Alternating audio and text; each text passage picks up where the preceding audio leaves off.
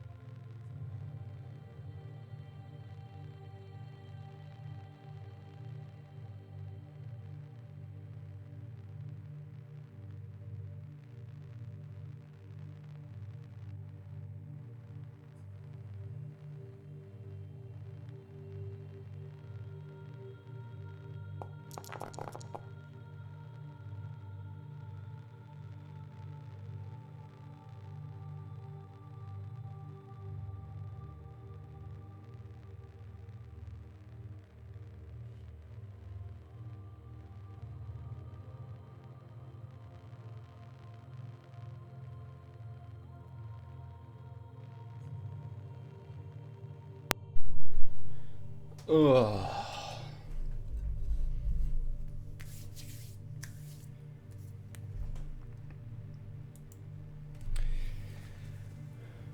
Yo, yo, yo.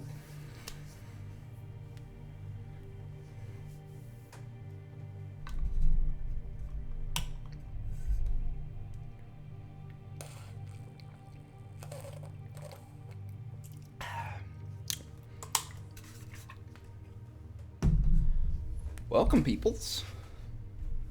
Those who are all tuning in. My name, of course, is Moist Crayfish. It's been a little while since I've streamed, but wanted to get back in because I'm starting a new D&D campaign. Yeah, let me get the light on. Let me turn that light on real quick.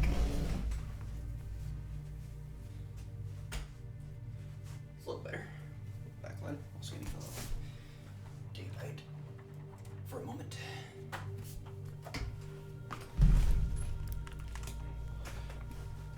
Not the best lighting setup in the world, but works for now. But yeah, so yeah, we got a new D&D campaign starting. D&D is a very big part of what I like to do.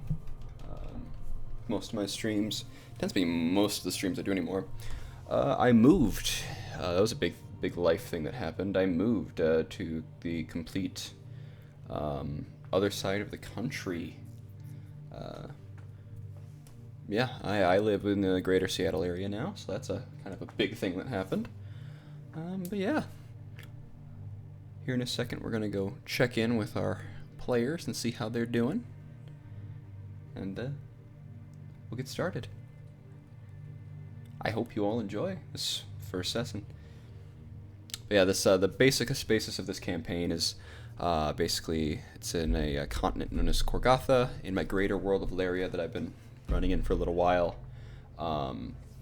We kind of have almost like a Skyrim-esque situation going on with how it runs. It's a snowy kind of wasteland, like just actively surviving in itself is a way of Defiance. Crazy monsters, old ruins in the snow. I have survival mechanics added. Whole system called Whiteouts, which is like a crazy blizzard that I took from a bit of Frostpunk aspects. It's gonna be a good time, and I'm ready for you guys to enjoy it too. So what we're gonna do now is we are actually going to go move over to talk to our party members. I think that's going to be quite fun. See what they're up to. And we'll get started on that. So switch over, y'all.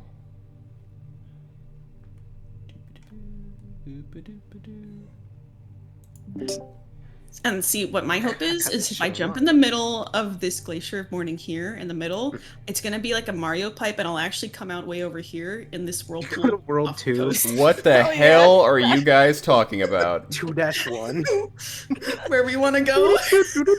Do you think the vortex needs a lube, or do you think like it's good to go? Hey, yo!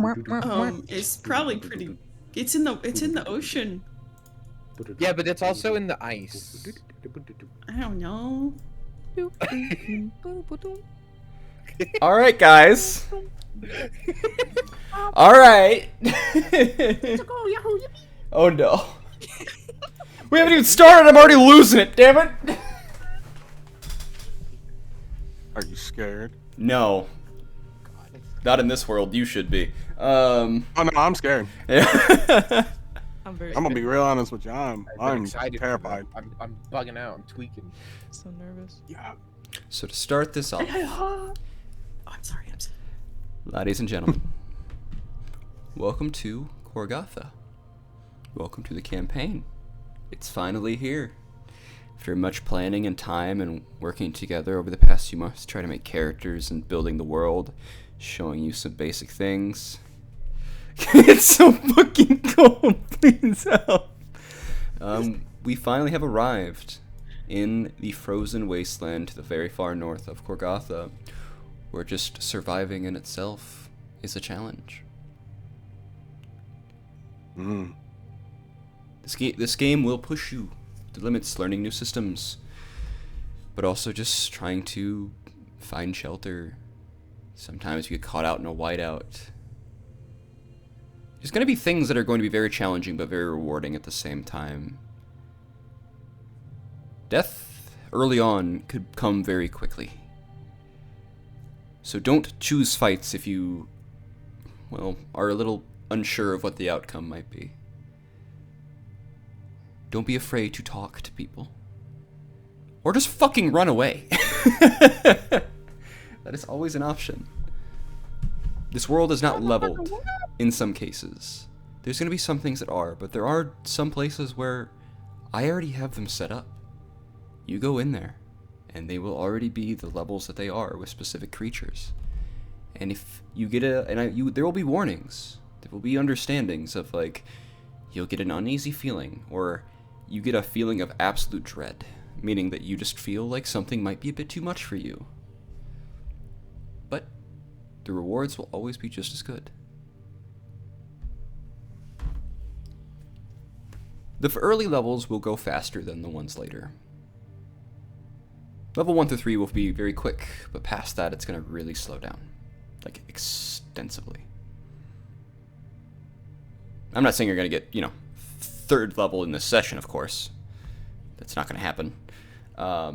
But you're going to feel it really go from, wow, we're getting a level every couple of sessions or every few sessions, and then it's going to be slower. There's going to have to be specific thresholds that you're going to have to meet to ever get to that point. And I know what some of them are, but a lot of it's going to be personal with your characters, or just how you interact with the world.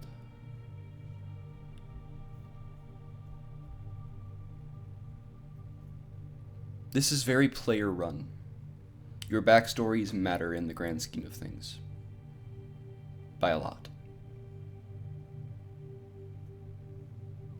I have found a way to connect all of you to everything that goes on. And also in a way that if anyone ever has to take a break or step out or not be here for a day, the game can still continue. Okay, but what if I die? Then I have the ways that it still works too.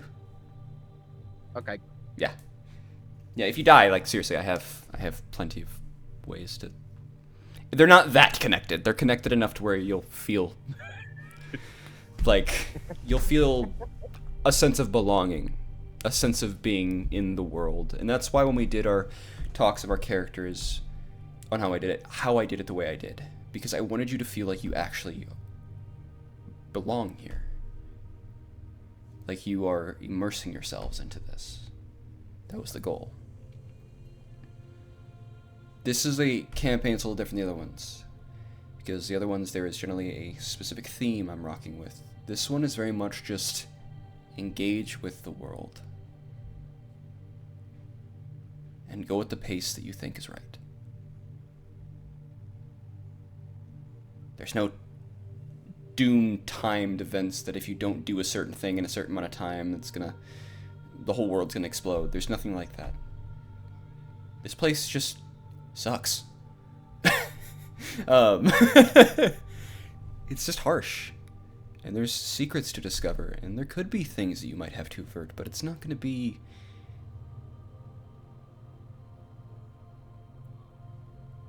It's not gonna feel like you're the world's only hope. You are people who can make a difference. But frankly, in Corgatha, the person you should think about first is yourself.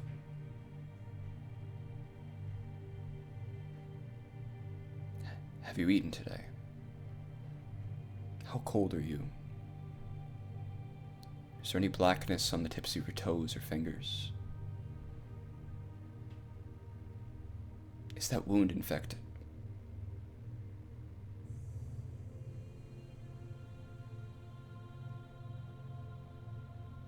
Heroes in Corgatha don't last long.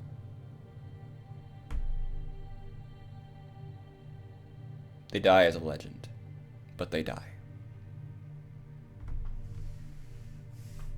And the frost takes all who are not prepared.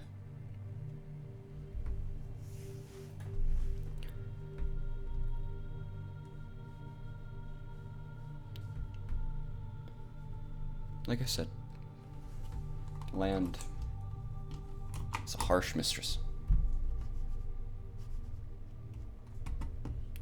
Incredibly so. And my mouse died. So I'll be right back. Tragic. Feels bad.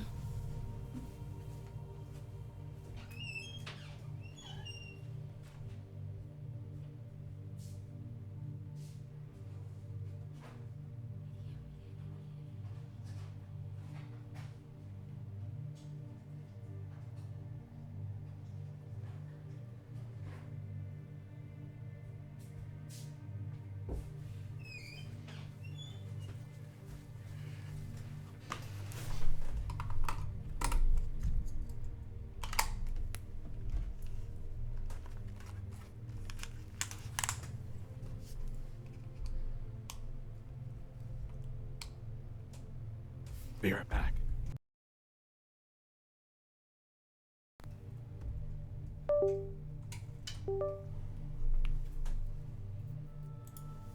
Everything good? Mic's working. Hello?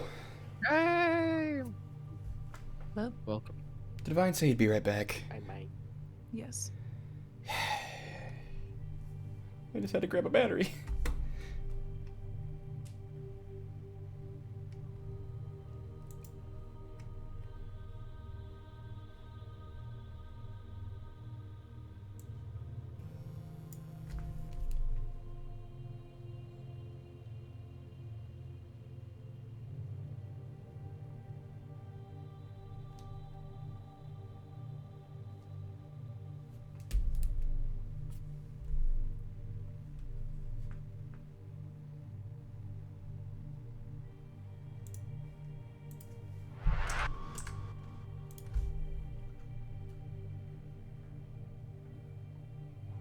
Okay. Oh, yeah, I was trying to, but I don't have enough money.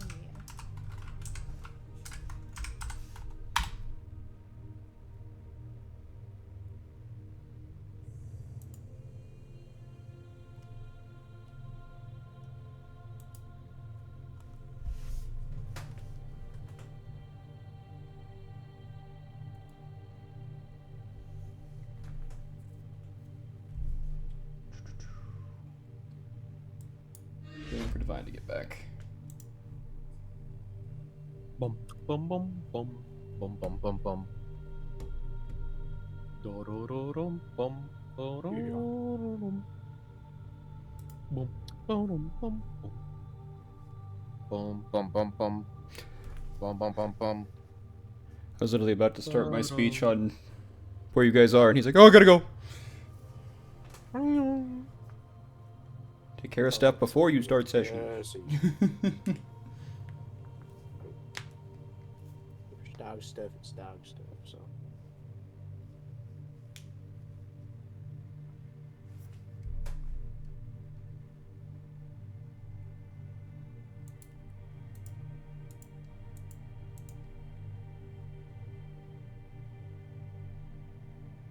I am back. Did I miss anything? No, I'll take welcome those back. a no. Thank you.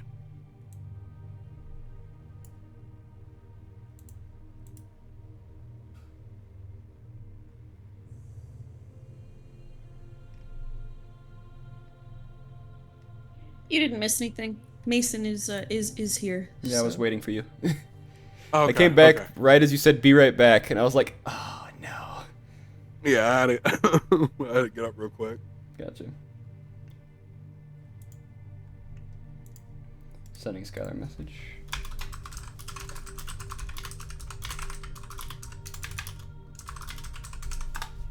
Alright. In that case, we start off the session. I have a thing for you all. The wind carries with it a lazy flurry of snow, falling in soft spirals from a sky stained the color of ash. But for once, perhaps the first time in many of your travels across Corgatha, the cold feels gentle. You stand in the heart of Dravendug commune, a rare flicker of warmth and welcome in the long shadows of Corgatha. Smoke curls from the chimneys of timber and black stone homes. Lanterns of colored glass, foreign, delicate things brought from across the sea, sway gently in the wind. Their pale blues and golden hues reflect in the snow, casting strange, soft halos over the scene. Large braziers burn throughout the square, flames fed with pine, peat, and sacred driftwood. The scent is sharp and pleasant. Villagers cluster near the heat, wrapped in cloaks of wool, bone toggles, and leather dyed in dark umbers and soot blacks, the ancient patterns of old rites still woven to hems and cuffs. But one half of the square stands out, not because it's louder, but because it is different. There the guests from Bellamar stand wrapped in smooth cloth and tailored finery, brilliant reds, greens, and sunlit golds with geometric sashes pinned at the shoulder. Their boots are clean, their laughter more open, their smile at the Drevendar with cautious warmth, trying not to stare too long at the ice-cracked idols or the thorned holly bound above the altar.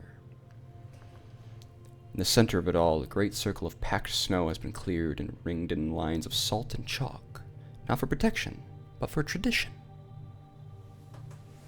Beneath the Union Arch, a braided branch of black holly strung with frostberries and sinews, stands Yevelian, radiant in her cold-weather shawl of deep blue and silver thread. Her long braid is adorned with tiny bones and frost-bloom petals, her eyes bright and steady. At her side, her fiancé Gerald, soon-to-be groom, wears a broad silk sash over a formal tunic of crimson and ivory. Bronze clasp shaped like a sunburst marks him as an heir of trade, or possibly a minor noble.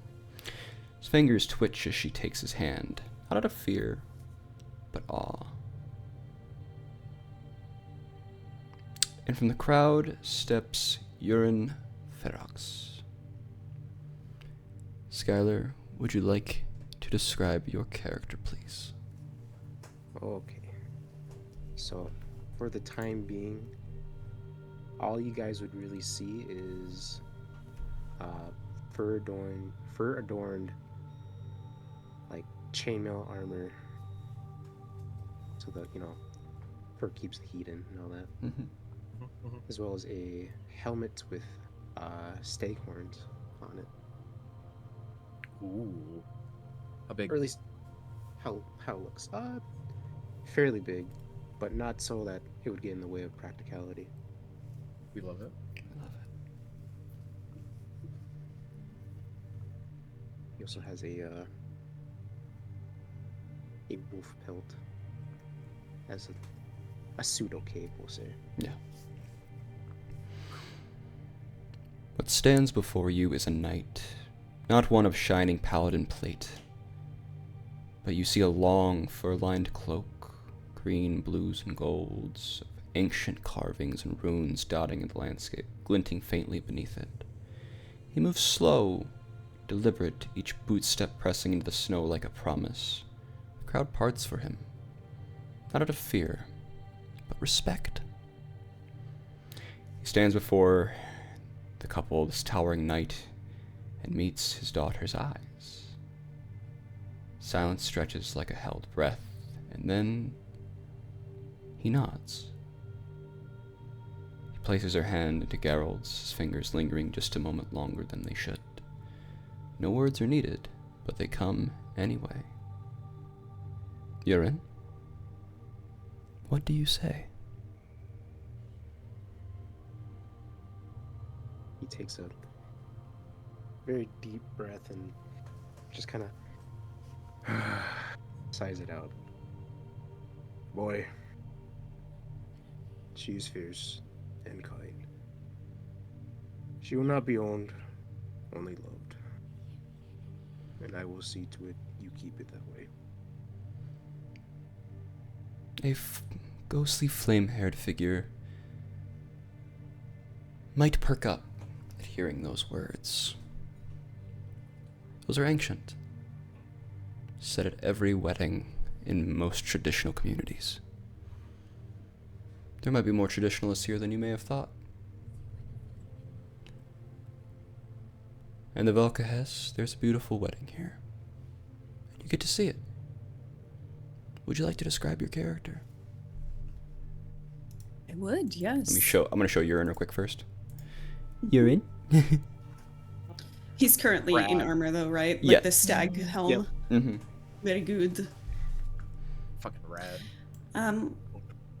So the figure, the traditionalist spoken of here, Anivalka Hiskatuli is a very traditional Corgathan. She is sturdy, stout, dressed not particularly fancy, but practical and still some color. She has on a robe lined with furs, a shawl, gloves, boots, has on a hood that has stag antlers attached to it, and little bells hanging from the antlers. Some flowers as well, kind of wrapped around the base of the antlers along the top of the hood. The clothing is not noteworthy. It's very, well, typical of what could be seen in Corgatha, especially as you move farther north. What is not really typical is what's under the clothes. And right now, you can only see her face and hair. Everything else is covered up against the cold. She is flame-haired, quite literally. Has thick braids, but the braids themselves seem less made of hair as they are made of fire. And the fire is not a normal coloration. It is ghostly. It is shades of bright, like a neon blue, into little shades of green, and sometimes flashing with little bits of purple, kind of glowing against her. And even her skin, a very pale, partially blue, maybe frost-touched blue, glows from the inside. And if you are looking at her occasionally, you might see the outline of her own skull underneath the skin, from the glow from inside. She has two different colored eyes. One that is more of a bright kind of, the neon kind of pastel blue that matches with the hair. The other one, more of a purple, bright kind of neon. She has a silver nose ring and a nose stud, and lines down her face, in the middle of either eye, from the forehead down her cheeks, of a tattoo. Runic tattoos in Corgathi. Kind of light enough, though, that they can be a little hard to miss until you see her up close, because they're not black tattoos, they are white. Along one cheek, she has what looks like a line of creeping frost, maybe? It's like a scar, but you're not really sure. It looks more like the patterns of a snowflake. She is middle-aged, but middle-age in Corgatha, it's hard to tell whether that means she's in her mid-40s or mid-30s, because this is someone who very clearly does not live a cushy life. She has weathered skin, snow, wind-weathered. Probably underneath the gloves there are worn rough hands, not soft. She's not particularly smiling, but that doesn't mean that she is upset or angry or anything. It's just that that's not an emotion that is particularly needed here. She seems, at the very least, satisfied with what she is watching. A wedding. In the Dravendar commune, it's different than where she comes from, her home. But it's nice to hear ancient words. Those are words that she is used to. And she gives kind of a little bit of an approving nod as Yurin speaks. The flames of her hair kind of flickering slightly as she does so. And I'm gonna put in in frozen beans, the official art of her. Yippee! There you go. Oh, hell yeah. Oh, I tried to click on Oh, her very ears, nice. moving it.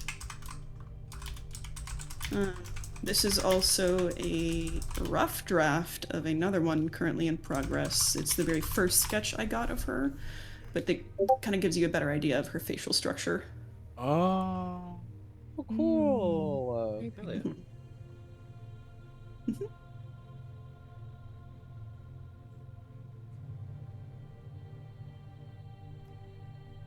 Beautiful. I love it. We will get these added into the Foundry so other people can see them on the streams and stuff at a later date. But they are absolutely gorgeous. I love them a lot. Yay. They look like they're from here, and I love that. Everyone's art who's gotten commissions so far, they all look like they're from here. And I like that a lot. And you could see the different, like even in the different traditions of cultures, looking at them, which is really cool. Like as like every like small traditions into individual places. I just like that stuff. Now going back to what we were to the speech. Geralt, to his credit, bows his head, not in submission, but understanding.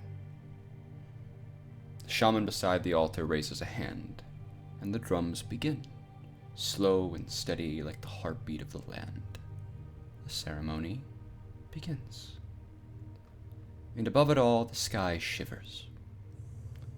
The Veil of Souls, the Corgatha's vibrant aurora, dances faintly in green and violet above the horizon.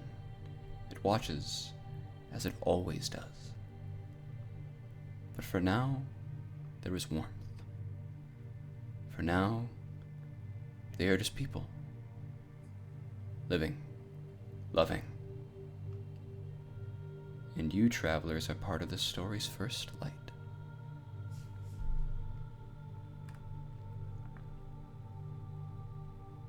The officiant begins to step forward.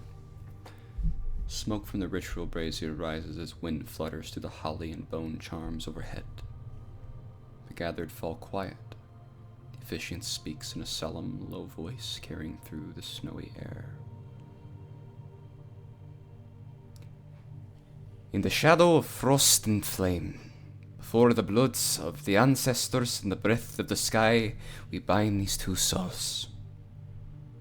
The officiant gestures towards Yevelian and Geralt, holding a length of black and white cord, dyed leather or sinew, braided in a spiral that begin to wrap the couple's joined hands. The storm may break stone, hunger may hollow the heart, but the bond, when freely chosen, is the fire that endures. Yevelian of the commune, do you bring your fire to this bond? She affirms. In this culture, you do not say I do, you only give offerings. Geralt of Bellamar, do you bring your fire to this bond?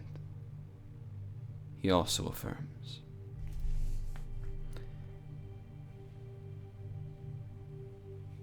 For the last bit, I would like someone of more traditional value than even myself to say this. We have a traditionalist here at our gathering today. Anivalkehes Kirtuli. She gives a slight nod and will approach the altar, giving a little nod to Yurin, to the shaman, to the bride and the groom. You can clearly see Iran trying not to cry.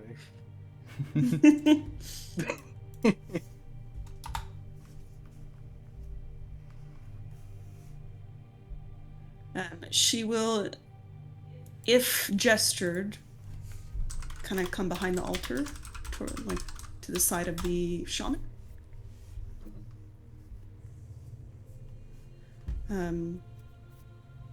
and will speak in Corgatha. Her voice, it carries. This is someone who is used to speaking, who does not mind speaking, and takes this very seriously. Even for people who do not speak Corgathi,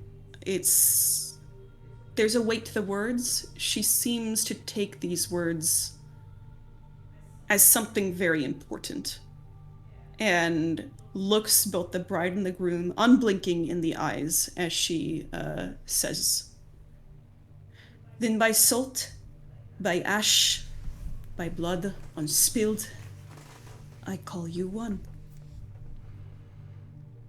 The officiant ties the last knot, binding the hands for a few heartbeats before unwrapping them slowly, leaving only the warmth behind. The wind will test you, the cold will watch, but may your fire burn even in the dark. You are bound by choice, not chain. You are wed beneath the veil.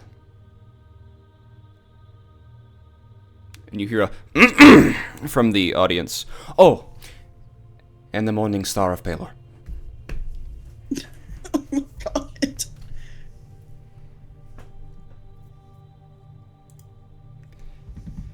For those of you who want to stay for the reception, and by tradition is expected, stares everyone down. We will have a ritual feast and a late blessing after this. Please come to the streets, as many of the taverns and stores have opened their doors for the large blessing to occur here in the commune. All may attend. And hearing this after watching peacefully for a moment, Calypso, you realize you have a very big business opportunity you could make.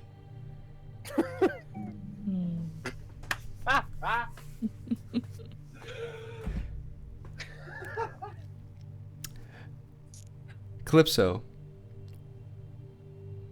would you like to describe yourself and what you have? Yes. Calypso Terra looks traveled. She looks almost wild, eclectic. Very much both in and quite out of place. She has long, wavy pink hair that is partially braided. She has trinkets woven in, metal hoops, bones. The clothing that she wears is durable, very warm. She wears a long skirt that is ankle length, but it's made out of different patterned fabrics that are different weights, different colors. A purple, very deep red, and a black. 3 belts on her waist that are carrying pouches and vials and more bones that she has collected over her travels that are hanging from it. On top she wears leather and fur pauldrons, carrying into, again, that bone, very animalistic theme. Her horns are also quite long and are adorned with jewels and have metal caps on the ends of them. Her physical appearance, she's very pale, and her veins show through her skin almost as if it was made of glass. They're a deep blue and run along the insides of her arms and on the tops of her hands. Her skin itself looks very smooth, almost like ice, and it appears to look just as cold. And some sections of her arms almost appear to have hardened like icy scales. And then her tail is long with an arrowed tip, and she has long black claws as well. She owns a shop that she likes to consider successful enough. It's a curio shop on a sled that is pulled by an axe beak. And she carries various trinkets, bits and baubles with her, and hopes that other people engage with her passion as much as she does. I love that. You begin to pull your axe. What's your axe beak's name, by the way? He doesn't have a name yet. Gotcha, that's okay. You begin to pull your axe beak into setting a position and begin to unfurl things in your cart to set up just right in a good position for when you know a lot of people are going to end up walking by to really get a look at your curios. Probably when they're drinking and having merriment. It's going to be probably really good business, and it was a good wedding, and you're going to be able to get free shit too. It's going to be a great time. It's nice to have a bit of warmth in a little bit of while, especially right here next to this little heater, this warm wood burnings. Just a lantern. It's large, hot, and you know you're going to be looking like a nice little shining star just in this little turf. People are going to want to come by. Even if you don't make sales, it'll still be people will know of your existence. And know that you have cool things. Which is perfect. And it's funny though. Because Belnaya, there is someone setting up a shop in the middle of a wedding reception.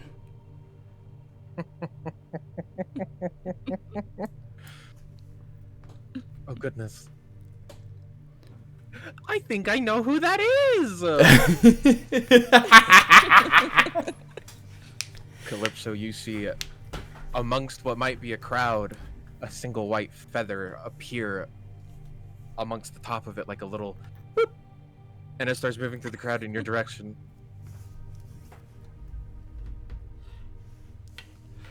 And Belle pops out. Oh! Calypso?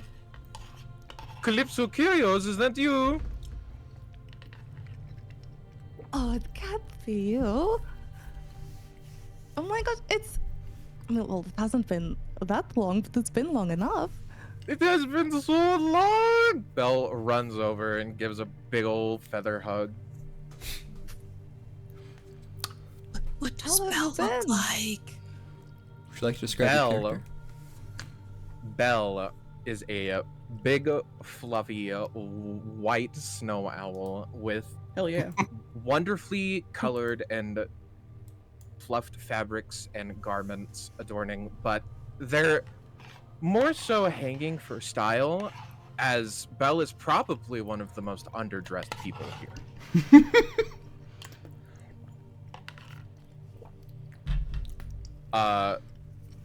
Very much like I can actually use this as reference, the Guardian from Night Rain. Belle stands on taloned feet with taloned hands and big blue eyes and a little beak as she runs over and scoops. Her wings come out and wrap around Calypso as well. Oh, it is so good to see you again. You too. Oh, how have you been? I've been just wonderful. Wow, I didn't mean to dip into that. I've been just wonderful. I've been staying here mainly for some time. I heard there was a wedding, and it was someone from the area I used to live in, so I wanted to see what the cultural difference in the wedding would be like. Oh, yes. I did see a little bit of it. It did look very nice. I'm It hoping to was. catch some of the people coming out. Oh, I see. You've got your bits and bobs curios set up. Would you like some Mhm. help? I could maybe help you oversell a few of them. Oh, I mean, well, how could I say no to that? Wonderful. She takes a step to the side of your stand and helps you set things up. Love that. You take a bit of time to set up a stand, a little quicker with the help from Belnaya. The wedding procession begins to come through. At first, you see these large guards wearing very nice metallic armor, with a very common symbol that you have seen, at least in the Dravendar commune, and in a couple parts around the world, is 2 lightning bolts on a crest in the center of this very well-made metal armor. And I would like for those who can see to roll a religion check, please.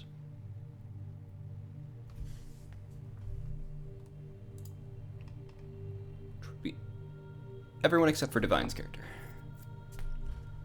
Ooh, I'm actually good at religion.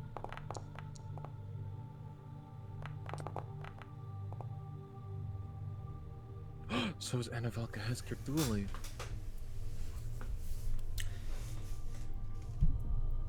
You're too much trying not to blubber. Real. Yeah. Well, Calypso. It's not a symbol you've ever seen in your life. But Belnaya and Anavelka has. You guys would see the symbol of Cord, the Stormlord, which is the honorable warrior god in the Prime Pantheon. There appears to be 2 in the city. They appear to be perhaps some sort of guard against any sort of incursions that might come for the Dravendar commune.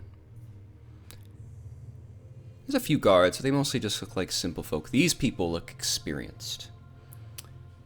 And Anabalcahest, you would know that with how nice their armor looks and where it was made, that this armor was earned. Hmm.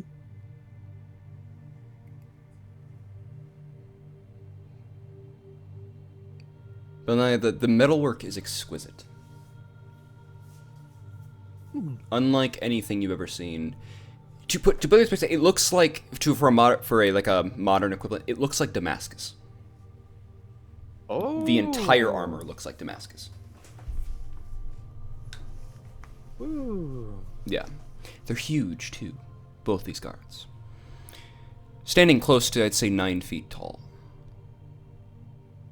Just seeing that and seeing how much they're forms, they're likely Goliaths. The 2 of them. Checks out. Yeah. Calypso. It appears the Stormlord has sent some troops to guard their wedding. Perhaps we could sell them some, She holds up with one of the clawed talons, maybe a trinket, of wood tied by string in some way. Maybe we could sell them petrified tree branches from something struck by the Stormlord himself. She jingles it. I mean, if you think that would work.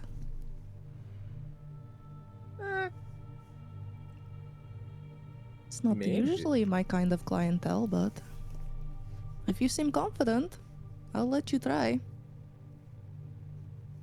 You know, let them drink up a little bit first. I usually do. The drums begin to change. Faster, joyful, the tempo of life asserting itself against the cold. You see the wedding party. You see the large figure of the knight coming through, and the bride and groom beginning to make their way. And that ghostly figure walking a bit alongside, just peacefully talking with the officiant about a couple of things. Some parts look almost like an argument, other parts look more just like casual conversation. Heads might butt, especially from the more traditionalists and more progressives. But as you come closer to the town center where you are, you see that a large collection of sticks and pyre of driftwood and bone-white branches and sacred peat begins to get set ablaze. It's called the Long Fire. It burns for 3 days and 2 nights without pause. Its lighting is always paired with a cheer of heat to honor the fire in their blood. Heat to honor the fire in their blood. Around it, stone slabs serve as tables and benches, pulled in close to the flame. The villagers bring out ceremonial stews, thick with root vegetables, black garlic, and wild game. Cooked in iron pots passed down through generations. Great black loaves of dense bread are broken and shared without plates. Salted fish from the coastal trade, smoked eel, fermented mushroom cakes, frost cider, even imported Bellamari wine and carved wooden cups make the rounds. Children dance in furs, elders chant stories, young warriors duel in the snow with dull axes and laughter. The ritual toasts. One by one, the community raises their mugs and toasts of the 4 aspects. Traditional series of blessings spoken aloud for newlyweds. Anyone may speak, but the first 4 are sacred. And for those who understand Corgathi, would hear it in Corgathi, but there is other people who are actually translating for the people who don't. The frost. May the cold never take your bond when warmth fades. Let your names keep you breathing. The flame. May your fire feed each other even when the world burns around you. The beast. May you share your kills, share your shelter, share your teeth when needed. The shadow. May your love be unseen by the gods so they may never know what to envy.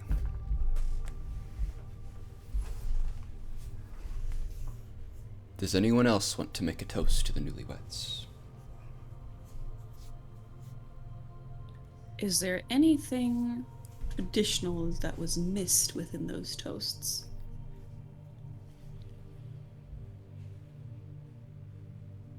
There was.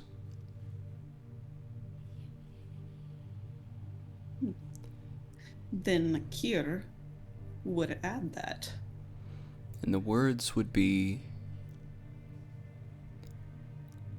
may the morning never take your husband's love.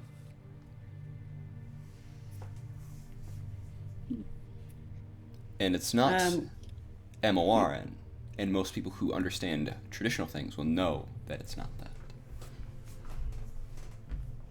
Would you like to say that? Yes, Kier will speak up, holding a goblet.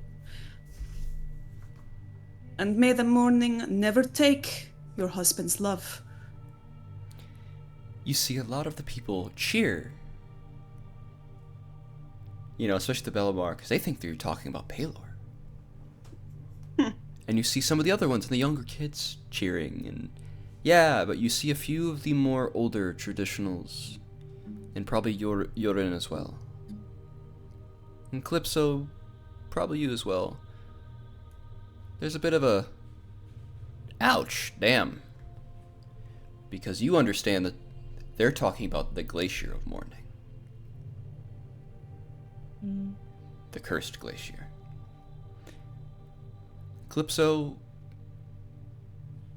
and Yurin, you would understand the extent of the traditionalist that an Evelka Heskirtuli is. And that is somebody who lives in the shadow of the mountain. Hearing those words are ancient. Those are old, very traditional weddings, you might hear them, but not ones that get talked about unless you live in the shadow of Mount Dragon. And it's a moment of, oh, that's a traditionalist.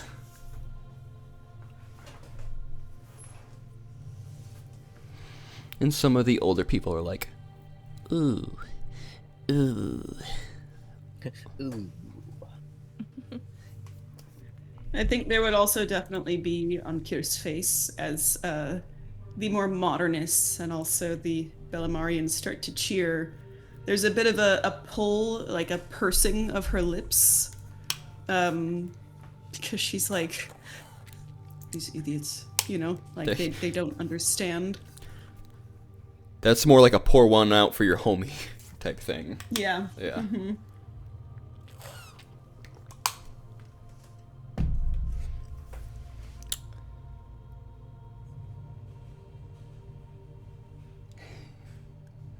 As the night continues, there are drunken people everywhere. In Calypso, people begin to approach your shop. Finally. What do you have here? Do you look like you got things? I want to see them.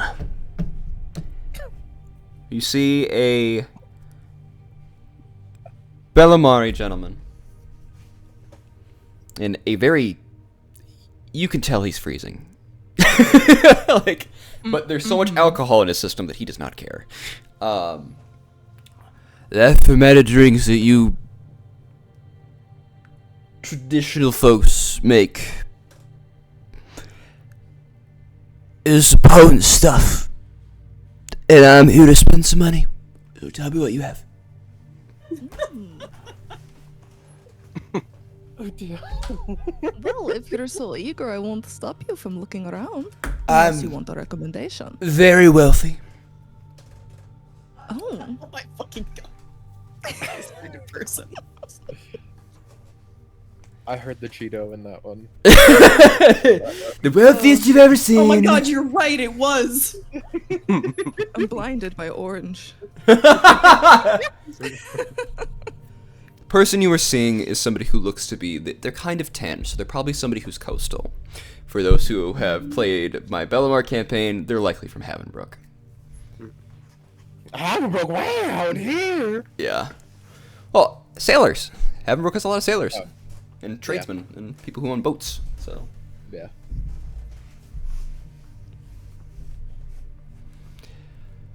What do you have? I need to see your stack. It's very important to me. Oh, okay. Well, we have crystals, we have skulls, we have alcohol, we have... Oh, I mean, I would recommend to you a fox pelt.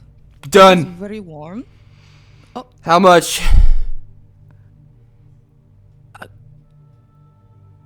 How much do you have?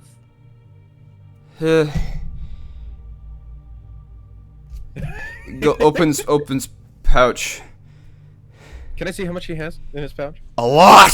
You don't have to see. The pouch looks heavy. Like it's not even like you do. I'm not even gonna make you roll. He pulls out. He's holding it with two hands and just opens it up. Because I will tell you right now, these are artisan goods. You won't find anything like this anywhere else. But I gotta give some of this to the bride and groom. It's tradition. So I can't spend it all. Drive a hard bargain. Okay, I'll give you 30 gold.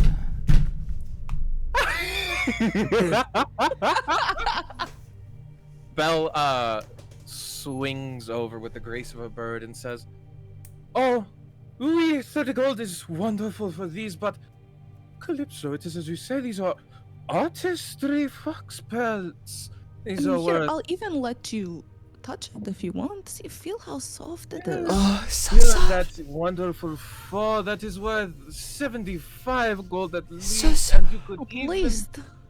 share it with the bride and groom as a gift." Roll an advantage with a persuasion, Calypso, because of I'm gonna say you're doing the help action, Belnaya. Yep. Okay. Roll with persuasion.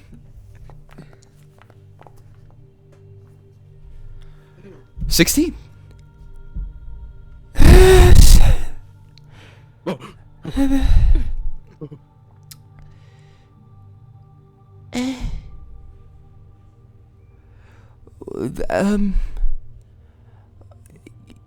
Can you break a platinum? Look at Calypso. None, but we could add to it to make a better deal. Cause I could give you 8 platinum. Just add like a tweet to it. Calypso, can you grab a I love love so much. Oh.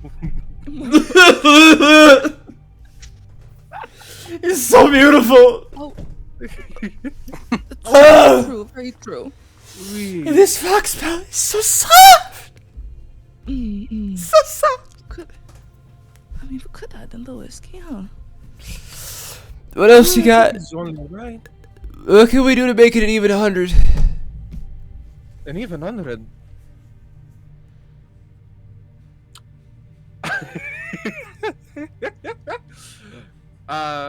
Calypso, do you have any trinkets for good marital luck?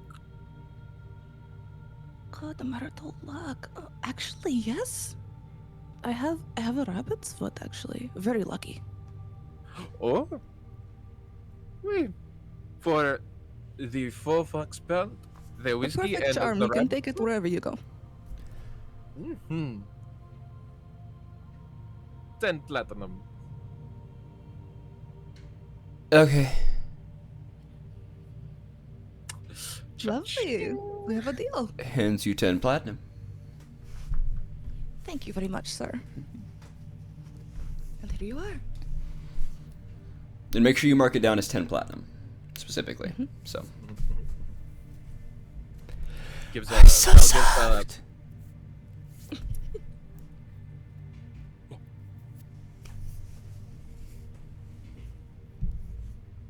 What do you give?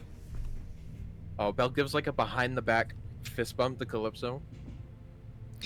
Person begins to step off while touching the fox pellet and slams directly on their face on the ground. And is still just sitting there and just holding it, going, so soft. It's so soft. At least there's something warm to enjoy the snow with, man.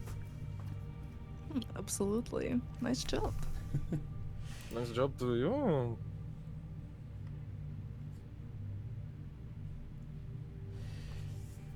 The night Goes back gains. to you, some stuff. Perfect.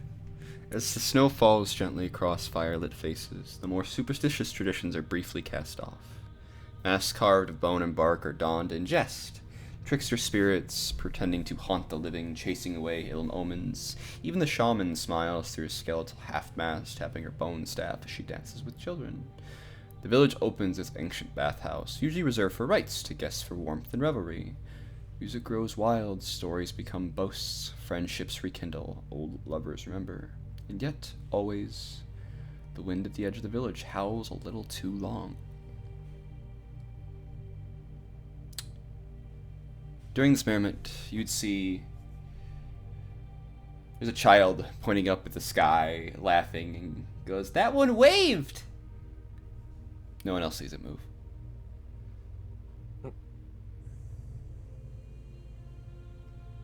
An old man drops his cup when he sees a stranger no one remembers inviting, a figure with 2 pale eyes and breathless lungs. In the flames, someone swears they see antlers just for a moment, black, twisting.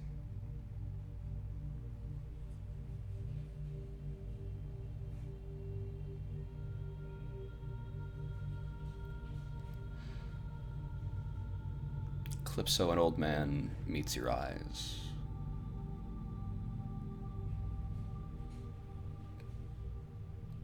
And looks at you with a painful scowl of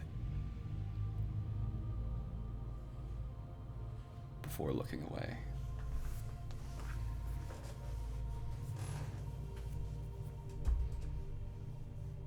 She looks to Belle. Did you see that? Val looks up, looks at Calypso, and then looks around like, oh, no, what? Don't know. There was a man and he looked at me very strange. Strange? Like he disliked something. It's probably nothing. Forget it. Oh, I'm so sorry, dear. I hope it's not one of the racists.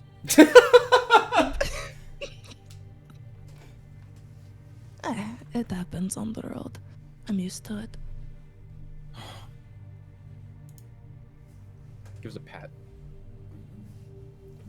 I saw some more things.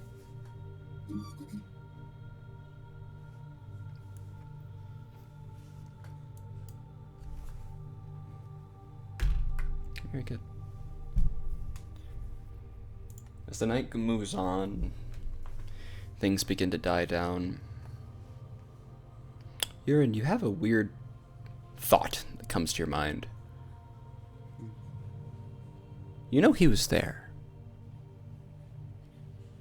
But where is that goober of yours? Big fuck. Oh no. If Uran's sitting down, he's gonna like hurriedly sit up. Gotta go find that boy of mine.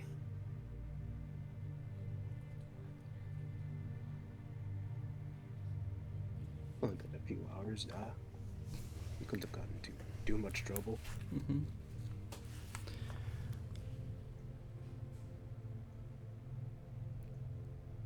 Calder. Yes. You watched the wedding. You watched the reception, but as much as you would love a good drink, you tend to get a bit rowdy.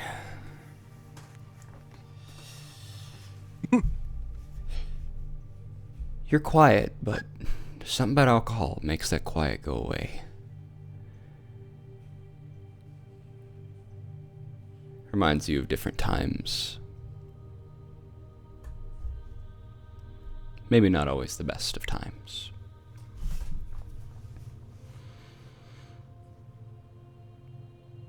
You sit leaned up against top of a roof in a chair, letting the snow hit your fur cloak.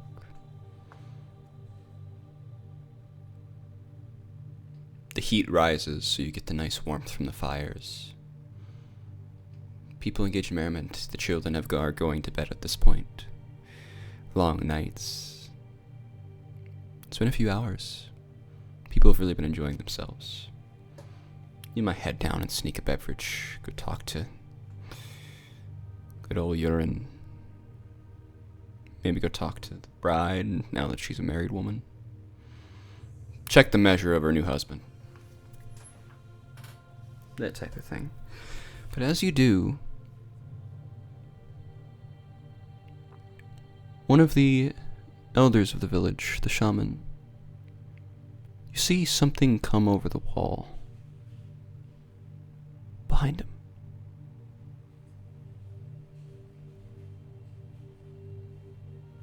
Large furs don their appearance, hood up.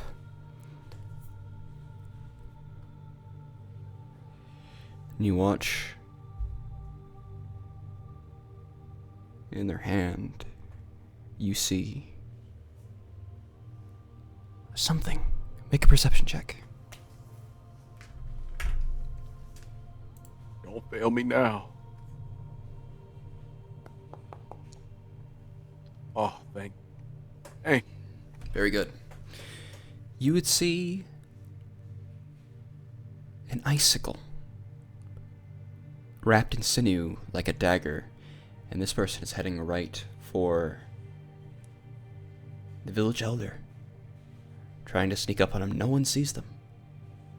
What do you do? So what I begin to do is I'll have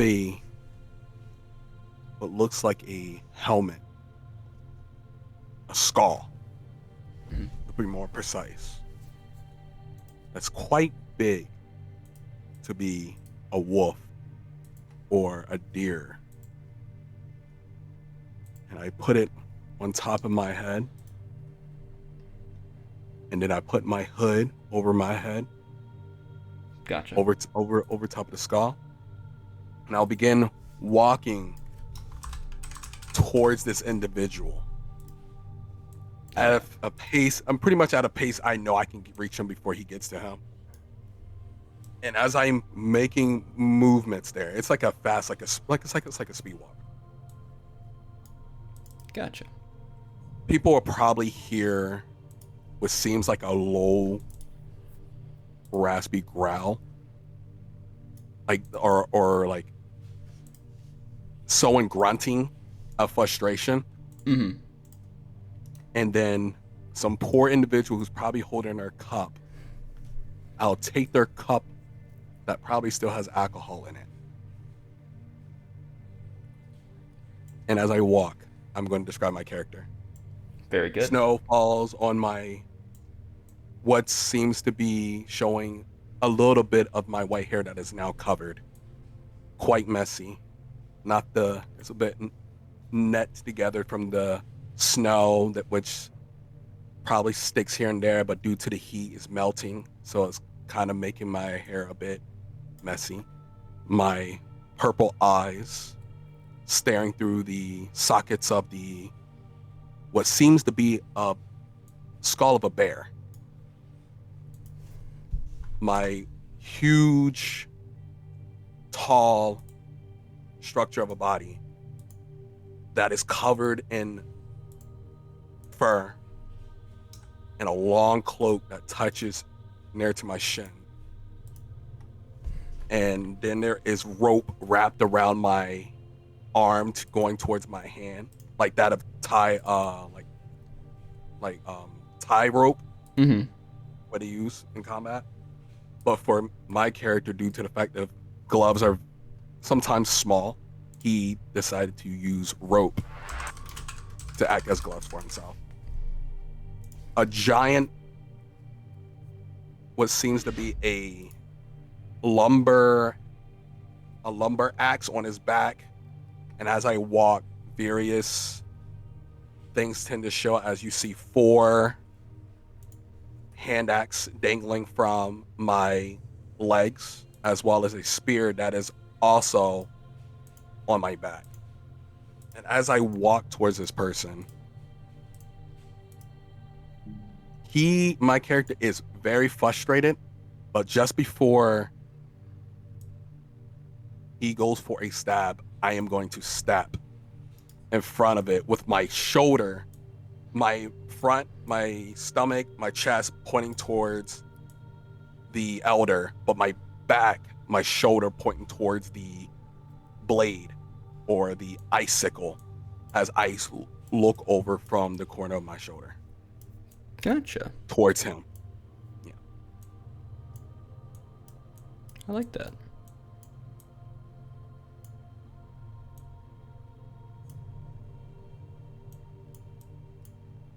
Still okay. But, yeah. But to make it clear, I am angry. So I am in my rage. I'm not gonna lie. I am in rage.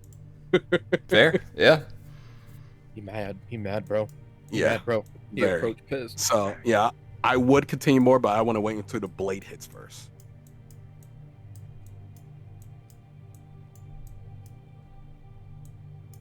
I get you.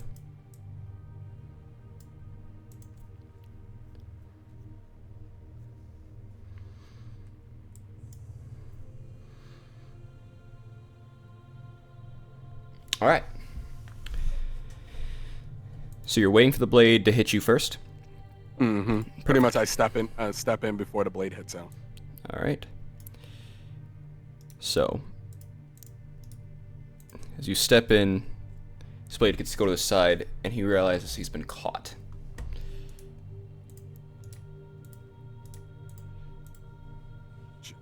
As it hits me, I look, flinch a little bit. He's not swinging at you yet.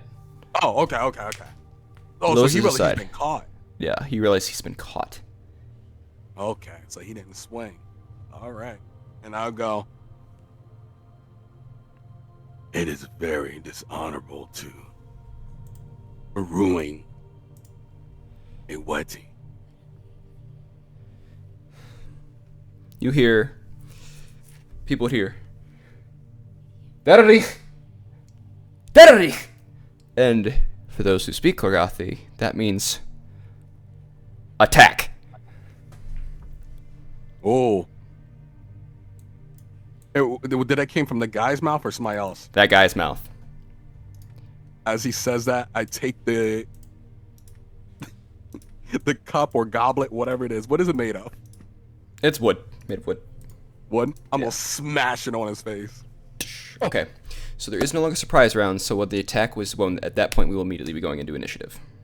Gotcha. Yeah. With the new rules, D&D got rid of surprise rounds. So, Yeah. Yeah. I forgot about it. They did. Yep. So, let me pull you guys over to the map. Mappy! Mappy! You having us fight on the first session? Yeah. Wow, no one would ever want to do a fight in the first session. It's time. I will ask all of you to please roll initiative for me, please. I'm upside down. Yeah, Yelling ready for this. yeah.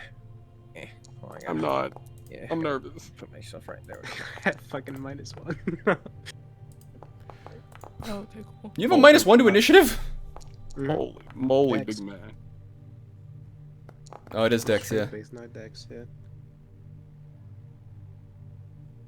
Oh, there it is. Lex, What rolls for the initiative. heck is the initiative button? There it is. Have a +1.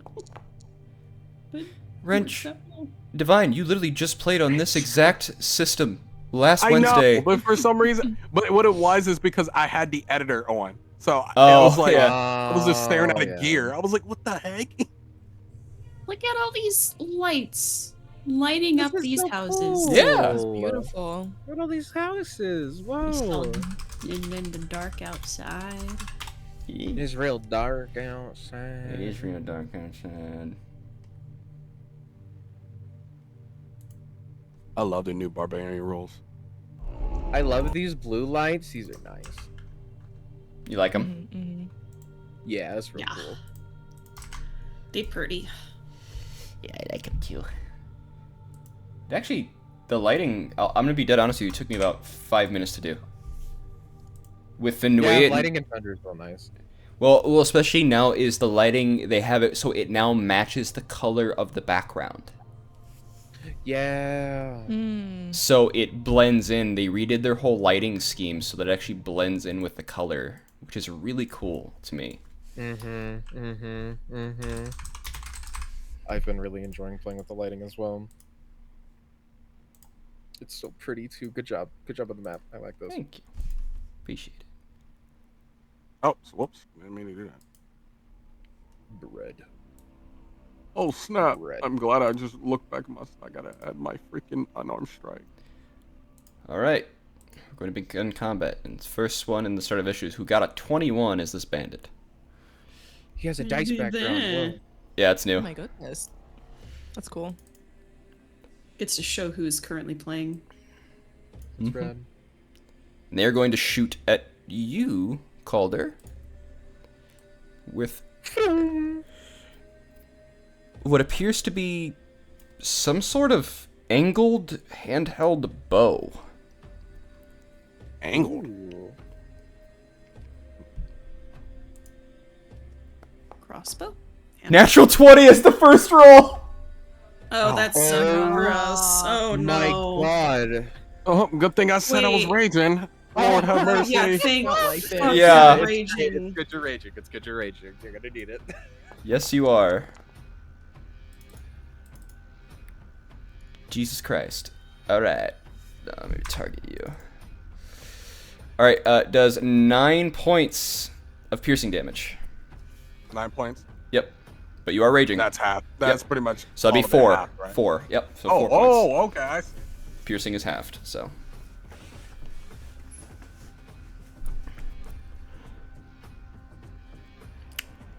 Belnaya, you see this thing? You see this clink, kink, and it comes through, and you go, "That's a fucking crossbow."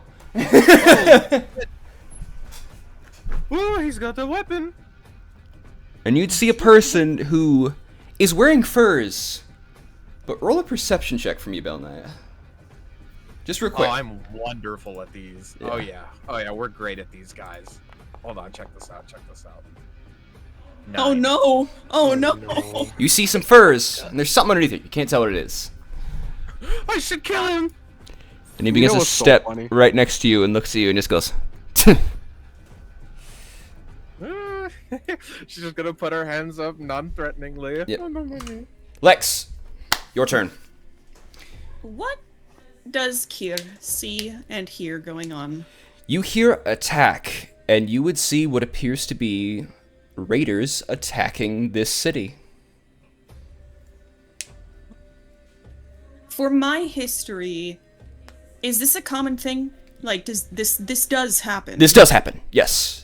This Okay. definitely does happen, and raiders are in pretty much every society of Corgatha considered scum of the scum.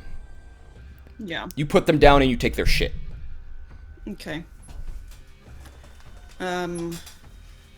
Do I see Calder get attacked? Yes, you would. Let me see your distance. You'd see the crossbow launch because crossbows are not fucking quiet, and you'd watch it stick him right in the shoulder, and he's now squaring off with somebody. But you watch as this hulk of a motherfucker just shakes it off, basically.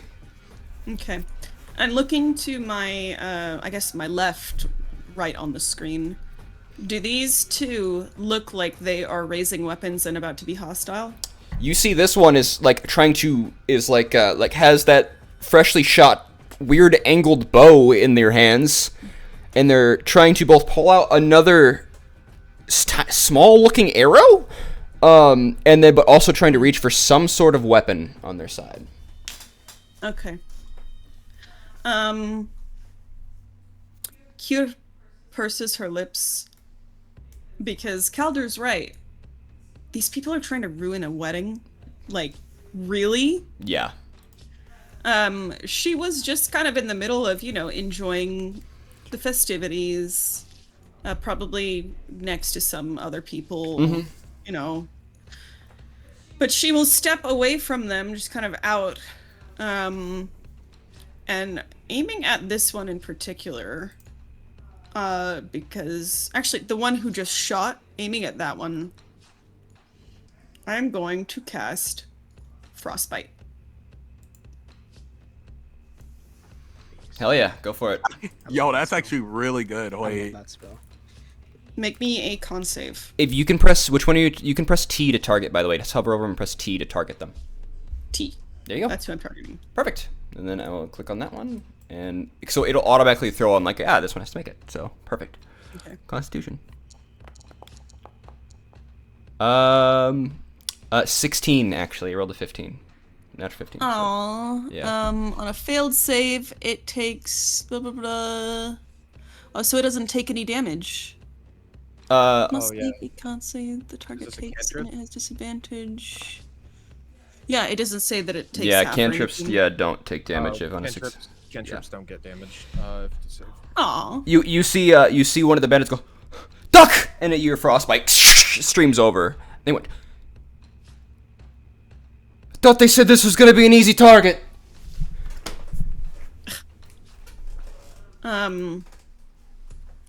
There is. She will reach within her coat to actually pull out from her side a sickle. Fuck yeah. That she will just kind of hold as she stares these people down with a glare. Doesn't say anything, is just glaring at them. Sadly, I don't think I have any bonus actions, so... Yeah, wait. No, I do have a bonus action. So... Oh, that's right! I'm gonna go ahead and bonus action, healing word on Calder, because he just got hit. Yeah. Oh, that's even better. What do you say? Oh, I forgot how good healing word is now. They buffed it. Roll the healing, and you can also target your party members for healing word as well. Oh my god. Oh my god. Remember to Take undo your 7 targeting, HP. by the way. Okay. Yep.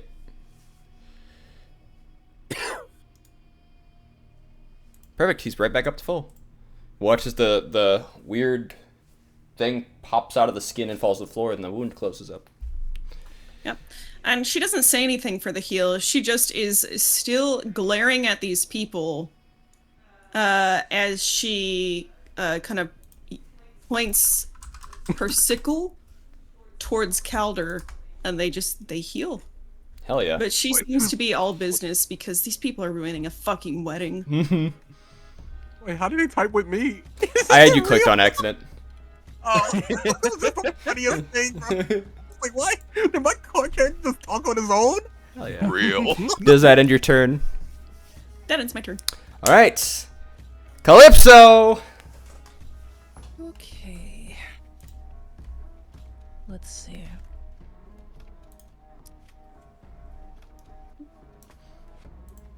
Might be time to warm things up. Yeah. Yeah, warm it up. Yeah. That is Going scary for a to- tiefling to say. I'm gonna be real honest with you. Going to be creating bonfire. You too? That's crazy. That's what I was gonna do. That is funny. Let's put it. Put it there.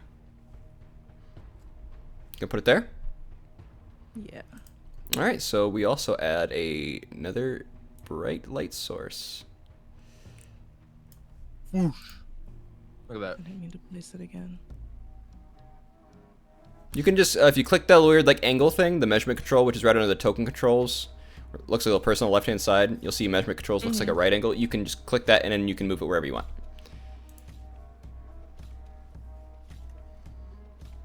Okay, we're good. So it's a dex that's save hot. for that one. Mhm. Okay.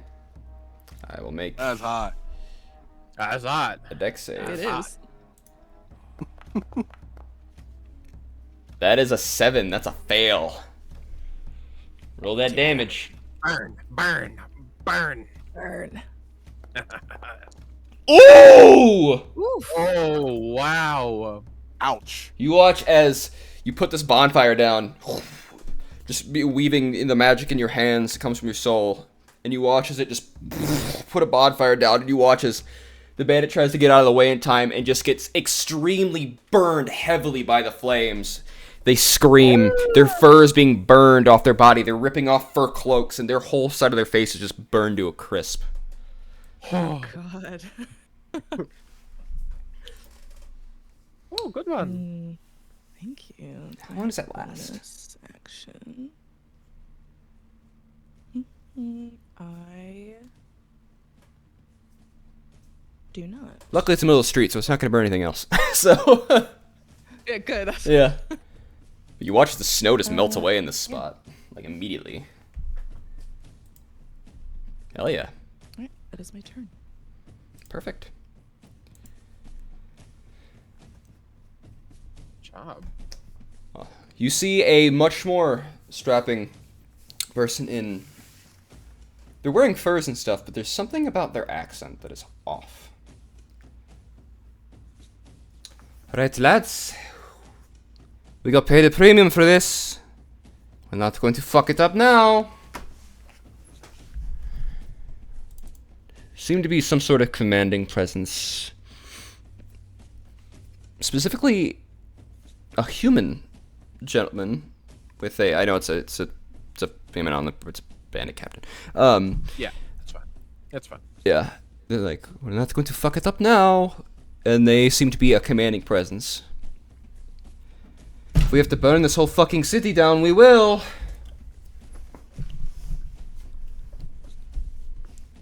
And you watch as they pull out, aiming towards Calypso for planting down the bonfire. You watch as they pull out some sort of weird stick and aim it at you.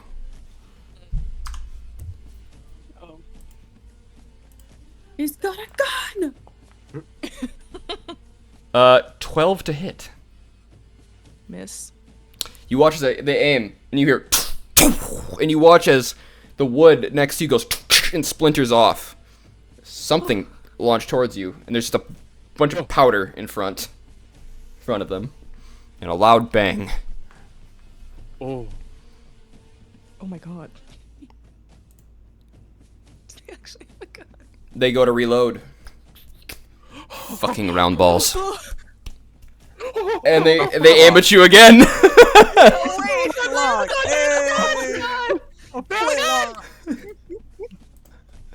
That's sick. Same roll, 12. They She's ducking and yeah. Well, it sails wide. It just goes piece of shit, and they put it back in the holster and they pull out their scimitar and start walking towards you. oh. trying to find a way to get around the bonfire. They're like, fuck. Luck. They just stand here pissed off, and they pull out the fucking pistol again and start trying to reload it, but it ends their turn. They got a fucking gun! I cannot believe that, bro. Well, like I said, I'm not going to describe it with you. I'm going to describe it how you guys would see it as your characters. Bill Naya, you look at it and you're like, that's a fucking gun! Like, oh, you brought a gun to a wedding! Well, that changes everything to you! Belnaya's eyes are gonna start to glow as she pops innate sorcery. Boop. Hell Oh, yeah. that's a lot of things that popped up on screen at once. Jesus Christ. And DM, there's fire here. Can I fight fire with fire and use control flame to push the bonfire further onto the bandit camp? Yeah! Yeah, you can! That is sick! Oh. Let's go! Hell yeah! You can? That Fuck is yeah. sick!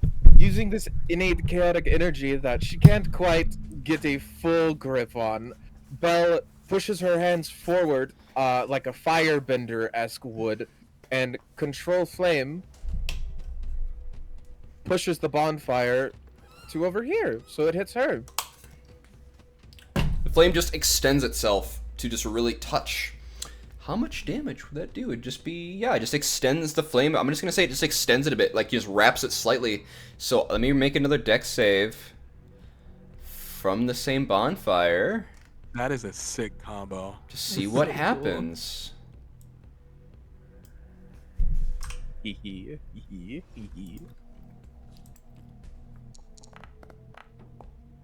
Ah, they're going to succeed. That's a 19. Ah, that's okay. Yeah. So you watch as they dodge the flames out of the way. Oh, no, no, no, no. You're not hitting me with that. Don't touch me. You bring a gun to a wedding and you try to dodge fire. You're no fun. You're no fun. Is there anything right here to take cover behind? Where? Where we're at, this little area? Would I have to duck inside the building? You could duck inside the building. You could also go behind Calypso's cart. I'm gonna go behind Calypso's cart. Yeah. Sorry, Calypso! Alright, you are officially in full cover. These guys that are right here would have to angle themselves. And right now, for them, you'll be in half cover. So they will be attacking you at disadvantage. So. Yay! Awesome. That's all me. Perfect. Alright, one of the bandits' turns. This one here, Lex, the one that saw you fire this frostbite, is going to pull out their scimitar and start to run up to you. Oh, you And- skipped me.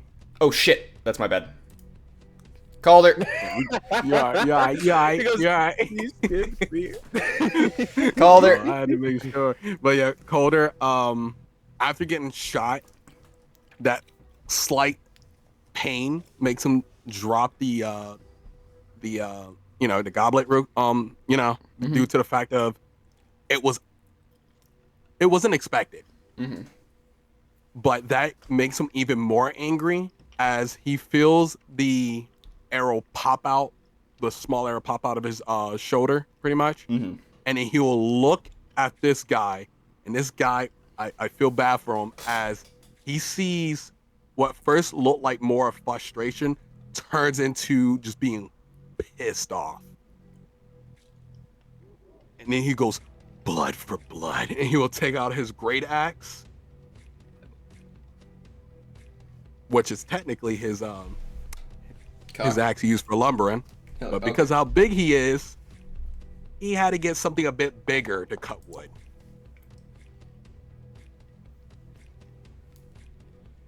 I'm at the target. That was my fault. You go with But there 16. you go. You targeting the one right down below. Yep. Fuck yeah, that hits. Smack the fucker. And he's just gonna go down on it. Ooh. Oh, hey. Oh. Oh, Oh, he Takes lost 4 his- damage. You watch as the thing holds up the fucking icicle to protect its blow, and you're surprised. It actually does deflect it a little bit, and it cuts right halfway through his hand. Now, what's nice is with the new rule. I'm curious what this does. Because I am proficient. I do have what's called weapon mastery. Yes, you do. So, that's right. You get new due shit. to it being a great axe, it has cleave as well. Yes, it does. So, it having cleave, if you hit a creature with a melee attack using this weapon, you can make a attack roll on that against a second creature. Oh, so there's no second creature here. But I know now. Yeah. So that cleave is like, think of it like if you've ever played ESO, you guys know how cleave works, where you can hit multiple enemies at once. Yeah. Yeah, it's just like that. Whereas cleave was actually also with the weapon mastery stuff was a thing from 3.5. So really, they just brought in for the new stuff a lot of shit that was in 3.5. Straight up. Yeah. Yep, Frankly, and personally, from my personal opinion on that, I think it's because they're trying to compete with Pathfinder. So no, I'm pretty sure they probably are. I'm gonna be real Pathfinder's honest. starting to take off. Yeah. So It's such a. That's a conversation after. yeah, definitely. I was about to go into it. Keep going, Divine. But- Sorry. No, you're all good. Because I was Yep. gonna say I do end my turn, Perfect. but as I miss a bit, because because it kind of bounces off, he deflects it a little bit. I go, stop moving. Oh. God. Make an intimidation check, please. Oh, you Using and I think you have the thing now because the stuff you can use your strength instead for intimidation. Oh shit. I don't think I get that yet. Oh, you don't. Yeah, you don't get that yet. Okay, so just you make a normal intimidation check then. Yeah. Yeah. So, Yeah, it's a level thing. That's right. oh no, it's a level 3 thing. Yeah, it's a Yeah. level 3 thing. I see it. Yep. Oh damn. Yeah. So I would just roll normal intimidation. Yep. Normal intimidation. But it's funny you say that though, because I am proficient, so that's nice. Perfect. Roll it. Here's normal. I'm rolling a little low right now. You look into his eyes. He's on drugs. He's on a lot of drugs. As like when you went through his hand, he didn't feel it. His eyes are are just saucers. He's on a lot of drugs right now. Oh my gosh. He might be more berserker than me. All right. Moving to this bandit, who is going to do what I was saying earlier and going to go to Kier. And is going to attempt to come at you with a scimitar attack. Coming to slice down on you.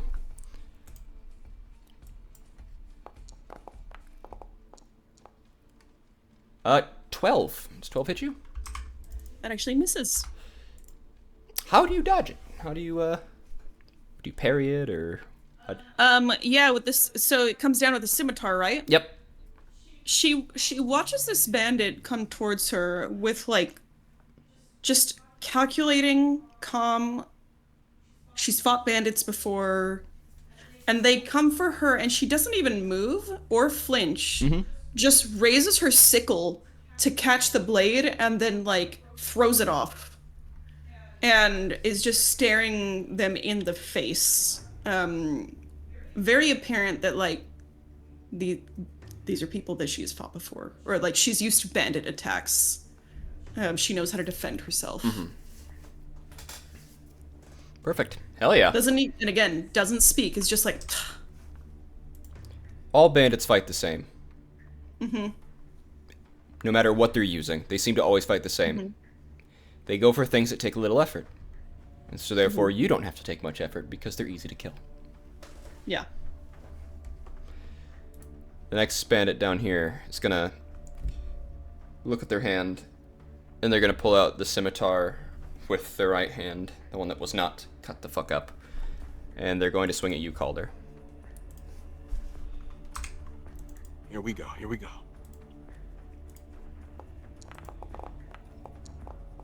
Ooh. Dirty 20. That's a hit. That's Yeah. definitely a hit. Just a normal roll, so, I mean, it's not going to do much to you. That is going to be 4 points of slashing damage, reduced to 2, because you're raging. That's more like it. Perfect. Hell yeah. And they're going to stand firm. Urine, it is your turn. All right. Urine. You're in term. He's going to be pissed Fuck yeah. as he walks He's- in. He's floating horse. He wants a wedding of someone he knows get ruined. It's his Yeah. daughter's wedding. It's his foster Exactly. daughter's I wedding. would be pissed too. These are like these are his kids, man. Like Oh my As it god, comes wait, you up. pull up like the mafia godfather. My daughter's wedding. Really? Curtuli, you would see Uran currently had his helmet off. Uran. He Okay. was enjoying food and drink. And you would see his eyes, and maybe they were obscured back at the ceremony, but his eyes are a very potent golden. And Okay. if you look closely in his hair, it looks like there's somewhat of angel wings styled. That's Ooh. natural, Ah. or he had that way. You're not entirely sure. Okay. But as he walks up, the aura just flares behind him. He's like, "Bandits, on the night of my daughter's wedding."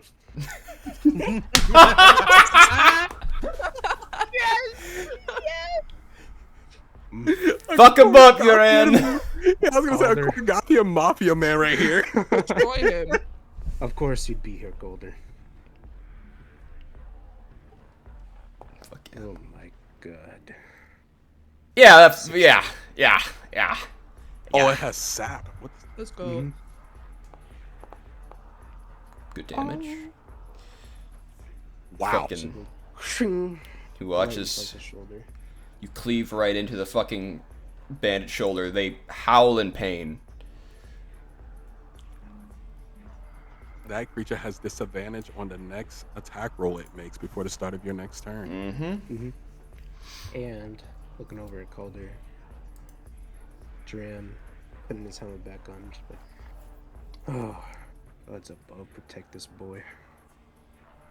Sounds good. Let's go. You have a- Oh, you put Shield of Faith on me? yeah. Plus 2 bonus Oh to your my initiative. God. Oh, whoop, oh, whoop, I mean to oh, your whoop. AC, not your initiative. Eh. That's so good. Because Uran knows only trouble follows him. Oh yeah. So this one is going to make a. Are you gonna do anything else, Uran? Or is that it? No, that was it. That Okay. was my movement and all that. Perfect. This one down here is going to make another deck save. Because, they're still in the fire. Fire. Ball. Da-da-dum. That's a 5. Let's go burn him alive! Roll That's damage. Crispy. Yeah. Where is it? There we go. D8? Oh! Oh, no. Wow.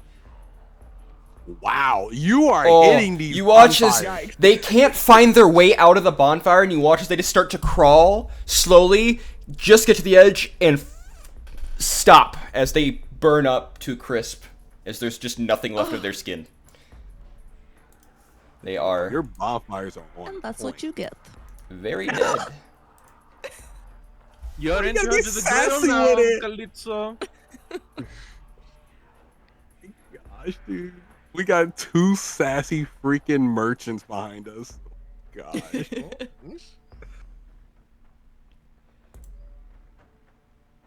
All right. Top of the round, this bandit is just gonna go, "You motherfucker!" Then I come over here and it's gonna try to hit you with a scimitar attack.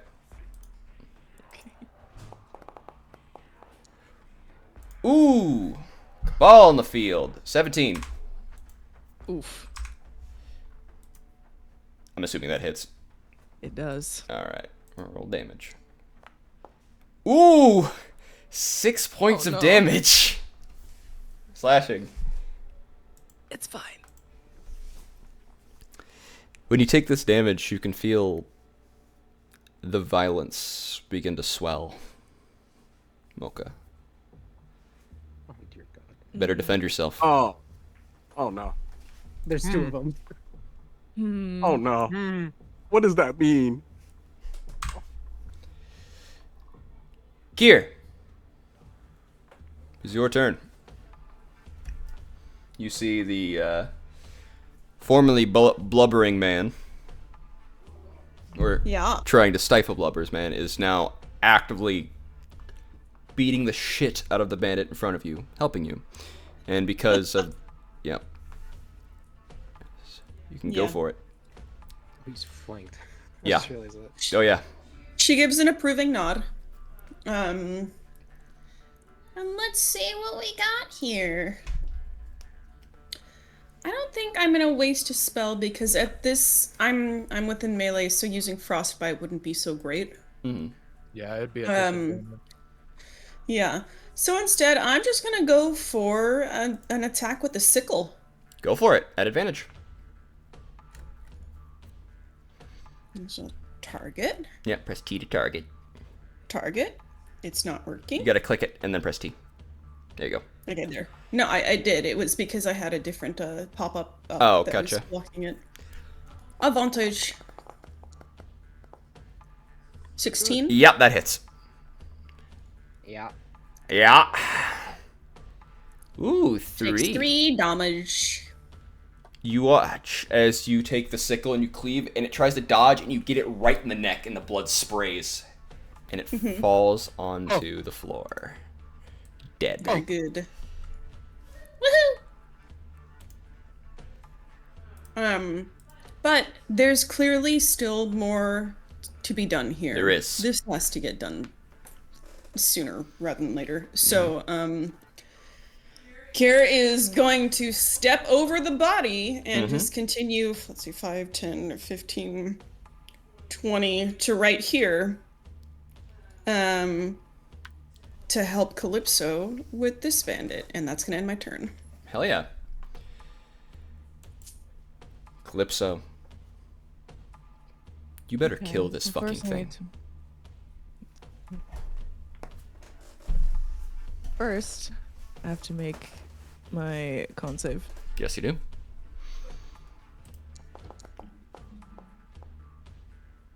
Oh, you're fine.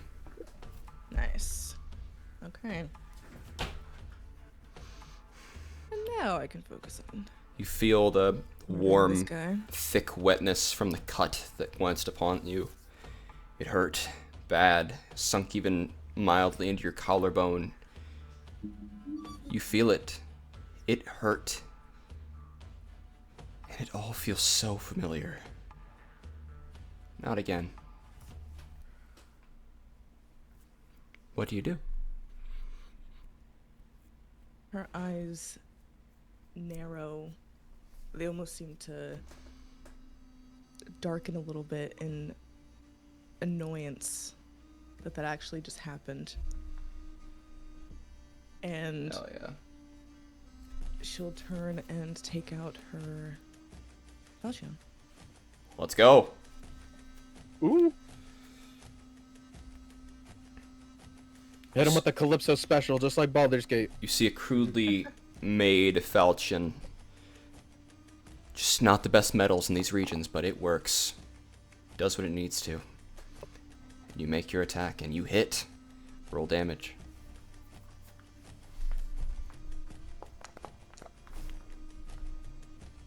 Five points of damage. As you return basically the exact same strike to this bandit. Cutting it into the clavicle. and edging down. Okay. What else can I do here? Actually, you could have rolled at advantage, by the way. Do you want to go for nat 20 just to see what happens? Oh, sure. Yeah, so just roll one more time. See if you get a nat 20. Watch it be a nat 20. Nope. We're good. Nope. Get that bad roll out of the way. Right there, Yeah. right there, though. Because currently, you guys, because you're flanking, you will be at advantage. So.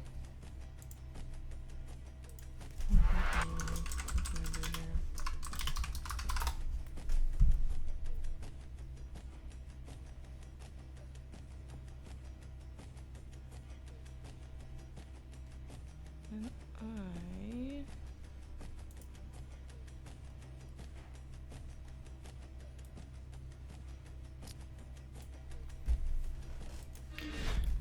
By the way, delivered myself.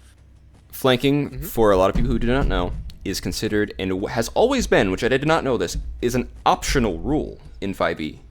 And everyone's like, it's not in the 24 DMG, and they literally post on there like, because it's still an optional rule. And they actually have made a couple posts about how it works. 2 for a medium creature, 3 for a large creature, 4 for a gargantuan creature, and you cannot flank a colossal creature. Do you have to be across from each other, or just gotta be close to each other now? It's just it's just 2-on-1. It's comes out to just being overwhelmed. So. Oh, that's better. Yeah. I love Like that. That's a lot better. Yeah. I'm going to Healing Word Gotcha. on myself. Oh yeah, what do you say? Or point if you're like here. Mm.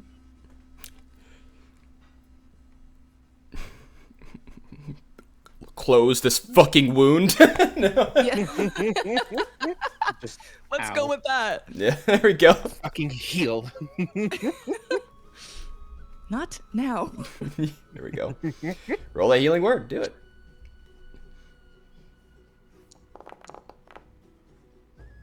Hey, nice. Ooh, Good. that's good. Bro, Good I love shit. Healing word, bro. Healing word is so good now. I love God, early you're level up there, D&D dude. because combat is so fucking lethal on every end. Like it is lethal. Does that end your turn, Mocha? It does. Okay. First session, by the way. Yeah, it is. You see the person who seems to be calling the shots looks at the fire, looks at his men being killed, goes, "Fuck this," and begins to run away. You know, valid.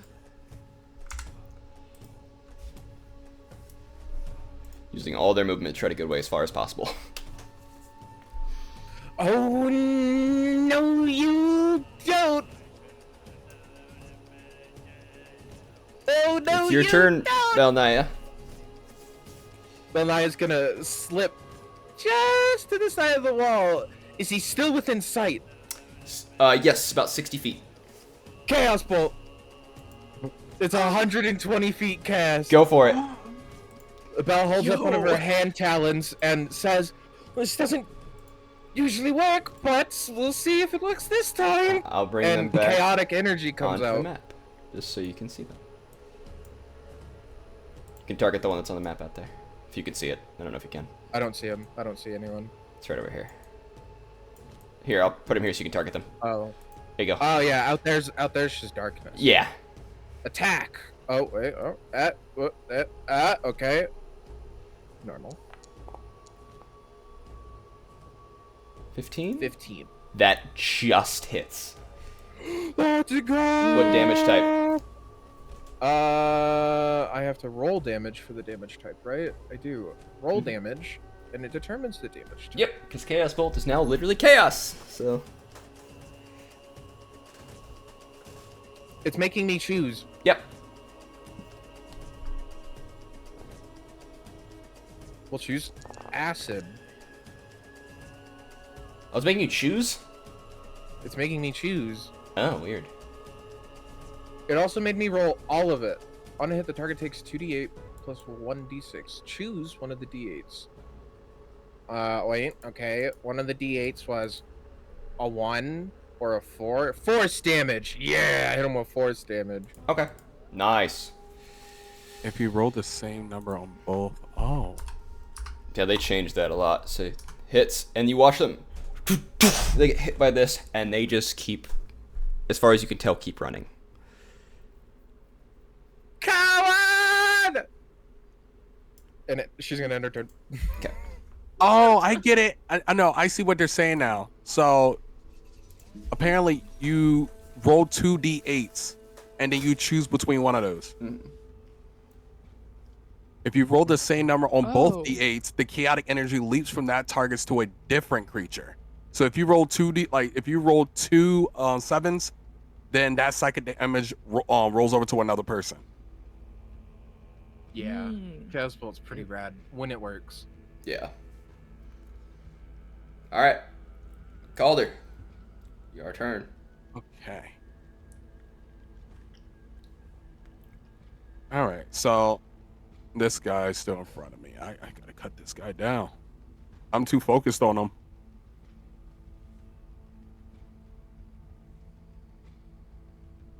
I go, before I lift my blade, I go, and he hits me, and I was like, that's more like it. I go, now this is more honorable.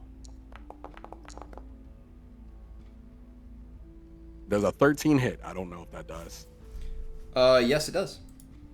Oh, it does. Yep. Okay. Based. These are 1/8 level enemies. Oh! Oh! Yeah, he's probably dead from that one. From the How do bare you? minimum to the How do most. you send this fucker to the fucking stratosphere? How do you do it? as I go, now this is more honorable. Because I missed the first attack, so my axe is on my other side of where I swung, and then he slashes me, and then I swing back the other side. So it's going horizontal, and I would be aiming for the shoulder towards the neck, so his head just pops right off. just rolls on the ground. Body begins to twitch and form and do things that somebody who's freshly decapitated would do. Yep. And then as I will put my axe on my shoulder and begin walking towards the next one. Okay. All right. Actually, can I change that? Can I change that real quick? Sure. I would go towards my pops. Okay. I would go towards my pops. Yuran, there is one more, and you would see Calder beginning to approach you, but there is still one left. What would you do? Hold it, my boy.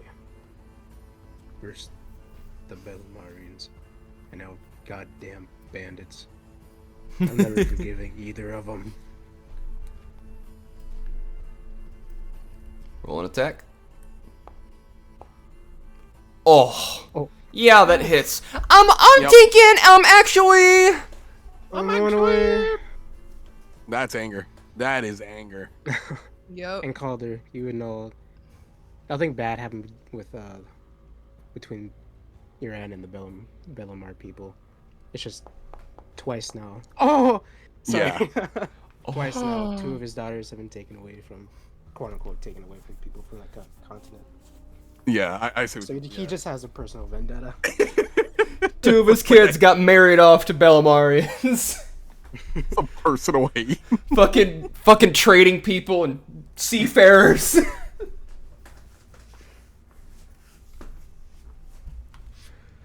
All right. And Amaji. Yeah, so that definitely makes sense. I would just watch him as he walks over there. As the final That one down. of this fight, Joran, how do you want to do this? Yeah!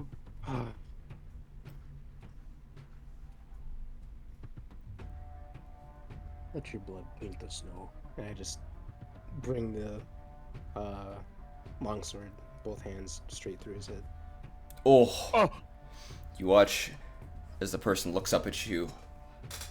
You bring the hands, the longsword, and you just cut straight through their head. They fall to their knees before collapsing onto the ground, blood spilling into the snow in the street. getting into the cobblestone on the ground.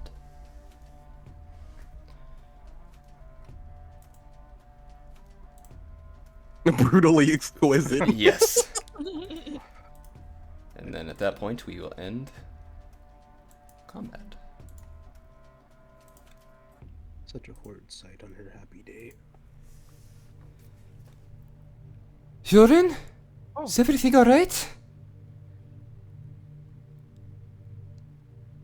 You'd see the bride and groom coming out of one of the taverns as they were doing drinking games inside. From which direction? From this direction. Okay. Ooh. He stands in front of the fucking burned corpse. Hell yeah. Yes. Yes. Sweet tea. Raiders? Again. Okay. You go enjoy your party games. I will. He runs back inside. Tell me twice. You would see Baldur, the two Don't get married. the two giant fucking Goliath cord paladins coming down with their large weapons. Did we miss the action? Duh. Fuck. Well, another one ran in that direction if you want to go get him. How long ago? Looks at her wrist. Like 45 seconds ago. They begin to make their way towards the direction. So I look at Jordan from the first comment he made about not getting married, and like as they're having a now having a conversation with the the Goliath Knights, I look at Jordan and I go, I don't think anyone wants to marry someone who only knows combat as much as I do right now. Oh my boy. We'll find someone in time. And your aunt's gonna look around the group. Does anybody look hurt? Let me see. Is anyone actually hurt? Genuinely? The only person Everyone who's go back home. slightly injured is me. Yeah. Just called him. And it's not even really an injury, it's more like a cut. He's just got a large gash on their right on their shoulder blade. Nothing too bad, but yeah, it's bleeding. Like it's definitely actively bleeding, but it's not anything that you'd have to worry about too much. So Oh my boy. Here you Mm. You don't have to worry about this, it's just a flesh wound. go. I can't help but worry. Use Oh, yeah. 3 of them. And you all see officially the class. Yorin is a paladin. Yeah! You see- 364 days ago. You're Yeah, about to put in it's like it's a bug three. right now that they're actually said it will fix itself as the session goes Also, on. that is a bug. Oh, I see, I see. That's funny. That's funny. It's one of those things where it doesn't actually affect anything. It will also will change back to what it's supposed to be sometimes. So Yeah, that third of your energy tries to go through, it doesn't. You can tell pretty much I'm good from that. From just two pretty much. Got you. But I look at you by the way and I go, do you want me to follow the knights and make sure it's taken care of? Mm. No. That's what they're here for, my boy. you see the officiant from the bones begins to walk up to you, Calder, and goes, Thank you for making sure I didn't get stabbed by a ice sickle. Wonder why they're after me. I look him up and down. What are they wearing? They're wearing very traditional garb, much more traditional than normal in this city. They look like somebody who would be a shaman. They're wearing much more traditional gear than they normally would wear. There's that same Corgatha style, but it's in modern materials. You know, nice leathers, furs, and stuff. Things that are goods that have been traded to get here. Okay. So I don't see no jewelry or anything on them. No. So, being Ben Lai, I'm very sorry, you wouldn't be able to notice too much with bad- that. being like bad in social situations like that with like other people usually, Yeah. I just go, I don't know. Maybe perhaps someone does not like you.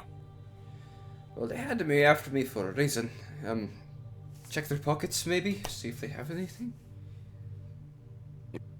Yeah.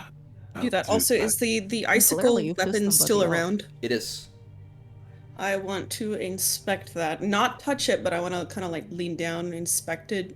What is there anything off about this weapon?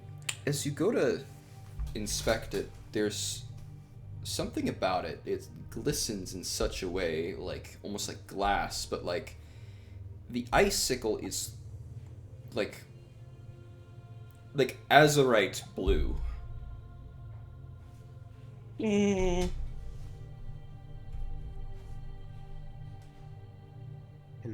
And oh, sorry. Go ahead. Make a. Yeah, I was going to say, is there anything I can roll? I'm gonna say survival or history. Okay.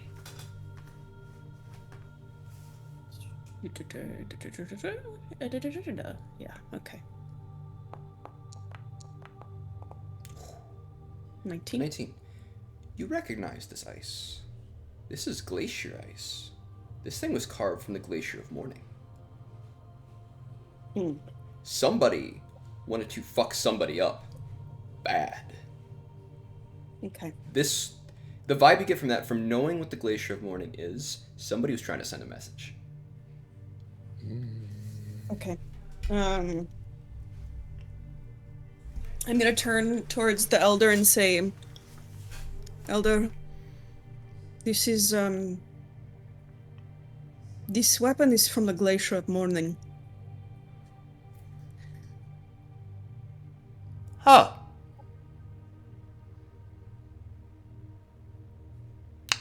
You know someone there? No? No, I do not.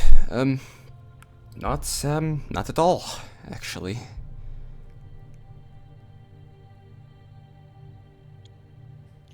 Is there any, may I roll insight? Is there something that this I was just about elder to. seems to be hiding? Roll insights. They're doing that. Can I roll I will do that as perception well. on these thieves? See if I can. Yeah, me and him. Yeah. Me and him both. That's a 22. Okay. You see, as I reach down too, and I grab the body for you and lift him up with one hand because how tall I am. I go, there you go, pops. Hell yeah. So, My boy. well, I'll get to the insights first. Yep. All of you would be able to notice this who rolled with the 22 and the 16. Their accent's fake. Yeah, I could tell. I heard it in your voice.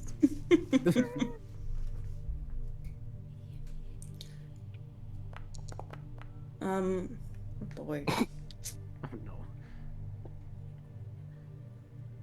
Who knows? Maybe something familiar. Who knows? We'll see. We'll see. Here pauses. Stands from where she was crouched looking at the icicle. Mhm. Walks over to the elder. May I speak with you in private? Sure. That's fine. Traditionalists, I would love to hear from more of.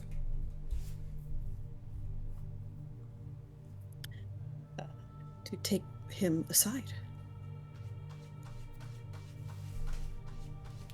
Go to take them aside. Where'd you take them to? Just one of the buildings? Probably in between one of the buildings. So, probably take you over here. Yeah. And I will get back just real quick to the article there. They look like run-of-the-mill raiders. They got a couple of weird gadgets and doodads that you've not really seen too much before, though. for what you as people would understand as crossbows, you've never seen crossbows. Mm-hmm.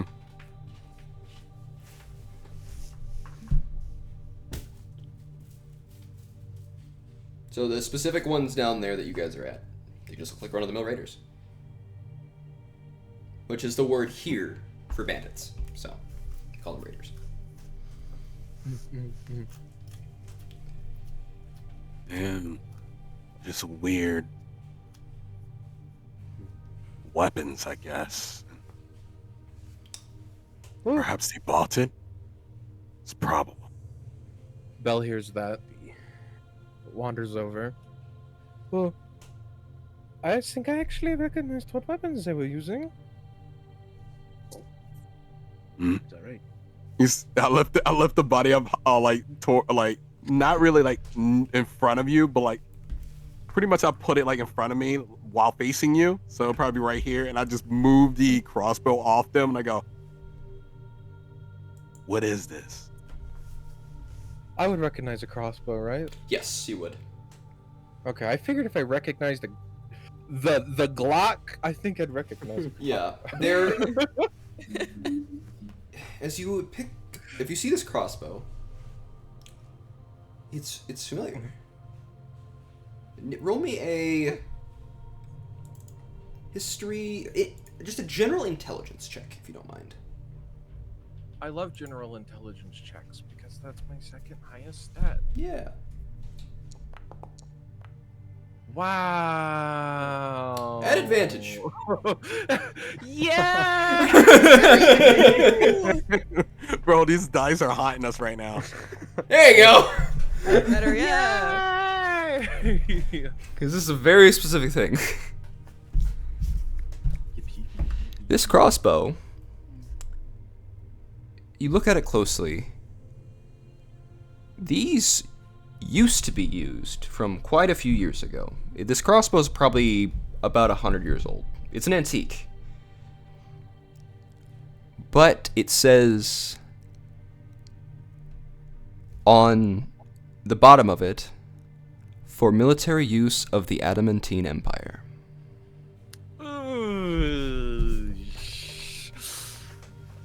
Yikes, gang. Yikes. That's fun. And there's a green diamond underneath, so. Oh, a little green diamond. Ooh, pretty. It's not like a real diamond. It's just the symbol. The insignia. Yeah. Belle like reaches forward with her claw talon, like tilts it a bit to look at the markings underneath, kind of assess it, and then she taps her beak. Ah, oui. This is a crossbow used by the Adamantine Empire. It's an antique. Mason, I need can I make a history check? Yeah. You know, like, Yep. what adamantine empires. I'm not. I'm gonna get Coder really does not know. mad. I'm gonna say that right now. These I know are for one of a those fact. checks that if you think you would know, you can roll it type deal. Yeah. With a 9. Oof. You've heard of the Adamantine Empire before, even with a 9. It's very common. They are the most powerful military in the fucking world. They are the most powerful force in Bellamar. You see, as you approached, Uran's like scowl softened because he's not mad at you. He's just, you know, cranky because of the situation. But as soon as you say that, the scowl comes back, like twofold, and you're just like, God damn Bellamarians. You see one of the Bellamarians comes over after hearing you being angry. All right, now let's not get too hasty. You need to understand that a lot of this stuff happens. Just a glare. Yeah, I Listen. gotta give him a glare too. Because the way Let he me talks, explain. my old man. They kind of like hold their hands a bit, Glare. and they're just like, there are a lot of shipwrecks that go between the two seas. Who's to say that they didn't find them? That's an antique. I've seen what the Adamantine Empire. I'm from Havenbrook. I'm not part of the Empire. They use magic cannons, not crossbows. Maybe in my daddy's time, but not now. I look at old man. I go, so they're saying this weapon is just old, like you. Oh my god. Damn. You're bringing it up now. You see a smirk on his face. Jaw drop, owl moment.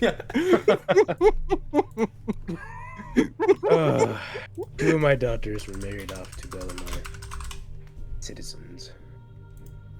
This does not help matters, but for the sake of celebration, I will believe you. And Calder, quit telling people I'm old, boy. What?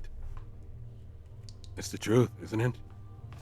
I'm only 35.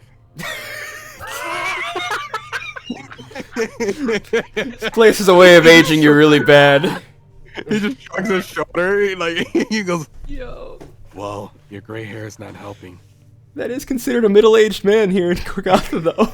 Genuinely, it's considered like you're in middle age. You're middle-aged at that point. So My hair's been white It's so since I've funny been a because boy. he knows he's messing with him. And you have the same color. And I was born like with my white hair. What about you? Were you born with it? I just said I was. Oh. Maybe you were stressing when you were born. You're stressing me right now, son. It's funny because still holding the body, like I'm like holding it for like the scruff of the neck, kind of like how you hold cats sometimes. And I just drop the body. And I go, "Do you want this crossbow?" And I'm looking towards the owl. Benaya? Is that how you pronounce the name? Benaya? Belnaya, yep. Yeah. So I look towards you as I like have the crossbow like out. They say you keep what you earn, but I'm not going to use something I don't understand. Well, if you insist. She holds her talons out greedily. Yeah, just like hand over the crossbow, the hand crossbow. yeah, and there's plenty of other bandits to loot to check for shit too. Oh, you should also know. Did you hear the loud thunder during the fight? Mm-hmm. The one that ran away, she points, that the two Stormlord boys chased after. He was using what we know as a firearm. It was a gun. It shoots. It's like this. She holds up the crossbow, but it shoots metal much, much faster that can penetrate most things. She points at Jurin's like armor. Mhm. It would tear that to shreds. It's lucky no one was hit by that then. I think it's Ooh-wee. stupid. Why don't they just fight normally with spear, arrows, and such, instead of some weird... What do you even call it? I don't even want to call it a weapon.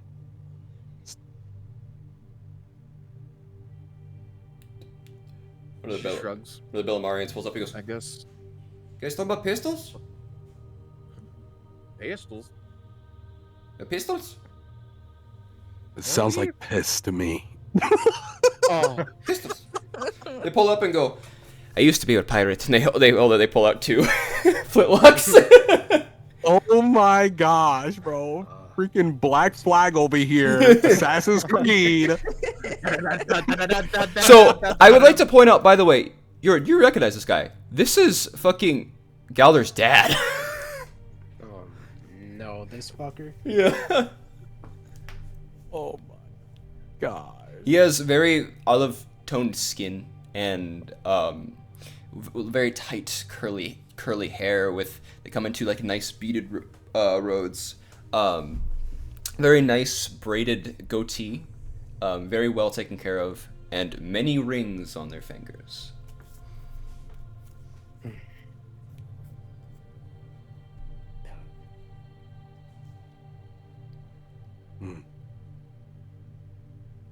I'm going to begin taking various things from this guy. As a point to the body on the ground that I dropped. Perfect. Perhaps we might be able to sell it for something. Well, perhaps we can trade it for something. Yeah. Make an investigation for those who want to loot bodies. You all may make investigations. I'm going to cut over to Kier with the conversation. Yep. Here's my investigation. Let's loop Calypso. Hey. All right, Average. Kier, Yes. you pull the shaman to the side. Indeed. The very first thing, like, she's not going to she doesn't want to seem threatening, but she will kind of tilt her head over to one side and say, Elder, where are you from? Oh, I'm from here. I'm from the Dravendar commune. No, you're not. Your accent is fake. I am doing you the courtesy of not pointing it out in front of everyone. Am I really that bad? Why are you lying? Yes.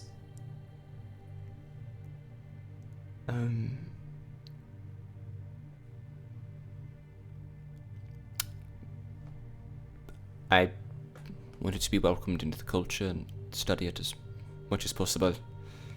But, I know they're a bit wary of outsiders, and I figure if I studied to be a shaman, I would get more accepted. There's a brow raise. You came to the Dravendar commune.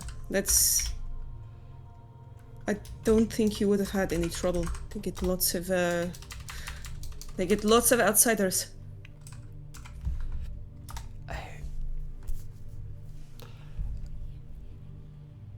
I figured that it would just be good to be useful. I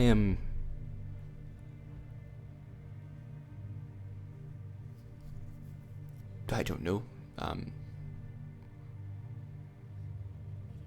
attempting to blend in a way that would allow me to get a repertoire in the commune and then be able to maybe go more north or out east. I would like to study some of this land. Just like deadpan stare and says,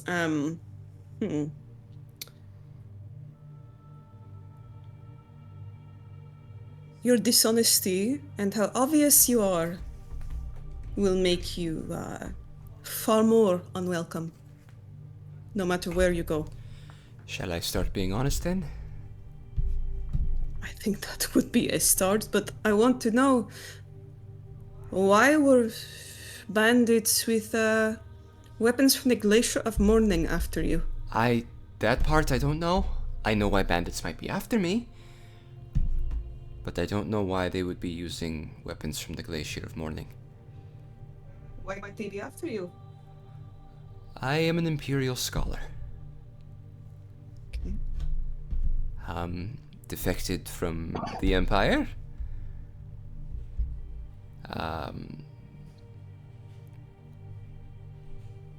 I know things about Residuum that the Empire wants to keep quiet.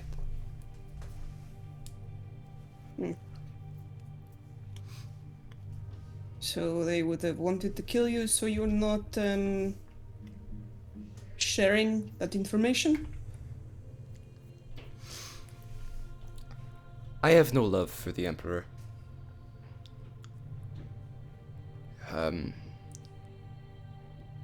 But I'm also not a militant person. I would assume that they were hired by someone to take me out. Yes. Who would they have been hired by, do you know? I don't know. There are so many people who want me dead. It's the reason why I came here.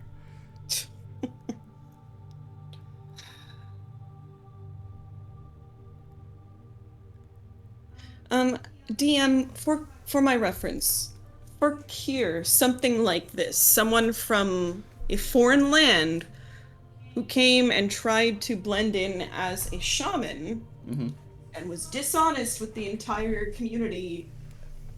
How would someone from her background normally view something like this? Somebody who poses as a false seer in your society would be executed. I figured. So, you do not... Lying is, like, considered a big fucking taboo in traditional societies. You don't lie. Everything that you do is about working together. So you don't fucking lie. And if you are leading people into falsehoods, then you deserve to be killed, because you are only worth the things you carry. She will hesitate for a moment and then kind of scoff and say, I am not going to carry out judgment for this, commune, Dravendor. That's not for me to decide, but if you had ever planned to go north, false seers are executed. Don't know if your studies told you that. No! No, they did not! Lot of good. I will do my best not to, well, act as I know my village would act. So, I think it would be best if I take you to this village's another elder. If DM, if this place has another elder, someone else trustworthy. This village does have many elders, as it is a big place. There are quite a few elders. Okay.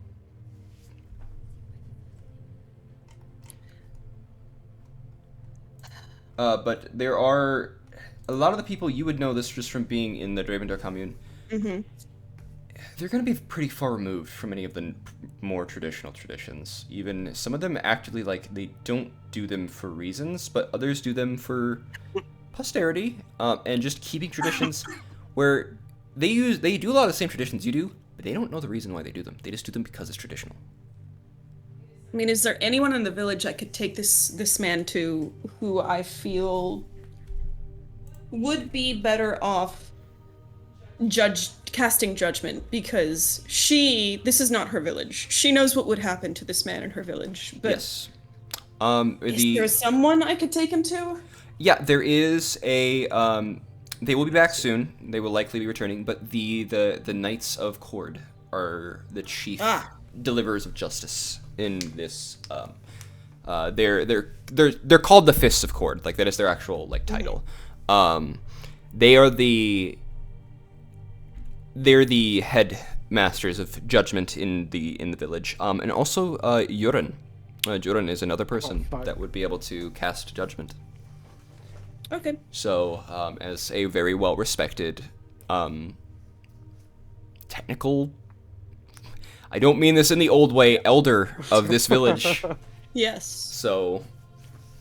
And then, second question, just... this is the person who gave the wedding blessings, right? Was this the officiant? Yes. Oh, no. Okay. So Kier shakes her head and says, I'm going to take you to Yurin. I'm not from here. It's not my place. But I will let him do what needs to be done. You officiated the wedding. All the blessings I did my research on. I am ordained. I know. I understand. I heard the words. You said good words for the most part. She kind of shakes her head and, like, clicks her tongue.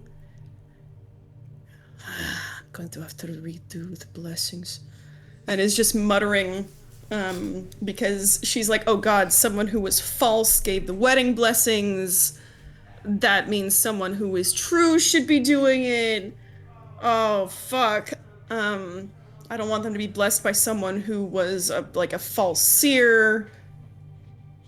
Oh, I totally forgot to do that. Could you actually run into one of the buildings and to grab the cat? It's supposed to give to the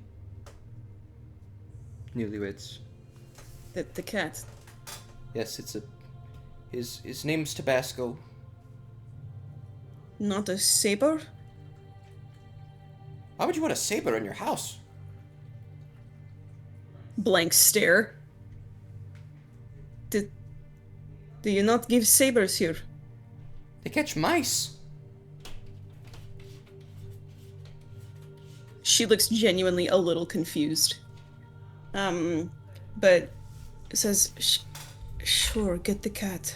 And we'll supervise as he gets Tabasco, the kitty. You would see a fat, probably 2-year-old orange cat named Tabasco, who looks a lot like Balder, but fatter.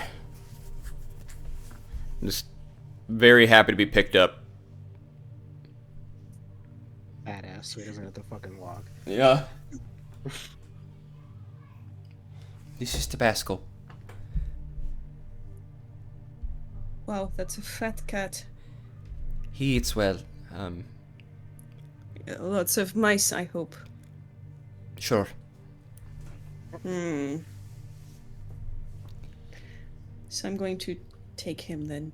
Now I'm going to take them both to urine. Okay. You would see the shaman and Kier coming with a fat cat, fat orange cat, which you would know in the Dravendar commune. It is tradition to, because you've heard of the tradition of giving sabers, but sabers aren't really needed here, as the biggest problem are going to be the rats and mice. Yeah, sure. So people give cats to keep the tradition, but you'd see a fat cat coming that does not look like they'd catch mice to save their life. Oh my god, that bastard's huge. But he looks cuddly as shit, which for your, foster daughter might not be a bad thing, so. For someone like me who's always has a stern face, you see Calder turn around for a moment, but you see his shoulders like moving a little bit. Yeah. And he goes, "That's the cat." That's the cat. Actually, and I want to get onto your quickly while you guys are looting. Fucking -1. Oh, at least I had a 10. Alright, so just some of the items that you guys would find while looting. So one of the things that you would find is what is known as it's a dagger on one of them, which is a frost-touched bone knife that looks like it was stolen from one of the likely looted from one of the nomadic mammoth tamers that roam the lands. Oh. And it feels slightly colder to the touch than it should be.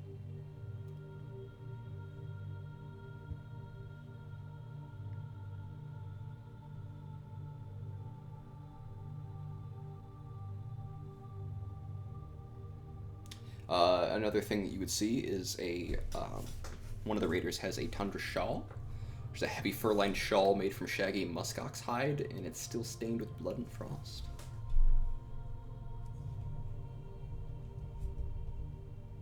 Has a smell of wood smoke, pine sap, and iron. And I will say this, that Calder, you would recognize this. This is considered a trophy piece that can either get you in trouble or respected amongst other Corgathi raiders. Oh. What was that? The name of this thing again? A Raiders Tundra It's Shawl. called a frost touch. Yeah, tundra shawl. No. Oh, okay, a tundra shawl. And the first, though, the dagger is called a frost touch yeah. bone knife. That one I got. I just didn't get the second one. Like I said, most of the time, like these, like they're using like the some of the weapons they have, they're mostly bone. Like metal is hard to find here. Most of the metalwork stuff that most people have is crude, or kind of it's hard to get the temperatures hot enough because they go out really fucking quick. The coals can't get hot enough to make good steel, or even super solid iron. So things tend to be very brittle because the cold hardens them too quick. So the best time to get metal, most is you would have to venture very far to the north to get good metal stuff. So or have a lot of money, or be able to trade. So, Now I take it you're writing this down, Lex. I'm writing down, I have frost-touched bone knife, comma, tundra shawl. I recommend all people to take notes, even if they're just bullet points, for things that you think could be important. This is going to be a very note-heavy game. Fair warning. So I highly recommend that you do take notes.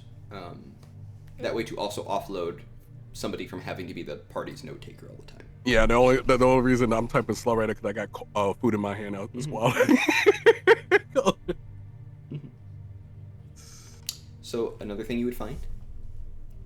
So yes. Also, for those who would understand, Calder, you would understand that this muskox is very warm, and whoever wears it does have advantage on saves against extreme cold. Oh! So. My boy. Hops. So that's it's specifically an item for like when I do my weather condition stuff. So. Mm-hmm. Another thing that was found is a carved stone fetish. You see a small, crudely carved idol of a three-eyed elk made of black soapstone. It is cold and damp even when near fire. Hang on, small, crudely carved Idol of a three-eyed stag? Three-eyed stag, yeah. It is whispered to offer protection from the pale stalkers. So it's considered a piece that is a superstitious piece. Oh, what was this item? My bad. I just finished the other one. It's a little trinket. It's a small, crudely carved idol of a three-eyed stag. Oh, wow. Mm-hmm. Oh, wow. And you find a bag of raven teeth. Raven teeth? Mm-hmm. Raven have teeth? Frost ravens do. God. Ooh. Ooh, these are You see Calder perfect picks this for out, me. and you hear him go, in Corgatha, you hear, wicked. And, like he's amused. Mind you, most ravens do not have teeth. Frost ravens do, but frost ravens are also not from this realm. I need a history check from Belnaya.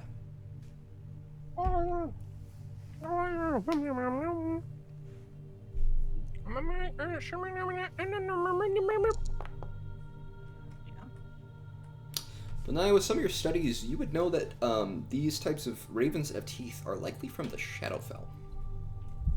Oh. And they're commonly seen in Corgatha. They're called frost ravens here, but they basically, anytime frost touches their skin, there's a weird shimmer that the frost sits just above their actual feathers, and it never quite touches. So they call them frost ravens. It's wicked. Mhm. That's actually wicked. Yeah.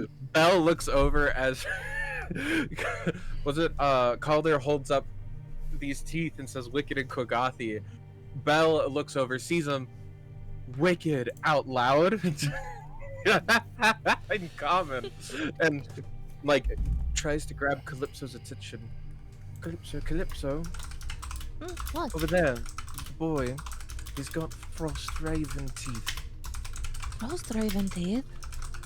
Yeah, What are those? they originate from the Shadowfell. Teeth of a raven.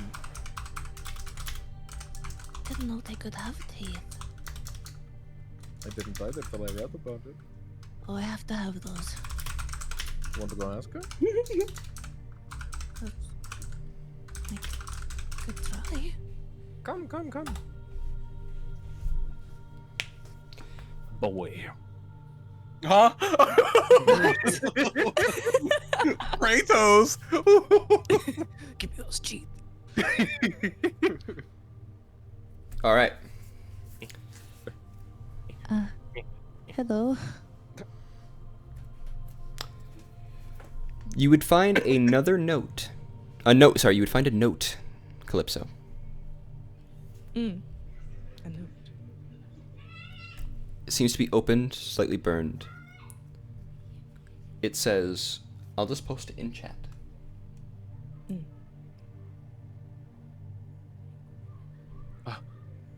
Is this their bill of assassination? That's what Are I'm we gonna get a thinking. lead? We gotta go to quest. Quest time. Oh boy. I will throw it in chat. Actually, guys, I don't want to go on the quest anymore. I kind of want to go home. Bell leaves. This is a little too much. Whoa.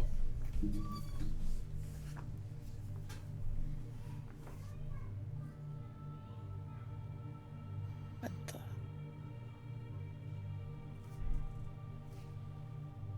So she kind of walks over with the note, her mind kind of half on the really cool sounding raven teeth, and also partially looking at this important looking letter.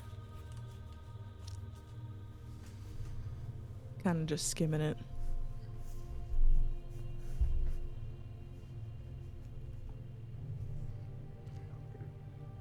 What is this? What are you reading over there, Calypso? As we're walking. You definitely see that. I found this note on the burning guy. To the raven at dusk? Whatever that means. It doesn't Perhaps I- sound so familiar. Perhaps the others would know. I could read it. Oh, a trade for the raven teeth? That's an idea. As they Walk finally over. make their way over. Hello. Cole doesn't look for a moment. He doesn't think you're talking to him. Colder. Yeah. Duran's gonna elbow you on the side and point towards Calypso. What is it, old man? I like turn towards the direction he points. Yeah. Yes. I found this letter. It seems like it might be important to whatever happened here. I'll read it, I guess. To the raven at dusk. The communion sights burn brighter in winter. That is when they are weakest. The veil is too thin, and the minds of these frost-haunted zealots stretch like sinew before a blade. Your task remains. 3 names, 3 fires, 3 shadows severed from the soul. Darna of Grey Ridge. Her chants call snow where swords cannot tread, break her breath beneath her veil. Elder Crux of Bonevale. Too many listen. He remembers what we buried. Silence his fire. Seer Helvek of the Commune. A poison of progress. Too open to the south, let the wedding distract them. Make the deaths look like madness, not knives. Let them fear their gods, not us. Payment upon confirmed disruption. You are not to contact the capital. The Falcon watches. It's signed by V. Whoever that is. Does that mean anything to anyone? Does it? Roll history checks for whoever who wants to make them, who are from Corgatha. I was gonna say, yeah, this time I can roll Mhm. because All gamers. it's Well, now you can roll 2, but for different reasons. I didn't work. Yay!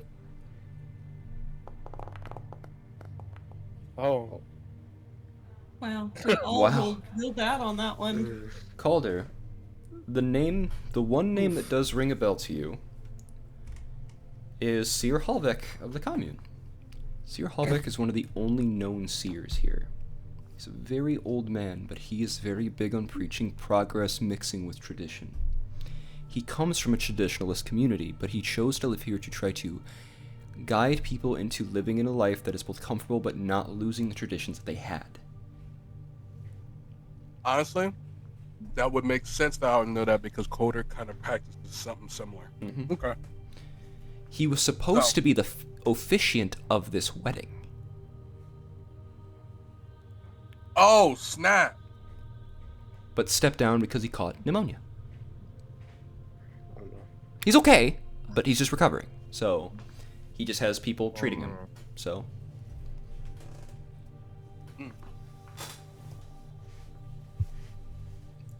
I go. Jorn, do you know the status of him? Well, he wouldn't use the word status. I guess he would probably say, do you know the circumstances of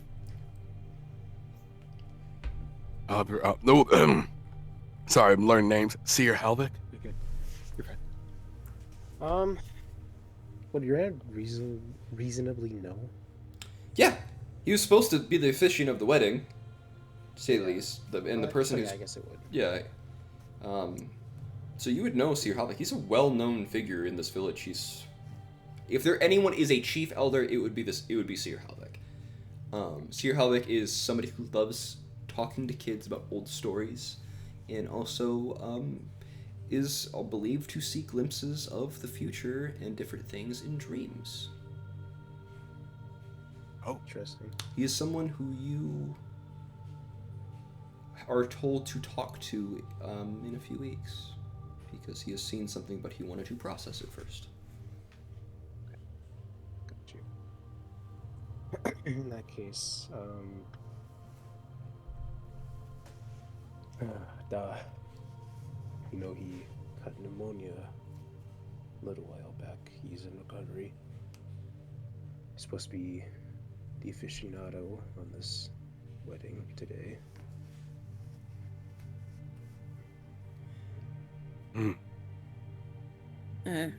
If I may, about the wedding. Kier will put a hand on the scholar and looks at Urine and says, oh no. "This man is not a seer. This is a false seer. He is not even from here.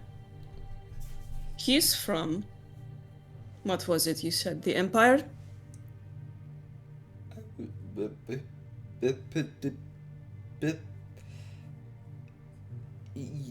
What? Yes. I'm from Imperius Arcanum. Originally, I moved here a few years ago. So, well, he did in fact say good words at your daughter's wedding. If you don't mind, I think it might be nice if I or a more proper elder seer might give your daughter blessings instead. This guy knows that lying about being a seer is execution, right? So in traditional communities, yes, in Ravendar commune, they don't have a punishment for it because they've never had to deal with that. So I probably still would be a little upset. Yeah, Oh, yeah. exactly. And to me, I came from a traditional place as well. yeah. That's why I'm looking at him like, I don't look extremely mad like if I'm going in a rage. I just look extremely like disappointed. Like, are you kidding me? Type of look, pretty much. I've been trying to study because I want to embrace myself in your culture. There was better ways of doing it than this. I was wondering why your accent sounded off, boy. Yeah, maybe. I can tell you that in my village, this man would be executed, but I am not judge here, so I will not. Yeah, please don't. I almost already had that happen today, and I don't even think I was the intended target. I look at I look at old man Yar. I hit him with an elbow pretty much on his arm, and I go, at least that means that sis will be able to stay here a bit longer, huh? That is true. The smile finally creeps up on his face a little bit. It can't just be me that thinks execution for a little lie is a bit extreme, no? Depends on the It's not a little lie. Lying about being a seer is very serious. One must be true to themselves. And if you want a position, you have to earn it. But you would want to kill a bright mind who only wanted to learn more about you? I just shrug my Who shoulder would and I do go, that by lying? and I didn't say I wanted to kill him. Well, then what do you Stay do? quiet during this conversation. He's thinking. This situation has to be handled with the people in this community. The shaman grabs a cup of mead and just starts drinking it very quickly. So The ten- cat, by the way, the fat cat here was supposed to be gift for your daughter, apparently. Yeah. Okay. If Yes, you I want, heard it was tradition. come with me, both of you. We explain situation to my daughter. Ah, my God. It's always Then- something with the millimeter. He just walks out. As he walks off, Random are Done. stupid. He slowly Oh. hating Malabar. Just more and more. Bell looks to the remaining people and says, "But isn't the real seer's life still in danger?" Yes. Which is why, again, I didn't say I want to kill him. In the end of the day, I need to understand this situation. I think that note right there helped quite a bit. No, like, Bell points back in the direction of the alley. One of them got away. Won't they go, like, I don't know, finish their job? The fact that they're here, this is more of a distraction. We need to go look for the guy himself. Plus, that person is being chased. I don't think they're gonna... You hear the sound Come of back heavy here for a little boots. Oh. Looks like we get to see if they Are they hauled back? in their hand.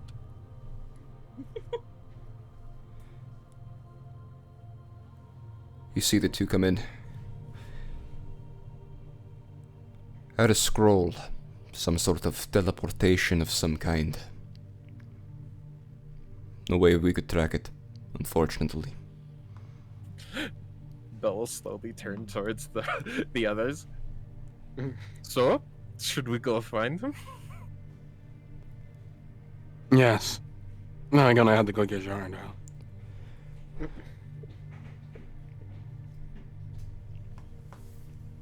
At least I got these cool teeth.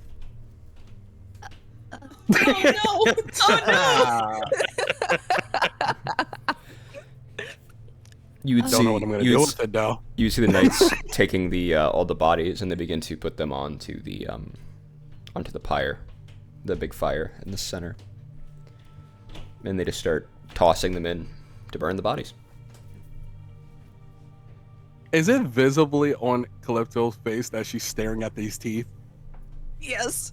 Oh yeah.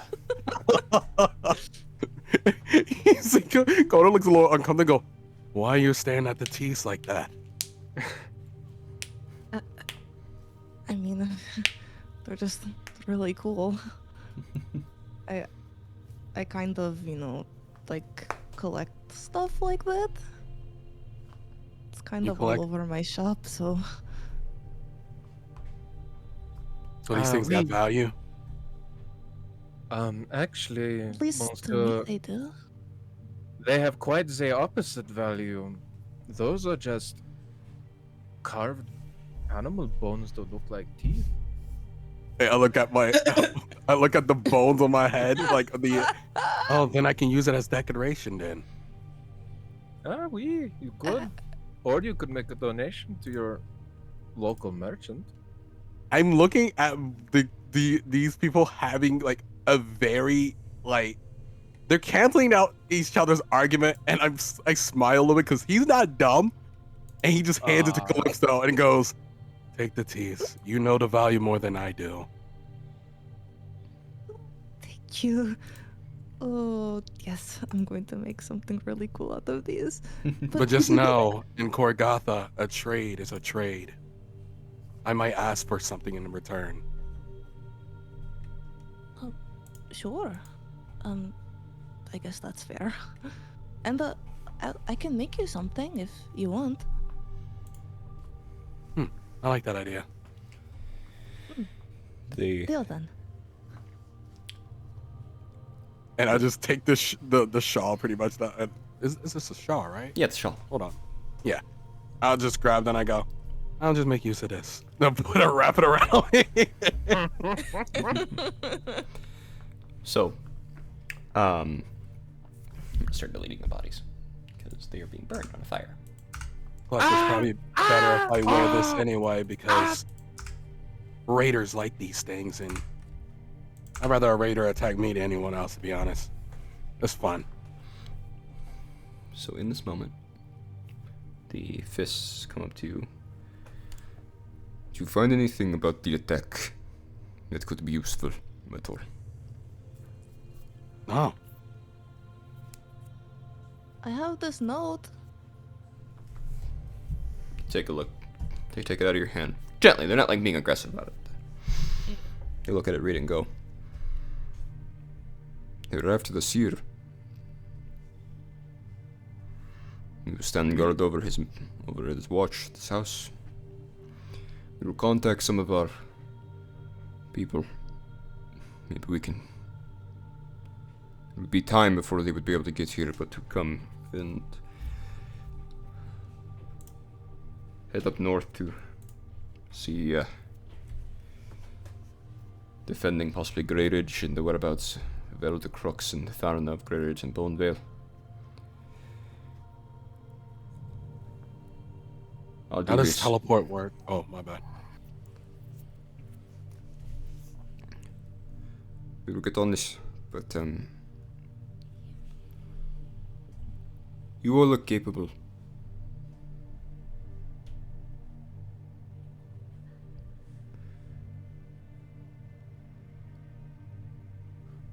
I'm like looking at him like, you gonna say something with that? You wanna continue that? You think so? We do not have exactly the, how do we say, capabilities to Resources. send resources or capabilities to send full-on investigations into matters. And there was a teleportation magic used, meaning that we were able to lose tracking sight. But we do have the target is marked. Somewhere down on the coast. We believe in the general area. There is something deep into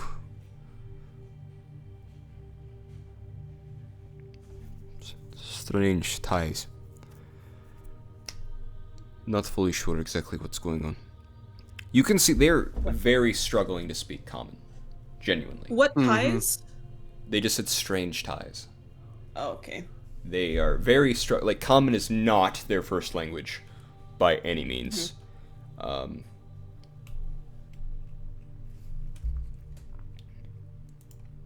You're going to say in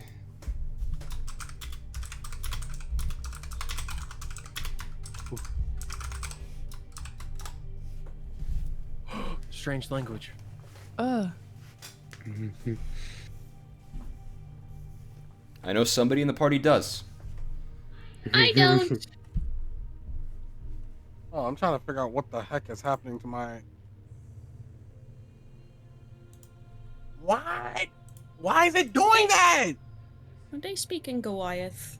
Or giant? There we Must go. be Italian. Italian. Ba-ba-ba-boom.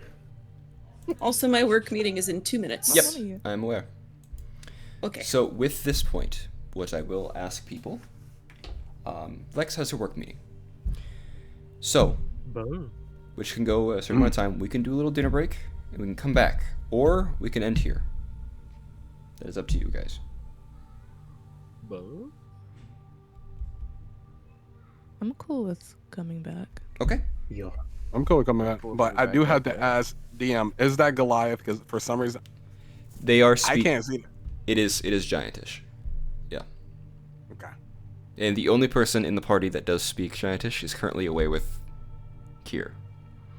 Gotcha. I'm making sure. Yeah. Yikes. So, and I will just tell you guys what they said, because you'd be able to get a little bit of it, Colder. You would hear the word in the language of giant.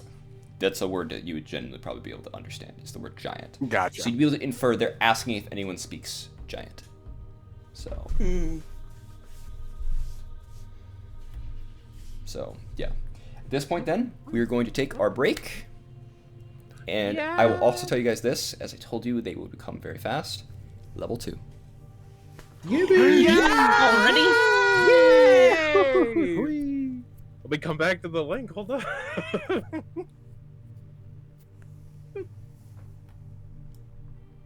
Congratulations, gang. I mean, that was combat in the very beginning of the game, so it makes sense. I'm gonna be real honest with you. Level 2 to level 3 will be slower.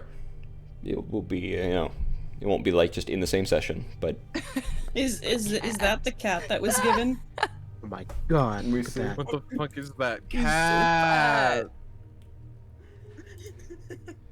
Yeah, that's him. That's him. That's Tabasco. That's Tabasco. Let's go. Fat fuck. He's like, yeah, Oh my I'll totally catch your mice. Alright, stream, we're going to do this little thing here. I will be back soon. I'm going to end it for a little moment because we're going to take a little dinner break. Nothing wrong with that. So I will be back soon, though. I'll be starting back up for those who are here. But I'm going to say give it... how long would you say, Lex, it probably is going to be? Rough estimation. She's already gone. She's already gone. Generally about a half hour is about what it is. So we're going to take a little dinner break, but we'll be back after that. So, Alright. we will BRB. It will be alright. Did y'all see my fucking health increase? My god. Yo, same here, dude. My HP jumped. Like, whole...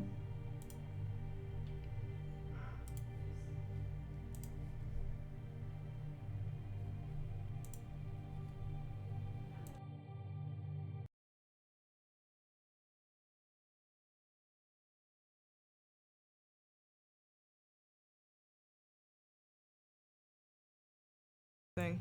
I'm gonna try to do that too, yeah. We are back. Hello. Keep them. Did they? We'll Are be they chill? Hopping Is back this in here in chill? a second.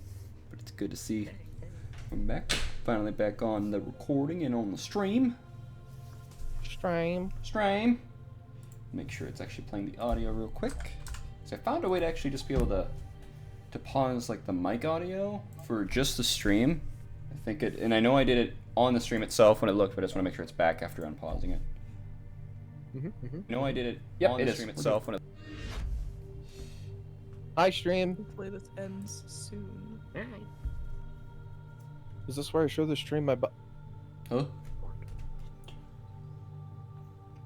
Are we supposed to do that when we come back, or like when follows happen?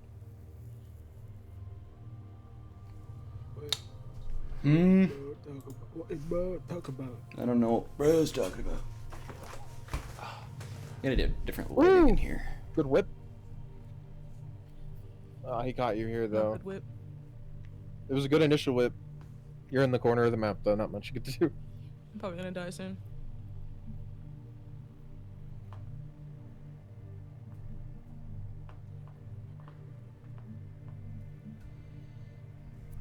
Oh, are you running a match of Dead by Daylight while you waited? I am, yeah. Yeah. Smart. I went and finished the entire demo of Karen while we. I have no problem with people sideloading as long as you can pay attention and sideload. I don't care. So Okay, yeah. I sideload in D&D games all the time because it helps me pay attention. So I do something that doesn't take my mind, that doesn't take too much of my mind, and just Like I'll throw on like Skyrim or something like that, or So you're chill if I go sit in a 2-hour armor queue, because that might take how long it gets to get in the game. That's fine. I just you can. I believe me. No, I've done that I'll too. go crouch I've done that too. I I was crouch content when I get in. That but is a that's cute. brilliant idea, is to play glad this is a Skyrim safe while you space. do that, Yeah. just to hear the song. Doo, doo, doo, doo, well, no, I doo. keep the sound off when I'm playing the games just so I can hear what's going on with the Plus, when you Yeah. played, me and you played Oh, you Skyrim did for get out of that. so many years and hours. I know for a fact we know what they're saying or what Oh, they're yeah. going to do. I just throw on, I keep subtitles on anyway, so Yeah. I can read. I'm glad other people do that and it's not just me. No, it's very common. 'Cause And sometimes I feel bad. I have had people we're who have gamers. We have yeah. ADHD. We got to do things to keep our brain occupied to also focus. Yeah. I find it easier to sideload things. Like even when I'm watching a movie or something like that, I like to scroll my phone a little bit because it helps me pay attention to the movie that I'm watching. Because if I'm there looking at something, I'm going to be looking at everything else in the room. So yeah, it helps me. For sure. Helps me focus a bit more. So, but yeah, you have returned. Look at that art. Look at that boy. That boy. Man. Look at them boys. Oh shit! What up? I'm going to get some official art of Coder eventually. Ooh, how exciting. Yeah, I'm talking, me and my boy, Skylar, we're having conversations about that. Nice. I got you. Hell yeah.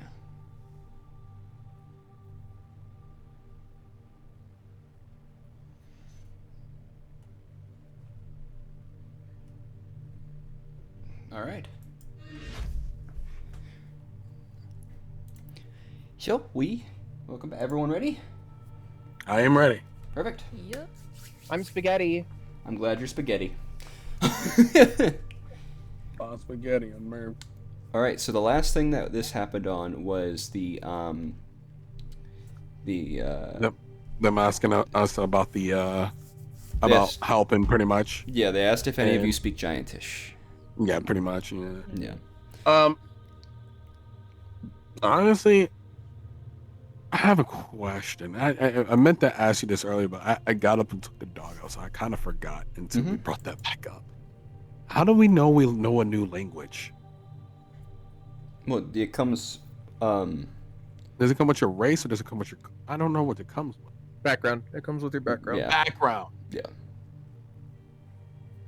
That makes more sense. I think my race also gave me an extra language. Yeah. Some races do. Some races don't. So. Mm-hmm. Let me check, because Yeah, Goliath mine gave me 4. might. Because I'm Goliath. I gotta see. I'm I don't think it surprised gives me a new language. Sage surprisingly. didn't give me extra languages. Gotcha.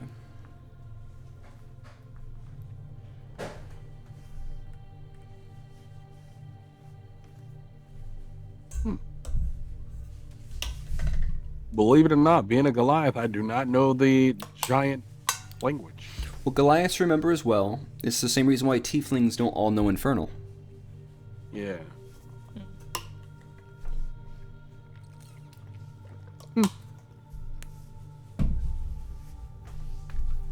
Like I said, I do recognize the word giant pretty much. Mm-hmm. It's like I will speak in Corgathan. I do not speak giant, sadly. He'll speak to you in Corgathi a little, but it seems to be like their first language is probably giant. Oh. Oh my. Does anybody know what they're saying? I gotta go get old man. I put a finger out like 1 sec towards the the knights, the Goliath knights. One of the knights takes And I go, their helmet off. Then you'd see a very like scarification across the face of like giant runes across their face, and they have these 2 blue eyes, and their bit of hair kind of like, you notice a bit of like static electricity goes through it, and you see that they are Stormkin Goliaths. Ah, that makes sense. Ooh. Yeah, that makes sense. They are higher up there with the Goliath. They are more, with their size being closer to 9 feet tall, they are likely half giants and not even true Goliaths. So Yeah. All right. Yeah, that's why I'll definitely put up a figure of 1 sec. And Calypso, I'll actually have you roll for this, real quick. I need a quick history check from you. Okay. I don't know if my old man sees me, but I wave him over like he needs to come. He's a little busy right now, but he will give you 1 second. So with an 18, you would know that a lot of the storm giant folk tend to live out by the past the frostbitten coast by the giant whirlpool that exists. Basically out there tends to be extremely violent storms, and there's a landmass that no one can get to that is believed to be a home of a bunch of storm giants.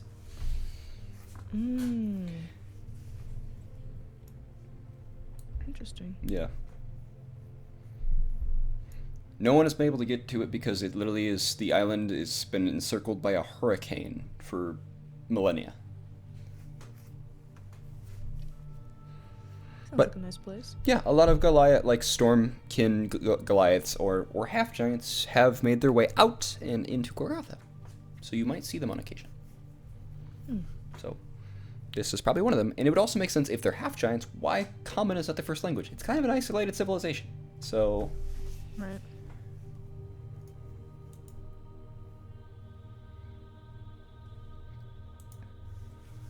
yes, we're going to cut over to the other two in the tavern, or into the place. You two, Joran, you were taking the lying seer boy, Yep. and Tabasco, and Kier into this place. And you would also see, but later. So this, they're already in there. So before you head over there, Calder, we're gonna do their little scene first. Yeah, that's fine. Okay. So you guys head in there. Yo. Mm-hmm. Who are you looking? What are you looking for exactly? My daughter. She's in there. She seems to be playing a.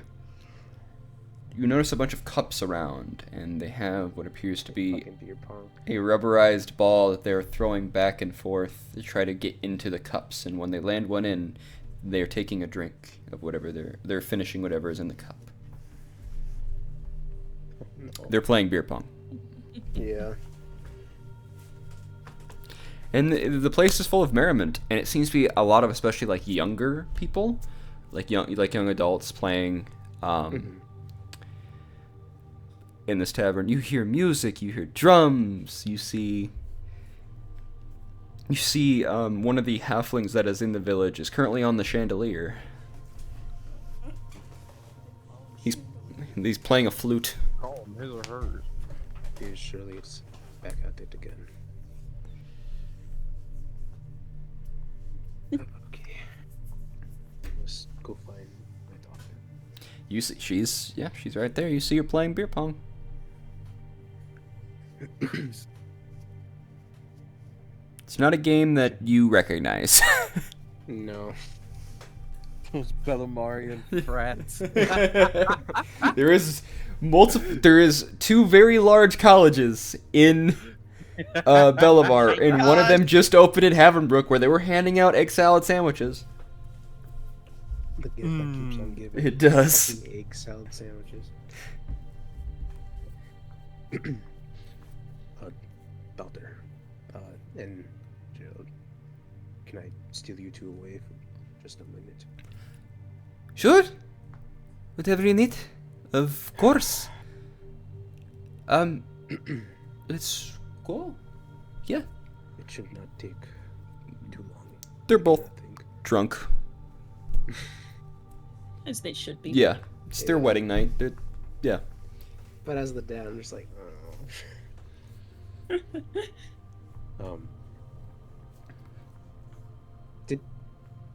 don't think I actually learned your character's name. I don't think you have. It's Would I have yeah, you seen her around You heard it town? at the wedding. At the wedding? Okay. Oh yeah, and the Velka Heskiltuli. Just gonna call you Annie, if that doesn't work. Miss Annie over here, recently learned that the one who officiated your wedding was a bit of a fraud. I would say I'm a fraud. I would. Okay.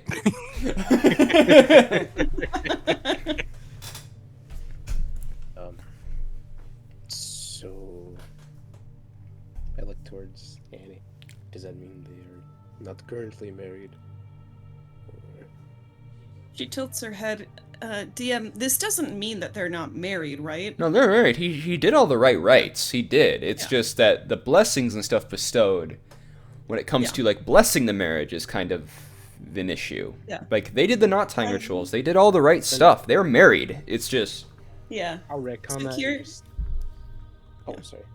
I'll retcon that and be like, so I do not believe you are officially blessed as a newly wedded couple. Unless Annie over here can do that herself. I am not familiar with what it is you do. Annie, with your belief system, they would not be that their marriage could come under misfortune if not blessed properly. But you can do that. That is something you can do, and you do know all the words, and we can just say that you would repeat them if you wanted to. Sure, yeah. So Kier will just kind of shake her head and raise a hand and say, your marriage was successful. The words spoken, the rites were correct. But if you would allow me, I want to, I would be happy to give you proper blessings. Of course, please. And you'd see, Galder looks over. And you hear...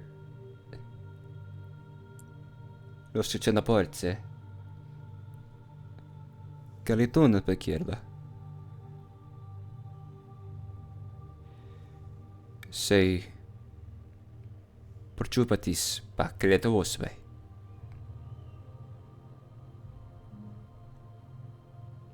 And then he just looks at him and you watch as Gellert punches him in the fucking face. What? What just happened? The groom. Yeah. The groom. Did the groom say something, or someone said something to the groom?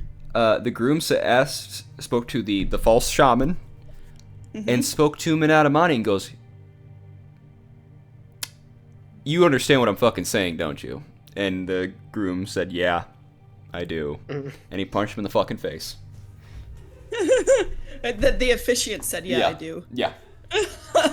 He punched him in the face. Okay, good. So yeah, that is modern Adamani, which I have designed after Italian. So. Hey, must be Italian. You know what? And I gotta punch him in the face. The groom, he might actually be Corgatha. He just doesn't know yet. See, it wasn't Italian, but I did a lot of the same inflections and yeah. Kier will give an approving nod, and she's gonna take one hand of the bride, and will offer a hand out to the groom, expectantly. And we don't need to go through it, but very much like, gosh, how do I say? If any of you are from immigrant families, like, I'm thinking of when I go to my dad's side of the family, and they're all speaking Arabic. Sometimes the old ladies, I know growing up, like the old ladies would come up and like if they wanted to congratulate you or say like, oh, if one of my cousins was getting married and they wanted to like give congratulations and stuff, they would just start saying things and doing things. I didn't have any idea. Auntie but it's Tree, like Auntie Sadia, this is a good thing. Yeah. So probably for the bride and groom, what Kier does is very, like, okay. But she's gonna give them what she considers proper blessings. Hell yeah. I would say both the groom and the bride would, upon touch your hands, would be alarmed at how cold your hands are. Mm-hmm. To the point where both of them almost look uncomfortable to be holding them. Not because they're like nervous, it's just they're that fucking cold. What, did you just go put your hands in an ice bank? Yeah. Kind of thing? Yeah. And they're in a nice warm hearth, so it's even worse. You've been standing in here for a minute too, so they should be warm.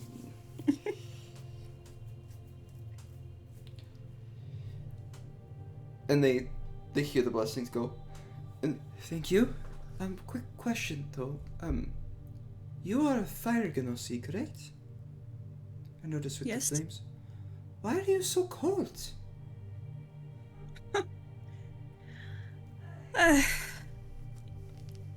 She kind of pauses and then kind of shrugs and says, blessed. Cool. Did she say cool? Yeah. She's drunk. Yeah.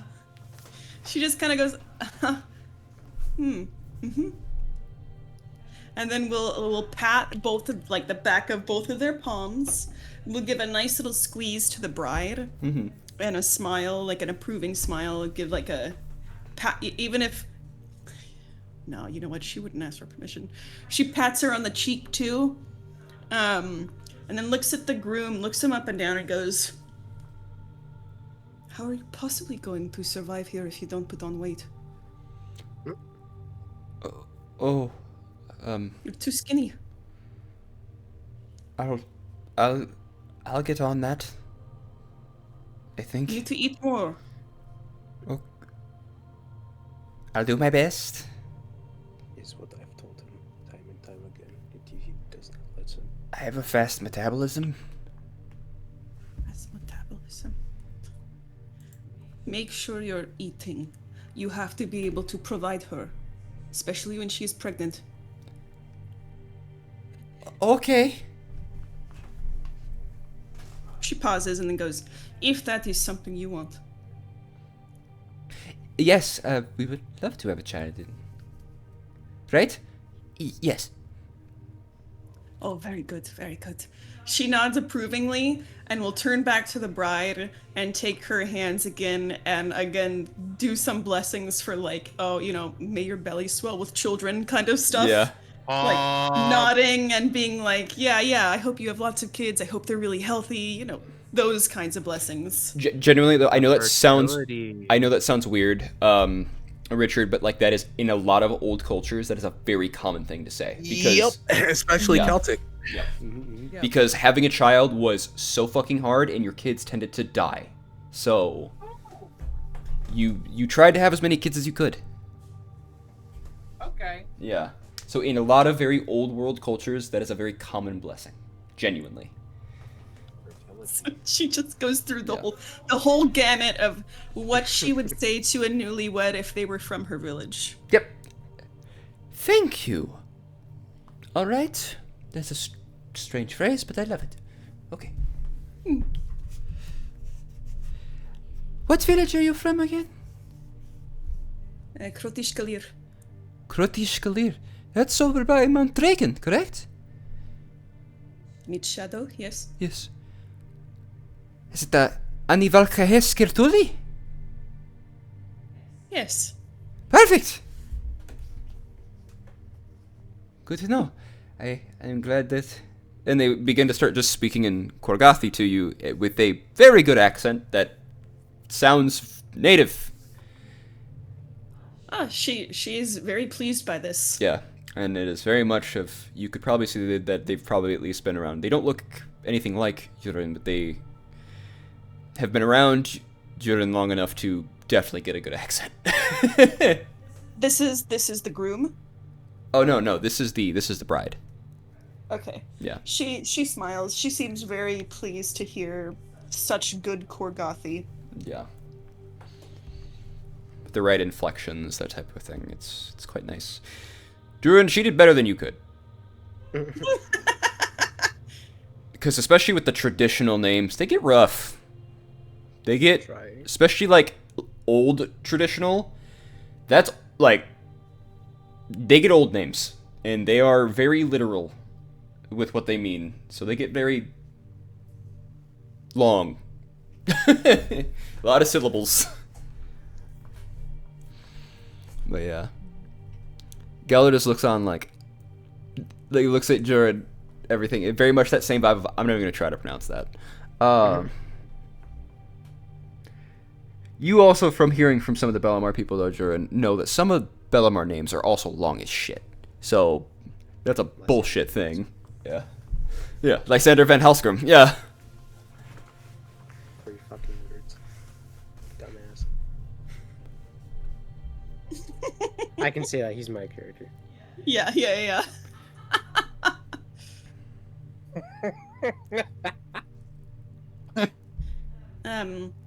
Kira seems a lot more pleased and also just like content now that she has given these blessings, that they were freely accepted as well, and that they were like well accepted. She's really happy about the bride speaking so well. So she feels like she's done a good job, and that the blessing is, or that the weddings, or the marriage, words, I was thinking of 3 different things. She feels like the marriage has been, so to speak, saved. Gotcha. So she will kind of eventually, she nods and lets them get back to their merriment, because she also knows this is a night of revelry. They're supposed to have fun. Yeah. And luckily, like, any seeming of like current active danger was both gone, and also seems to have been any major evidence of it has been burned. So no kids had to see a bunch of brought violence, which is, you would know, Jordan, if there is ever like a raider attack, dude, especially with the fists here, it's like it didn't happen after it happened, because their big thing is, like, especially with raiders and a lot of the old communities, life goes on. You just get rid of it. You take what they have, throw it in the community store, and get rid of the bodies. Away we go. Yeah. You would see, coming back now, you would hear Calder out the back door, opening the door and pointing at you. My gosh, also make sure that the couple gets the fat cat. Oh, yes, they have the fat cat. Yes. Okay, good. Iran was just holding it and petting it while you're doing the rites. Who is that? Pointing at the cat. Your daughter. This is, Tabasco. Your Oh, he's a little. wedding gift, kitty cat. He's a fat fuck. Bastard.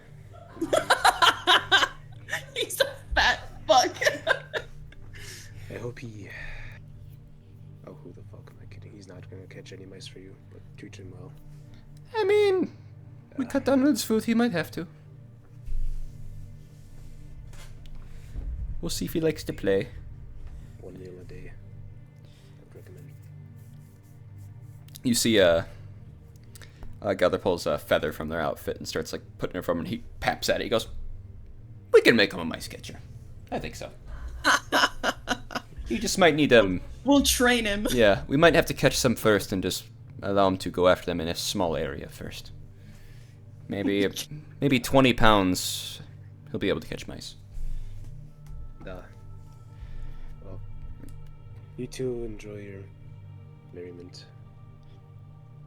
I'll talk to you all probably tomorrow. As you return to meet Calder again, you would see Tabasco is currently trying to eat the rest of the feathers on the outfit. No. Tabasco, no. I don't know why, my brain has thought that Tabasco would be a cute-ass fucking name for a cat. That's actually a It really is. cute name. It's It's really adorable. adorable. I want Tabasco to be our mascot, to be honest. Yes! Ooh. Oh my gosh, there he is. I posted another one. Tabasco! Look at our boy. I love him. God Please, we damn. need more. There's Tabasco. Ah! I love Tabasco so much. Oh my god, this is great.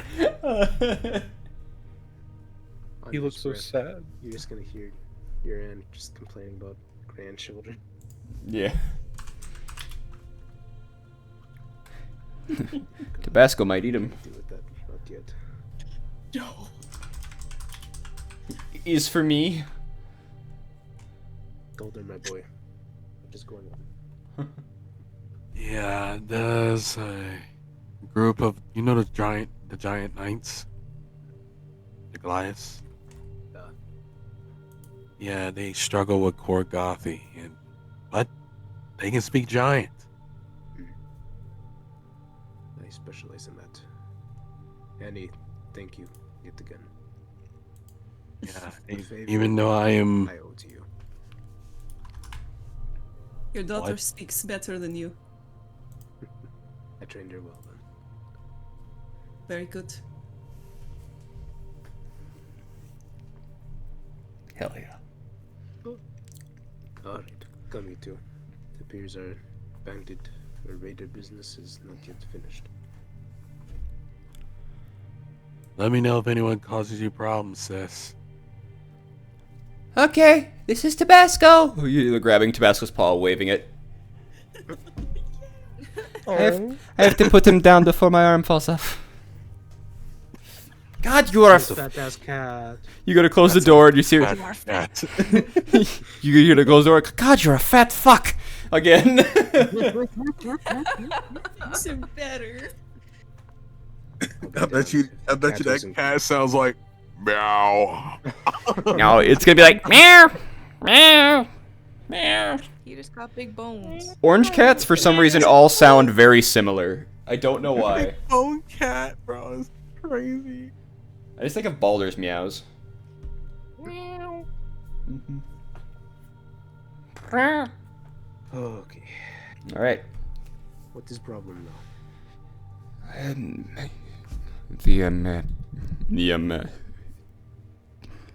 The raider who we chased. Scroll of teleportation. And then they will say again to you,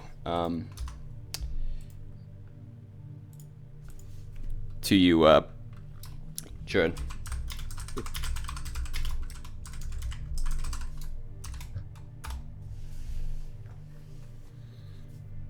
I'll reply in Giantish. Da is one of few languages I picked up in trade.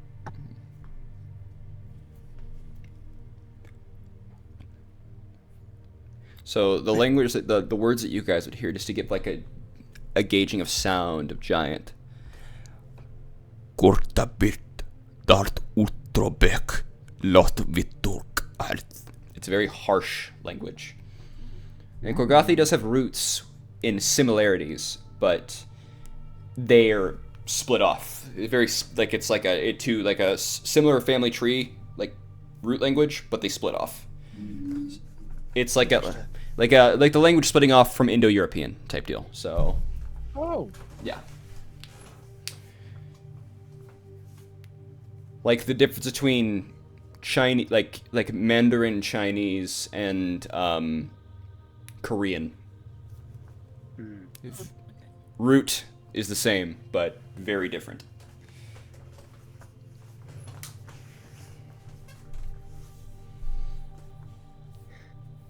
So, not much. You couldn't really understand each other if it was talked. So, and so what they would say to you in Giantish, I will actually type it out so you guys can see it on the thing, and then it will be up to you to respond.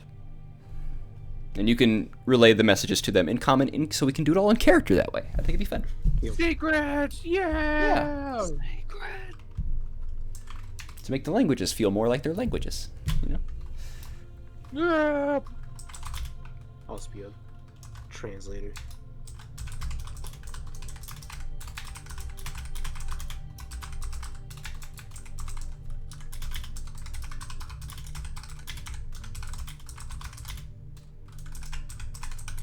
Wow. Wow. Wow. No. Whoa. No. Wow. Whoa. Whoa. Wow. Whoa. Wow. Whoa. Whoa. Oh, look at that. Tabasco. Oh my Actual god. Oh, he's so Adam. fluffy. God. Golly. Yo, that third different picture ones, look like but oh my that gosh. catnip, Relatable as hit, fuck. bro. That The catnip. third hit, one. hit, bro. Good. Let's see. Whoa. Whoa. There we go. Can't even go as deep as that cat. The other guard. More. You go to like do the thumb war thing, and the other guard puts their hand, and you could put probably 8 of your hands in their hands. Oh my gosh. They're 9 feet tall. Please, please, please. They're not even Goliaths, Lex. They're half giants. So Please, please, please, please, yeah, please. they go to do the thumb war, and you could feel it wrap around, Oh. and they start doing the thumb war, I feel like this is an unfair advantage. and they go to press down on your thumb. Ow, ow, ow, ow. Make a strength save Oh, no. to try to get your thumb out. Oh my goodness.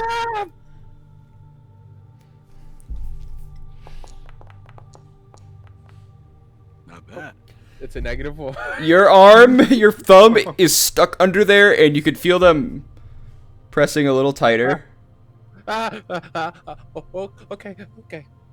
Yeah, you win, you win. You win no more. They pick their thumb up, and you watch them hold their thumb in the air and just go, win. Good job, Drew. Not only one of the Storm Lords, you are now the Thumb War Master. Master of War. Give a little bow and step away. Yeah. The other one takes off his helmet and begins to grab what appears to be a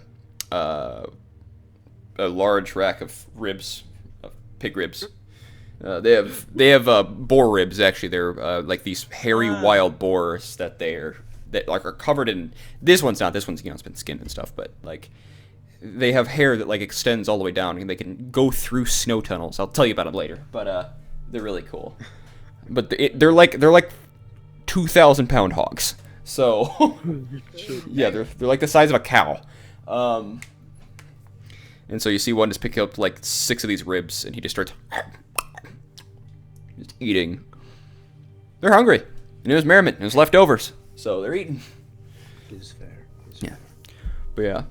So Corgatha, bro. You gotta do what you gotta do to if you'd like to survive. translate to the people what was said to you. So, the long and short of it, the raider we weren't able to take care of went south.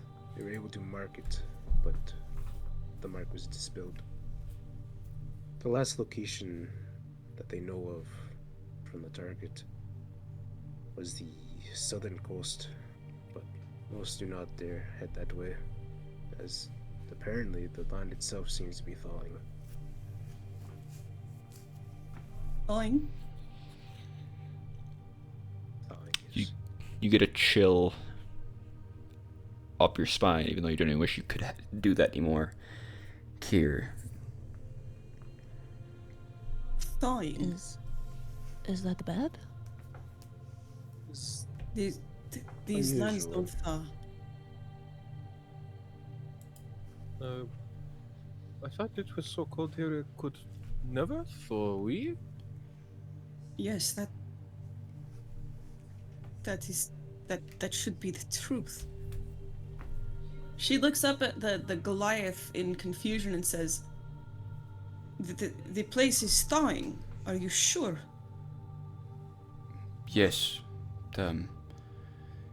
it is, I am sure, to say the least, but there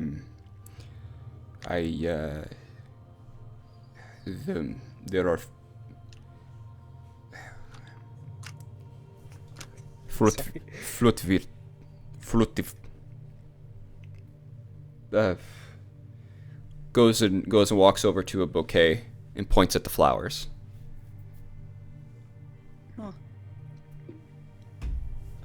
And there it shows like a blooming motion with their hands. And they Life say is in going Giantish, well. flowers blooming. The flowers are blooming. Watch that fucking. I gotta stop that. I'm sorry. Kier just looks alarmed. When the ice melts, death will be felt. What do you mean? It's just a saying my father told me. But shouldn't ice melting be a good thing?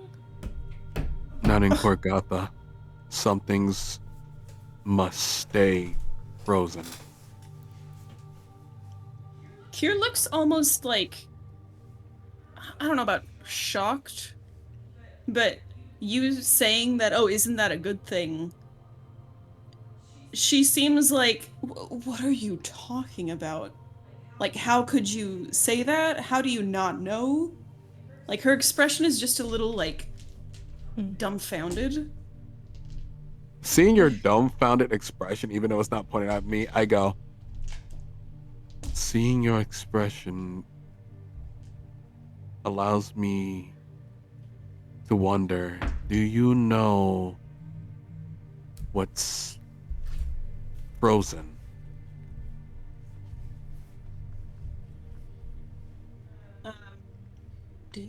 Do I know what's frozen? Or There- do I at least know what is supposedly frozen? There is a legend, and something you would know what is supposedly frozen. But one of the things is known to be frozen by pretty much everybody is old ruins from the kingdoms from before are under the ice, and if they are thawed, there is fear that the dead that sleep in there will no longer sleep.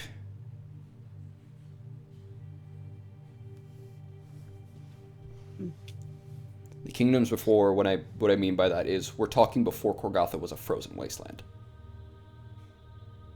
Way before ancient. We're talking like ancient to the people in Shattered Faith, ancient. Oh. Okay.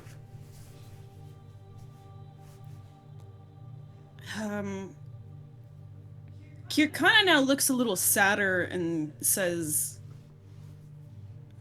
"The story is really so lost, South. These things not known." There's a lot of things I wasn't taught. I went on my own at a very young age. The frost keeps us safe. It is here to keep us safe from what's below. And how to... There are ruins buried under the ice. Dangerous. The dead. If they thaw, the dead return. Kind of close to the saying. That's kind of creepy. So is like And there's also the rumor, basically, that also the frost is keeping us safe from a titan. Yes, it is. It is not. It is not exactly known. It is believed to be a titan. It is known as the one who sleeps. hey, that's you. There's also the there's the one who sleeps, if you believe in that. And she'll actually, even as she says it, she does a little protective motion, almost like someone will do the sign of the cross after something they're worried about. I heard about it from a shaman who I stayed with for a little bit. But all he told me was just to be careful about it. That's really all he really could tell me. Calypso? The One Who Sleeps doesn't fully ring a bell, but you have heard of a sort of religious thing talked about in your villages known as the Forgotten Ones, which tends to be what most people make deals with and offerings to.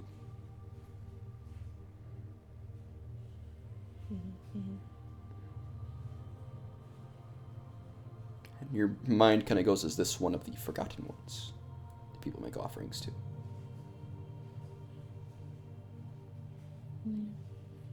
I don't know who this One Who Sleeps is. We don't really talk about any of that where I come from. We have the Forgotten Ones. Kier, you would know what the Forgotten Ones are. You would know that term.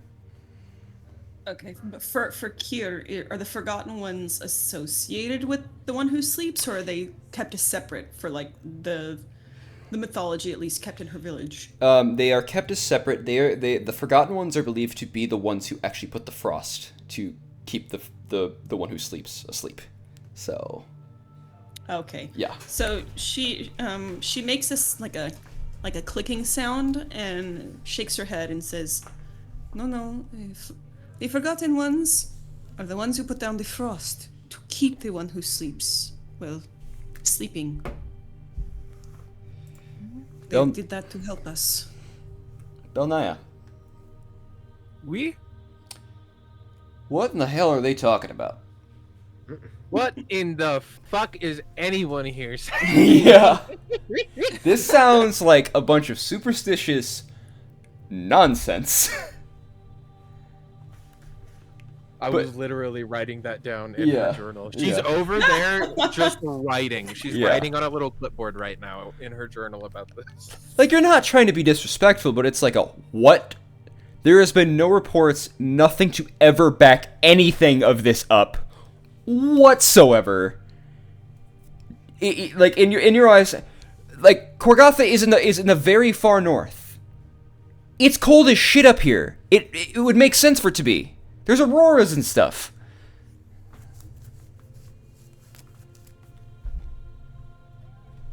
None of this is real. These are new superstitions we've never heard of. Yeah. We're writing these down. Yeah. Calypso looks over her shoulder at what she's writing. What? Make a little perception check to see if you can figure out what they're writing. For funny. Jarn, you just see Calder right now just sharpening his spear right now. You're not trying to hide what you're writing, are you? No? No. With a 10, you'd be able to see it then. Yeah. Okay. You see the last passage being wrote. Yeah, what's the last thing she wrote? They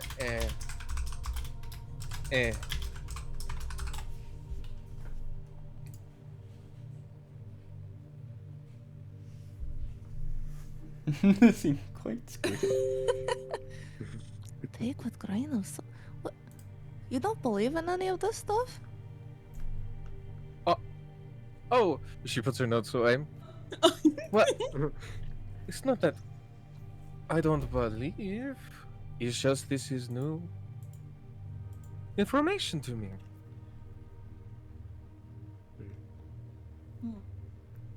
As the night begins to carry on, you begin to see on the ground around you a prismatic bloom begin to happen. And it begins to carry your heads upward as you watch as a veil flare begins.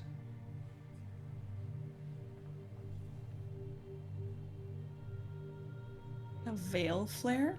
The auroras shine extra bright and extend across the entire sky, and you can almost touch them, how close they are. Whoa. In this beautiful prismatic light, it's no longer greens and violets, it's every color in the rainbow.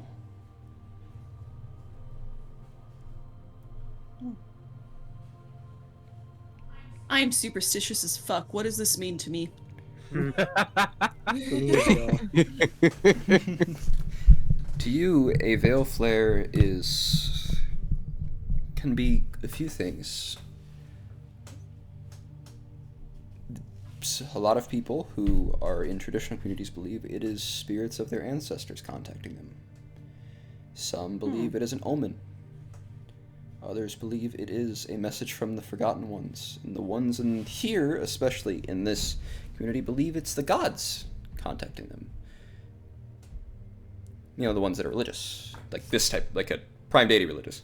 Others believe it is different things. Many to the south in different continents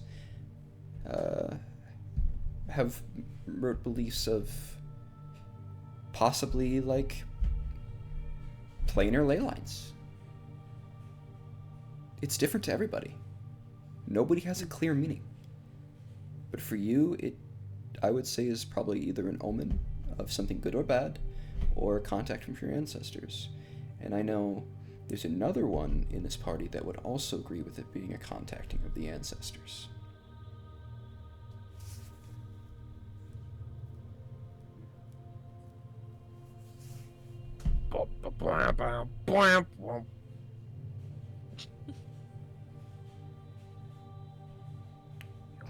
Jordan, make me a wisdom save. Save. Uh-oh. Yeah, save, brother. Oh. It's for session, by the way. For session 501. Your brain,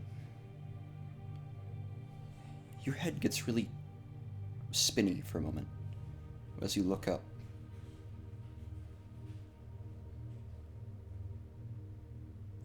And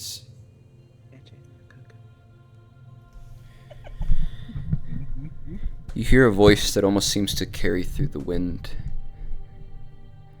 And it just says, "Go to the hill behind the town. Touch the silken strands.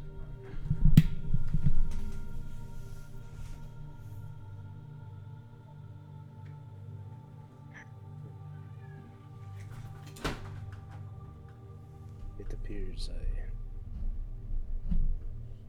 might have business elsewhere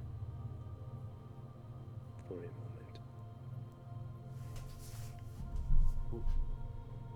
Gonna glance between the Aurora and you. Again, very superstitious. So it's like, the Aurora shows up and now you say you have to go? What? I'm Should checking not something take real too long. quick. Un momento, por favor. I'm just checking something for people. I will say something real quick to Calder. Calder, my boy. You know, man. Get that nickname. Enjoy the merriment with our merry band, I suppose. Show them the fun of the commune, and if they have nowhere to sleep, bring them to the orphanage. I will be back sometime tonight. I am sure. If not sooner, we shall see. Oh man, you know darn well I don't like to meddle in celebrations. It is your sister's wedding. You enjoy the time. I do it for her. Kier. Yes. As Jurin begins to turn away, you catch their eyes for a moment. Their normally golden hue seems to, inside, be pulsing with prismatic lights as they walk away. The fuck? Is that something I have any kind of precedence for, like any knowledge? Or is that completely new to me? You have never seen anything like that before in your life. Okay, figured. Kier watches him go. And then again, we'll do like a sign of protection and we'll cast guidance on herself. Crazy. Or would they do that? Or would you all be willing to investigate this for us, since we do not have the manpower to do so? You tried to ruin my daughter's wedding. Of course I will.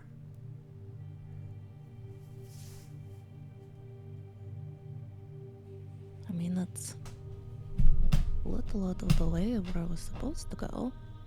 Where were you supposed to go?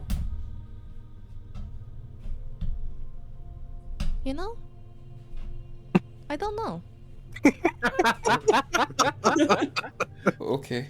The Wanderer be like, I travel. I go where the wind takes me. well, what if the wind takes you a little south? We can offer That'd be fun. in return whatever you bring and find. We can offer goods.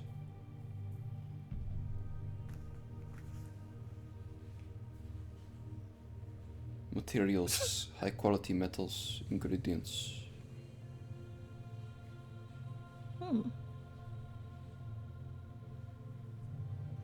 Okay, I might tag along. Can I take Arco with me? She points to her axe beak. Yeah. You are Nice. free to take whatever you wish. We're not going with you. We're going to stay behind and protect the seer. Good. I would say wait till daybreak, as venturing out at night in Corgatha, as most of you would know, is not good for the skin.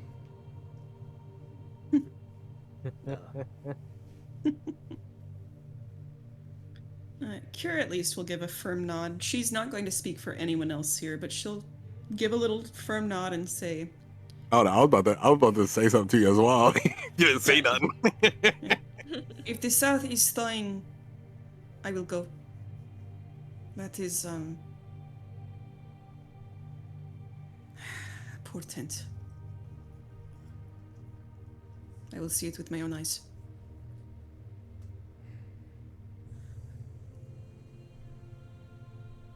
Me, wherever old man goes, I go. Well, not everywhere, I guess, since he wants me to stay here for now, but the big thing is this is very personal. I follow a rule of mine, and I follow it almost to, I was about to say to the T, but he wouldn't say that. He wouldn't say that. He would not say that. Perfection, perhaps? Yeah, no, that's good. Oh, I follow it with precision. There we go. That's a good one. I like that one. Gotta get back in character. Sorry about that. Blood for blood. They ruined my sister's party. A celebration of a reunion. And now I will go and ruin their... I don't think it's a celebration of sorts, but whatever gathering they have, I'm definitely going to destroy it in some way, shape, or form. Remember that revenge is a cycle. It is indeed a cycle. but I also believe in honor, and they disrespected my sister's reunion.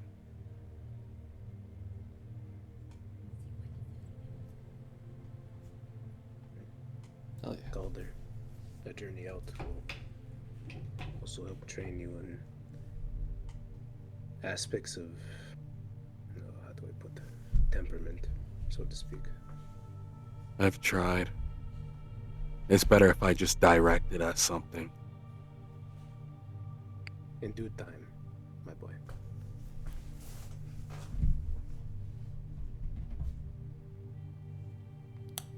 You begin to make your way up. Mhm. You begin to make your way towards the You hill. all soon. You won't be gone long. On the way. No. On the way, Uren's gonna slap his cheeks like, oh, his doctor's wedding. I need to be happy. Me too. Yeah, you got to be careful. You keep stressing too much, you're gonna have wrinkles. Shut it. Well, more than you already have. This boy will be the death of me.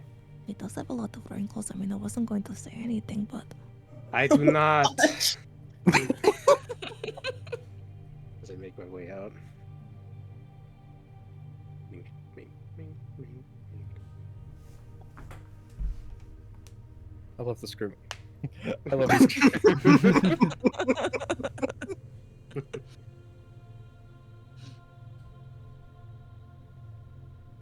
well, I guess it's bedtime then, unless anyone wants to go party or something. I made a The party will promise. be lasting all night. Yeah, I made a promise I would show y'all around. Well, Miss Blue Flames, I don't really know your name too well, and And Anivelka Hiskatuli. what Wedding- the hell? By the way, wedding receptions in Corgatha last 3 days and 2 nights. Genuinely. Yeah. So, It's gonna be. It's a Party it's a every day, huge pop, thing. pop, pop, party every Weddings are day, huge. Yeah. There is a quiet homes and stuff, but you guys, like they said, you guys could all sleep at the orphanage. That's not a problem. Sorry, I may have been over talking. That's my bad. No, you're good. You're good. You're good. That's my bad. I was having a moment. That's why I was quiet for a moment. Gotcha. There we go.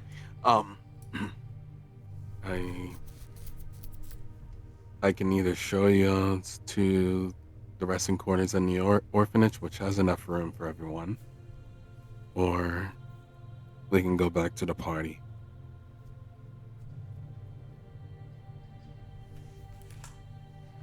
I will return to the festivities myself. I will be there as well for my sister, at least. I can take you to the orphanage if y'all, Belnaya. I'm bad with names. I'm so bad with names. It is Belnaya? Can I call you Naya? It's a bit easier. If you wish. Or Belle. That's not bad either. Neither one. Okay. And- Belle. So I get this right. She pulls out her journal again. Points to Anavalka Hes Kertuli. I heard your name was Anavalka Hes Kertuli? Anivelka Hiskatuli. Makes a few notes. And you? Points to Calden. My name is not as long as her. It's Calder. Calder. With... I shouldn't ask. It means cold, still waters. Ooh. Ooh, very fancy. That is quite unique. Hell yeah. And you? Points to Jern. Oh, he's gone. He's Yeah, gone. he's gone already. He left. Yeah. He Maybe back went now. with the lights flickering off of him, golden light flickering off him, bro. It's a- He just walked off aura forming, bro. He's gone. That's a good. Already. I'll tell you what. Session 1, by That the is way. a really good spot to Session cut away. one. That is a really good spot to cut away to Jiren, though. Like a. Yeah, it's like a. Oh, he's gone. Oh, what that one go? Oh, Perfect. where's Mary? So, Jiren. The wedding, except for the festivities, of course, has ended. And the fires still roar in the commune below. Laughter and song rolling into the night like warm mist over snow. But up on the rise where the stones of the old gods leaned like sleeping beasts, silence reigned. The hill, with the old structure, older than anything else that you can recognize, probably as old as some of the tombs. You felt it before you saw it. A tug in your chest. Gentle, but firm. Like the soft pulling of vines through frozen soil. Your breath misting in the air. Above you, the aurora thickens. Not the distant shimmer of green and violet across the sky, but something lower, settling. Strands of the veil, ghostly filaments of shimmering light drifted down across the hilltop like spider silk spun from moonlight and memory. They touched the ground. The frost didn't melt. It hummed. Do you approach?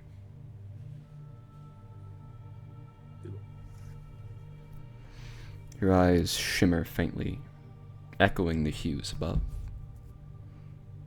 Strands writhe softly at your presence, like seaweed drawn toward a tide. When you reach out, your hand passes through them, but not untouched.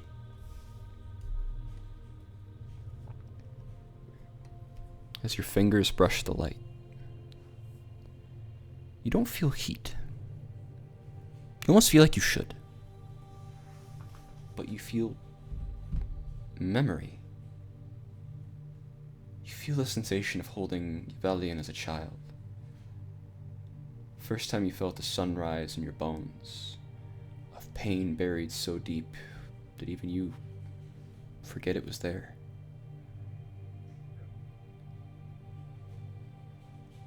Strands cling for about a heartbeat, and pull apart like threads of silk, revealing a flash of another place. Endless tundra below a bleeding sky. A black antlered figure standing atop a glacier, silent and still. A tongue calls out to you. Forgotten, not one that is known, but you can understand every word, and it says, "You are the flame in frost, the root in the stone. You are what remembers when all else is ash."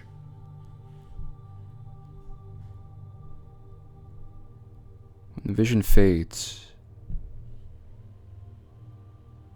the strands begin to drift back upward, dissolving back into the aurora. You stand alone. The night calming, the frost untouched around your boots, the hills silent again. You'd notice something about yourself. When you look down at your hands, you see the waving of the aurora in your skin.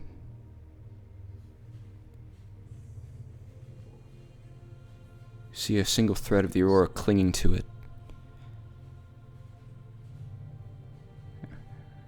And as you look deeper, you realize it's a hand that drifts back up.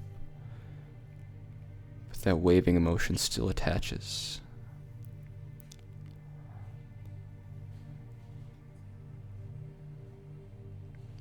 How do you feel? Oh boy. And what do you do? How I feel. Probably a certain like feeling of like remembrance from stuff in my past. Feels distant, yet not that far away. But as for what I do, you said it's like doing a waving motion. As it drifts away, you said? Yeah. I try reaching out to it one more time. You can try. Just to see what will happen. As you reach out to it,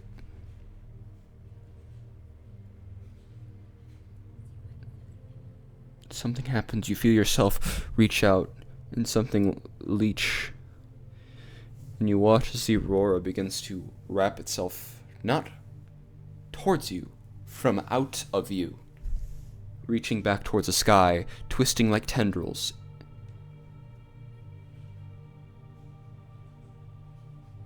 And it connects. Do I get the sense that's a good or bad thing? You feel whole. No sense at all. You feel safe. Like you're being held, caressed. It feels like you can hear the world breathe.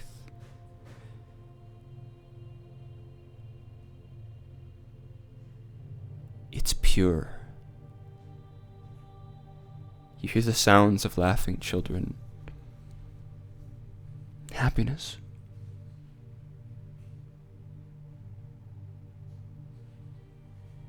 This feeling is good. Feels like home. The feeling you get is the feeling that you carry lost voices. Ones that have not been spoken for a long time.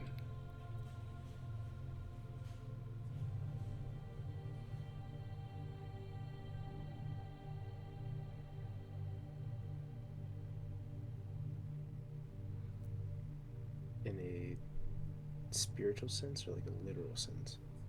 In a spiritual sense. Okay.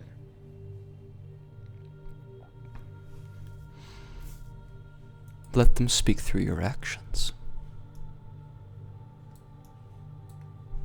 That line again rings in your head. You remember it completely. You are the flame and frost, the root in the stone. You are what remembers when all else is ash.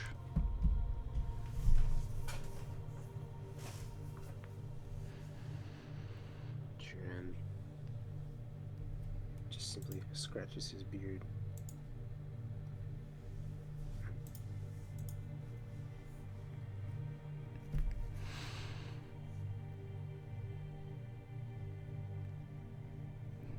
Your foster daughter got married tonight.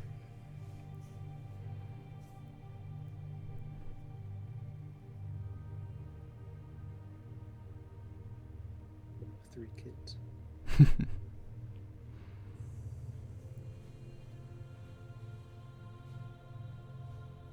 At least the ones that got married. Yeah. Life has brought you a lot of pain as long as a lot of joy.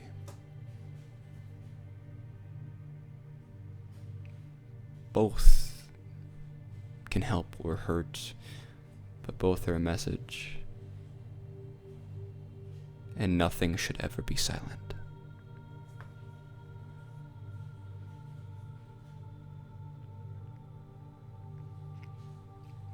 The air begins to quiet. Damn right. Sorry, I'm not giving you enough time between my talkings. You're good. Yeah. Takes me a while to think of shit sometimes, so. No, you're good. You begin to feel the chill on your skin. The cold night begins to creep in. You should probably head back before you catch frostbite.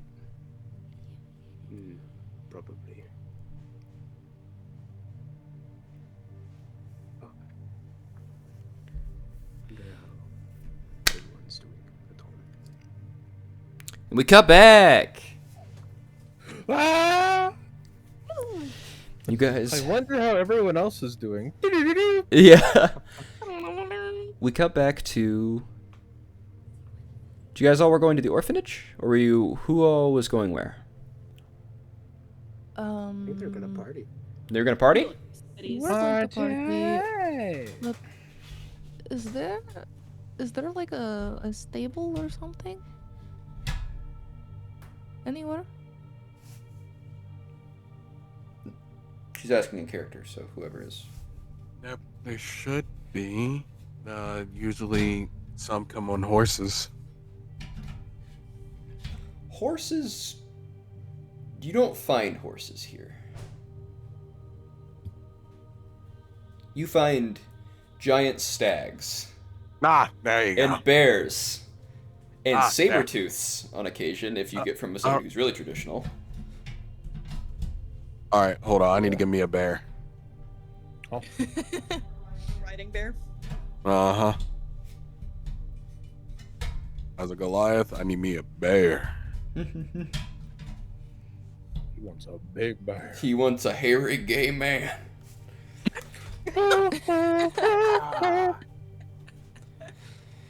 Where the heck did I come from? That's what a bear is. That's what a bear is. Oh my gosh, bro. Bears are also some of the nicest people you ever meet in your fucking life. And we'll show you how to work out. It's great. Hell yeah. This is true. Bears are great. You taught me something new because I did not know that. I'm not kidding. I know it's slight very off topic, but like, divine bears are fun people to hang out with. Genuinely, they're. I don't doubt it. Yeah. I think you would get with your personality. I know quite a few of them that you'd probably get along with here in the Seattle area. Two of them play hockey. Hockey? Mm-hmm. One of the most violent games in the world, in my opinion. Oh yeah. But all right. That and lacrosse. Good gracious. Big time. So anyway, the stables. Yes, Wait, but why would you want to go to the stables? Well, I need to No, hit it's the okay. cargo. It's fine. It's fine. Never mind. I'll just show you. I shouldn't be prying into other people's business. I don't like it when people do that to me. Well, it's okay. That's a normal question. No? Well, I'll show you to the stables. Usually bears be in there, or one time a saber-tooth. I only seen that once. Giant stags. That's pretty cool. I need to find me a bear. You look like you would have a bear. I mean, for someone at my size, I would need something huge to carry me.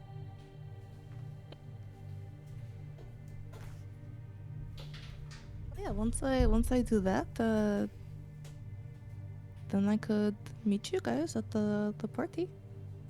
For the rest of you. Okay.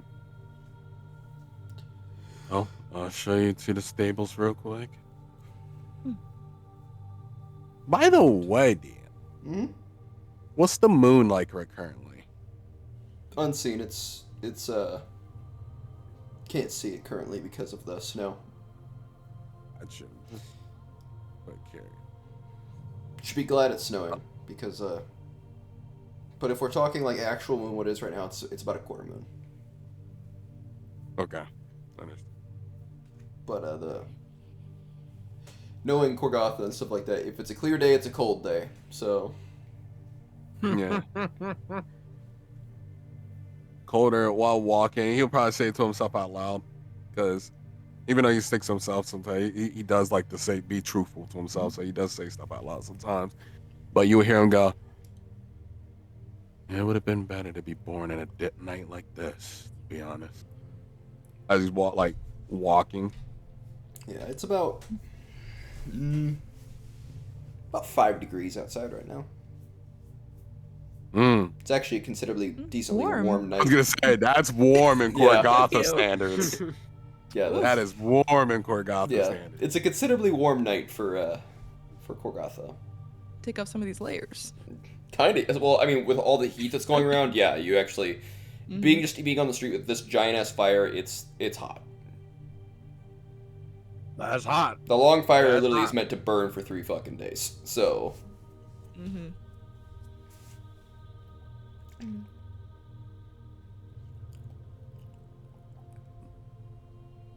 But yeah, I do take Calypso to the stables.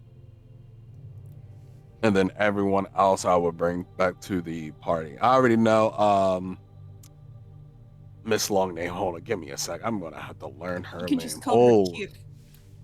Call her what? Kir, like K-I-R. Kir. Here? Okay. Yeah, so here, I already know most likely she's already at the bar. She already knows where everything is. Yeah, she's back at the festivities. Yeah. Yeah. So Bella's the only one I'll probably lead back to the party. And then Calder would probably be like Kir's ballroom near the where the festivities are, but probably just outside, just staring up in the sky, just relaxing. Perfect. Sounds good. When you head over Probably to the drinking a little. when you head over to ale. the stables, you knock on, hoping to see if anyone's like home that could actually open the door to the. It's more of a pens than stables. They go down into like a snow ditch, and they're there, and it's like a snow cave that they all go into. It's got a door on it, and instead of what you expect to be like a person opening the door, you hear, and a big, white, large bear paw pushes the door open.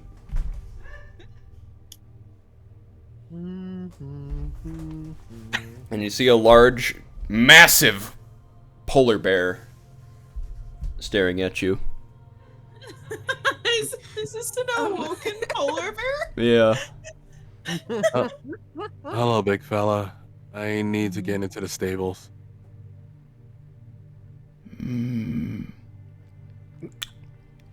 Just steps back a little bit and goes and lays back down. You see a bunch of stags in here just chilling, just laying down. They're all like in basically a cuddle puddle. Oh, there you go, Calypso. And they're all trained animals. They all like, yeah, it's.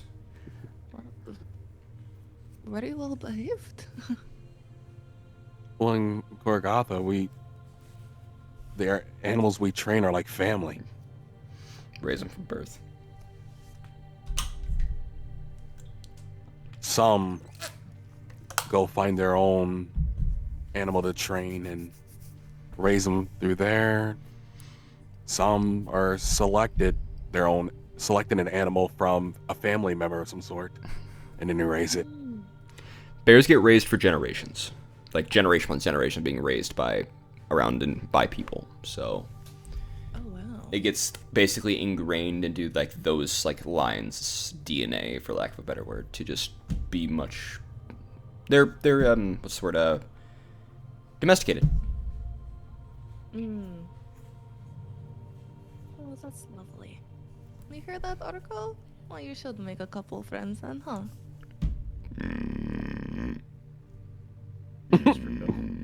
or maybe not? No, that's the sound of just contentment. The yak speak being like, there's a fucking polar bear in there. Yeah. What do you mean? You want me to go in there? Cool fact, Calypso. Some even have like a animal that they worship or seen as their tribe's spiritual beast. Cool. Neo-traditionals, that's what they're called.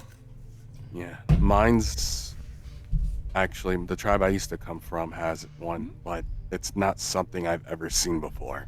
Which is a 3-headed stag. 3-headed one? Is that real? Don't know, never seen it.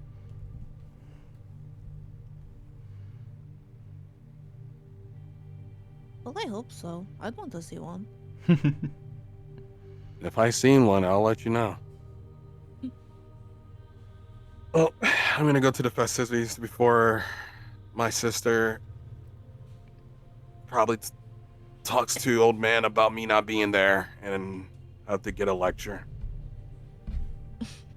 We can't have that. I'm right No. behind you. Okay. You watch as the axe beak goes around the bear and lays next to the stags. Mild caution. Right. Having an axe beak is dope, bro. Look at him, bro. He's so cute. That's my boy. Just a chill fella. I want to pet his beak. Can I call him Beaky? When you No. when you showed me that they're axe beaks, I'm looking at the creatures and I was like, dude, these things would be perfect in Corgatha. They would be fine. All that that's so freaking cool. feathers Yeah. and hair, bro. Yeah, they'll be fine. Yeah, they're fine. They're They big are feet. chilling. Yeah. Even the snow wouldn't That's stop them. because they're the mounts used in Rime of the Frost Maiden. Yeah. You can tell they were made for the snow because they're big feet. That keeps them Why- on top of it. You know what they say about big feet? Stop. Big beak. Invid. They got a big beak. Look, they got a big beak. Whew. I'm about to say, bro. All right. You guys make your way towards the festivities. Where you go back, Jurin, you hear the sound of merriment continuing. I'd say it's easy to tell Jern is in a better mood than previously because of all the bullshit going on. Yeah.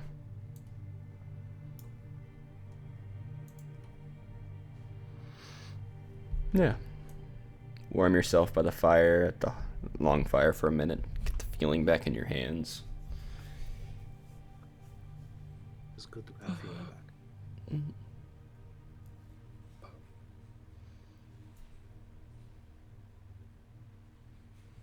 You hear the club popping off to the right.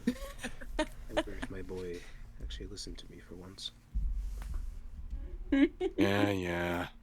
You see, he has like a cup of ale in his hand and just drinks it. Actually, what is the common alcohol in Corgatha? Is it ale or is it like something else? It would probably be mead most of the time. Mead? Okay. Yeah, so he will have like a cup of mead. Med. Bed. Mid. Bed. So, Anna Valka has Cartuli. Belle needs to come Yes. find you. Okay. She's just within the festivities, just enjoying herself, or like watching people enjoy themselves. There's a bird behind you over your shoulder. Okay. Salut! Ah, the outside there. Oui? She stops like hovering next to you and like walks in front of you politely, and if you're like sitting down, she'll like sit next to you. I Yeah. wanted to ask you, at the wedding, the vow that you had said out loud about the morning, Yes. what did you mean by that? Outsider who actually realized it wasn't what the morning. I figured you wouldn't be talking about the rising sun somewhere. You wouldn't want the sun to rise. She you see, she kind of she's looking at your beak while you talk, and then sometimes back up to your eyes, and seems like maybe your accent is not one that she is used to. It's throwing her a bit.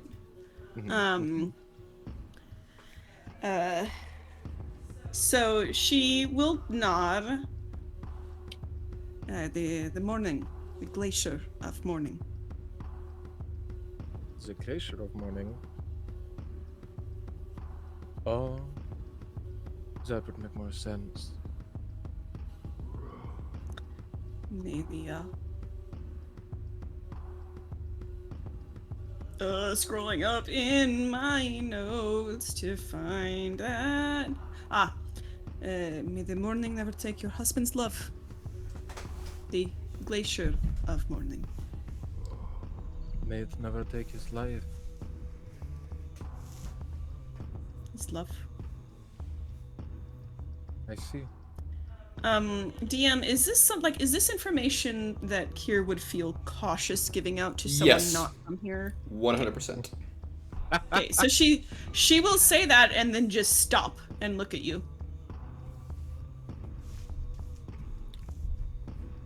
I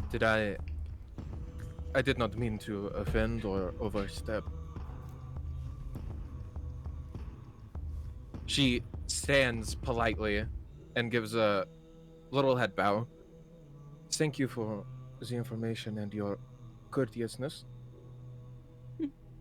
You understood that it was not the dawn, so I tell you what it was.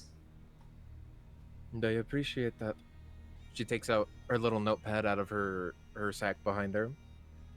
I'm learning a lot. You get the sense, though, what she is not saying is, you guessed this one thing, so I tell you one thing, and I'm not telling you anything else.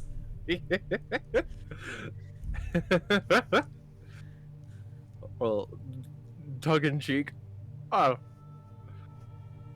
Well, we shall meet each other again later. Have a wonderful festival. Where are you from? I used to sail. DM, Yeah? which direction is Bellamar? South. Is it About 300 miles. south? 300 miles south? Okay. I used to sail outside the coast of Bellamar. You sailed. Yes. She My kind of mom looks at you. birthed me on a boat. It's been a nomadic life. I see. You take a lot of notes for sailor. Always wanted me to be more of a learner type. I'm also quite good at writing. Hmm. It's kind of one of the few things I'm good at. She raises a brow at you.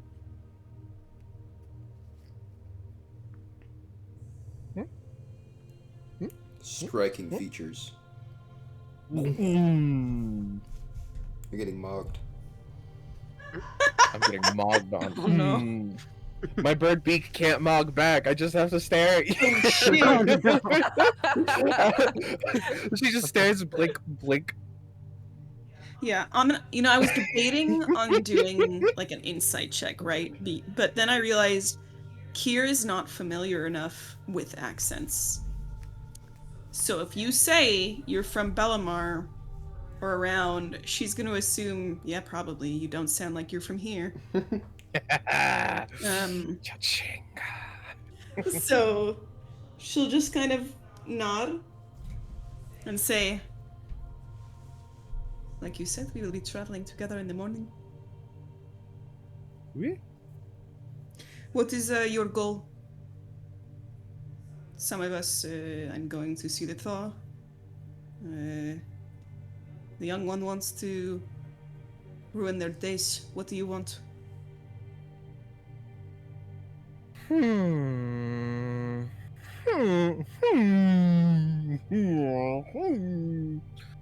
She taps her beak for a moment with her talon.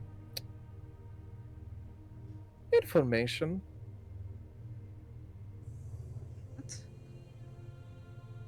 Well, right now, I kind of want to know why your land is thawing when it shouldn't be. It's a good one.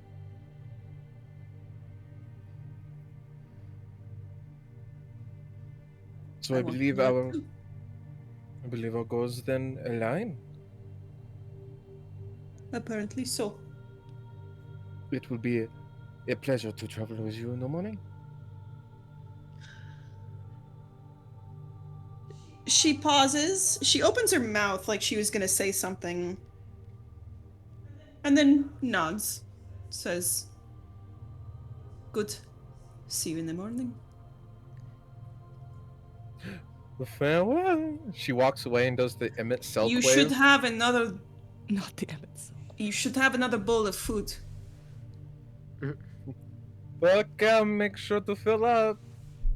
She reaches, if there's any unattended mugs of ale anywhere, grabbing one. Oh yeah, Snagging there's it. plenty. They're everywhere. Snagging one, walking off. Oh yeah.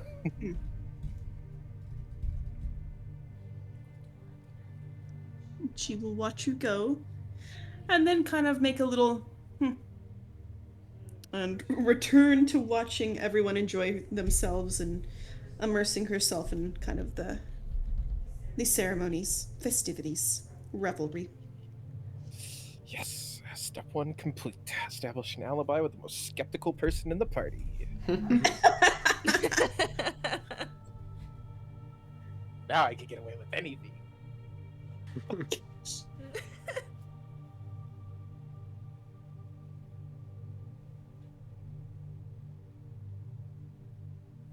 Love that.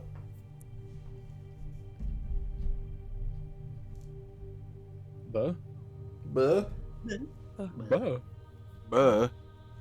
We'll all just talk amongst ourselves. Calypso's It's free to RP. as well. Everyone enjoying themselves at the party. She's listening to the music, kind of tapping along to it, getting in the zone with it. She's getting jiggy with it. Do you have a cup of mead with you? Not at the moment. Duran's gonna walk over with a full pitcher and a cup. Ooh. Just come around to everyone with that one and just saying, "Here, drink up. It's celebration time." Yeah. I do not believe I've caught your name, but I know you are one who helped with raiders earlier. So thank you for that. Oh, no worries. I'm Calypso. It's nice to meet you. Same here. Call me Jiran. I am not an old man.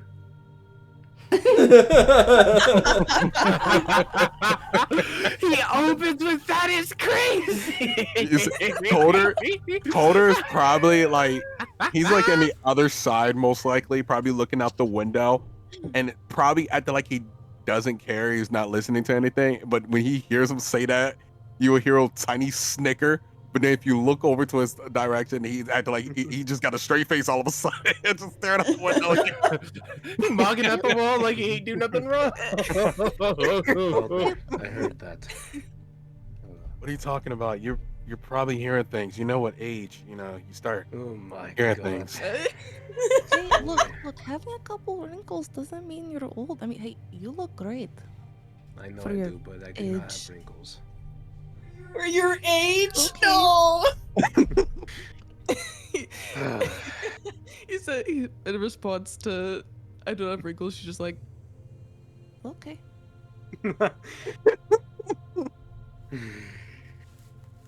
This party I'm traveling with is going to give me wrinkles, I feel. Oh. The price of travel, I suppose. It should be a good time. At least I hope so. I've never really traveled with people before. I've always been by myself. Is that right? Mm. You are merchant, correct, from look of card? Yes. I've been on the road now for several months.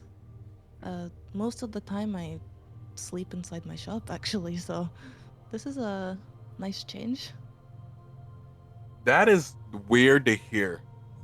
And like Coder probably looked like to y'all's direction for a bit, but then looks back out the window because just thinking of the fact that she's been traveling by herself when there's raiders and stuff out there, Like that means she's dangerous herself. You just ain't saying nothing. She Conan's ain't not gonna say lying anything, but he probably had an eyebrow raise for a second, like, by yourself, really? Like, Do you make that like noticeable? Would she see that? yeah, he's very expressive. So usually he's to himself, but when he does show emotion, whatever, it shows. Hey, it's tough sometimes, running a shop by yourself. But sometimes I just don't make enough money to get an actual room, so I have to make do. Is understandable. Mm. Probably not many travelers in the deep wastes. And pay no mind to that boy over there. He's good, but social situations are not his forte, as they say. Too many people. I think maybe he and I have a little bit of that in common. Not very good around people either. You say that as a merchant. It's not bad, aren't you? In due time, both of you will open up, I feel. I hope so. It depends on the situation.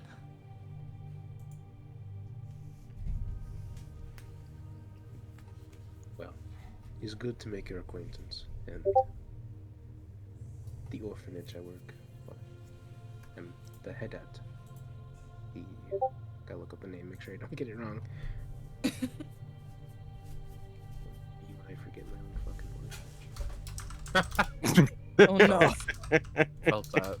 Oh no, you really are old. No, come on. I'm sorry. That's Skylar, not him. He's called. I was so sorry. I didn't. It's called what, sorry? The Frostside Lily Orphanage. Mm.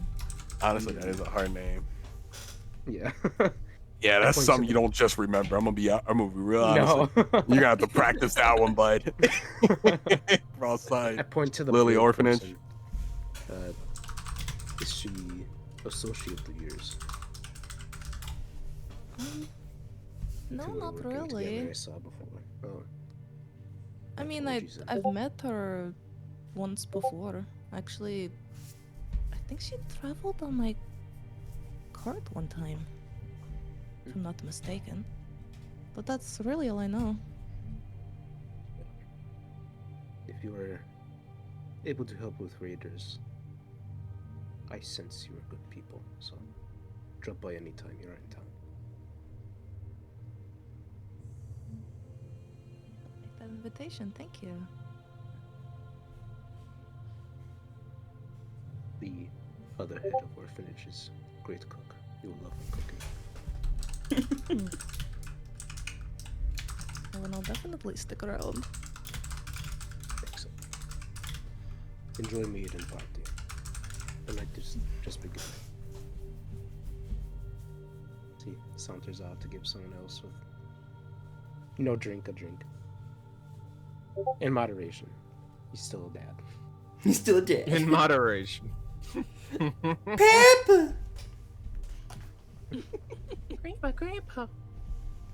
Oh, Grandpa, run!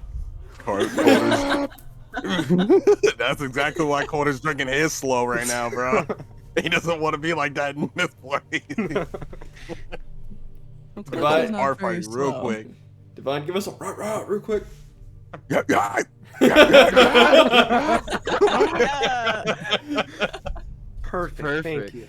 We needed one. We were talking about more. We needed one. We needed one tonight. I was so hoping when you rage, you were going, yeah. Colder is the silent rage type. But all I'm saying is, if I ever get in a situation where I just got to go all out in a fight, bro, he probably would. Just one day, you get yeah. That'll actually be one of my favorite sessions. I'm good. Who is drinking like a lot tonight? Hello. Me. I mean, Me. how about this, right? Coder is trying to drink responsibly, but if it's gonna be a long night, he's probably gonna get a few cups here and there and don't realize it. So I might have to roll a Constitution All of you Just are to roll see- Constitution saves for who's drinking. just to see if he slows himself down. I gotta roll at least one. If I fail that, Kira's then he's treating probably gonna this like continue any drinking. other wedding that she's used to, so she will drink however she would drink. You getting fucked up. Okay. Time. Oh no. my If there's anyone gosh! dancing, she's gonna be dancing. Yep. Get up, Calypso. Dance. Let's see. I need. Oh God. Yeah. Oh, Watch the actual Corgathians over here drink like See? crazy. Dang, bro. Dang, all right. Oh my gosh. Y'all really can't hold your alcohol. Hold on. Oh my gosh, Calypso! Woo! Oh my god. All right, leave it. Yeah, good, very leave it good. to the actual traditionalists over here. Yep, uh-huh. Everyone else what's up. is absolutely vibing, except for one. Belnaya, Oh. you are drunk white girl dancing right now Oh no. with all the Bellamarians who are also kind of like. Generally, Bellamarians are known for being able to hold their alcohol. But it's never endless alcohol. And they are getting fucked up. It might be a little. It might be a little about the race too. Yeah. The fact you're an owl too. Yeah. You don't feel sick by any means, but you do feel you're drunk. You are drunk. Hey, I mean, you're in the right place now because Yeah. Corgathians party. So Yeah. So you're really supposed to get this blasted at a party? Oh my god. Yeah. Coder looks the You can direction. hold it, yes. Yeah, Coder Well, looks her direction. And go. Oh no. She started doing a little dance, holding it good for now, but not for later. Can you dance, Belle? I'm dancing. I like to dance. Hey, about that. Come, I think you dance. should dance with me. They about to Yes, hit yes, come on here, dance. Dance. They about to hit that Weenie Hut Junior SpongeBob episode. I'm a goofy goober, yeah. Performance checks, please. Oh my gosh. What is happening? I'm naturally pretty good at these Oh, things. please be kind. Yes. Good job. Good job. Oh my gosh, you're what in the You guys are tearing it up.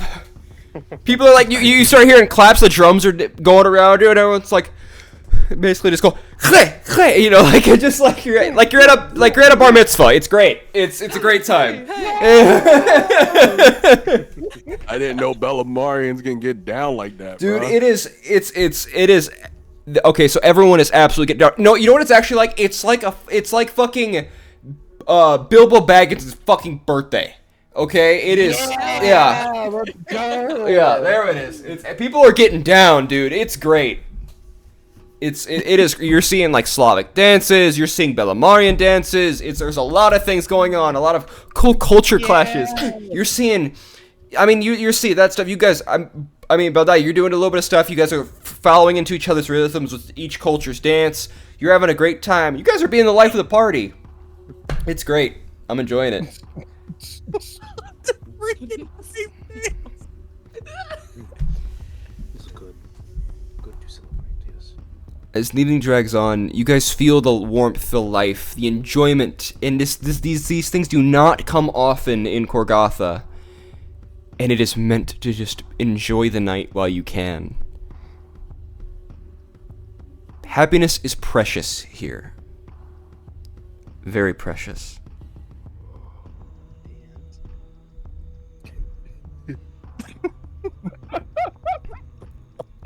Yeah. The time goes on, and you find yourself getting more fucked up and tired.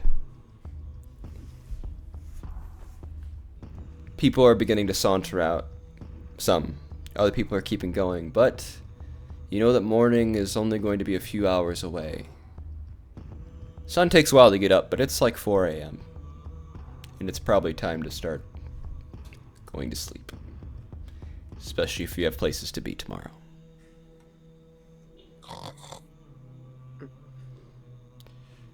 Oh my gosh!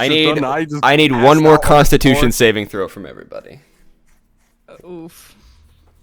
Whether or not I freeze to death in the night. Oh no. Nah, you won't. Trust me, you'll be fine. It's me I'm worrying about. I'm Actually, no. My rolls were crap before. They There's should be three- good now, finally, to balance things out. 3 Guys. Oh no. It's okay. It's okay. It's my first fail. It's my first fail. It's my first fail. It's alright. It's alright. Kier, Yeah.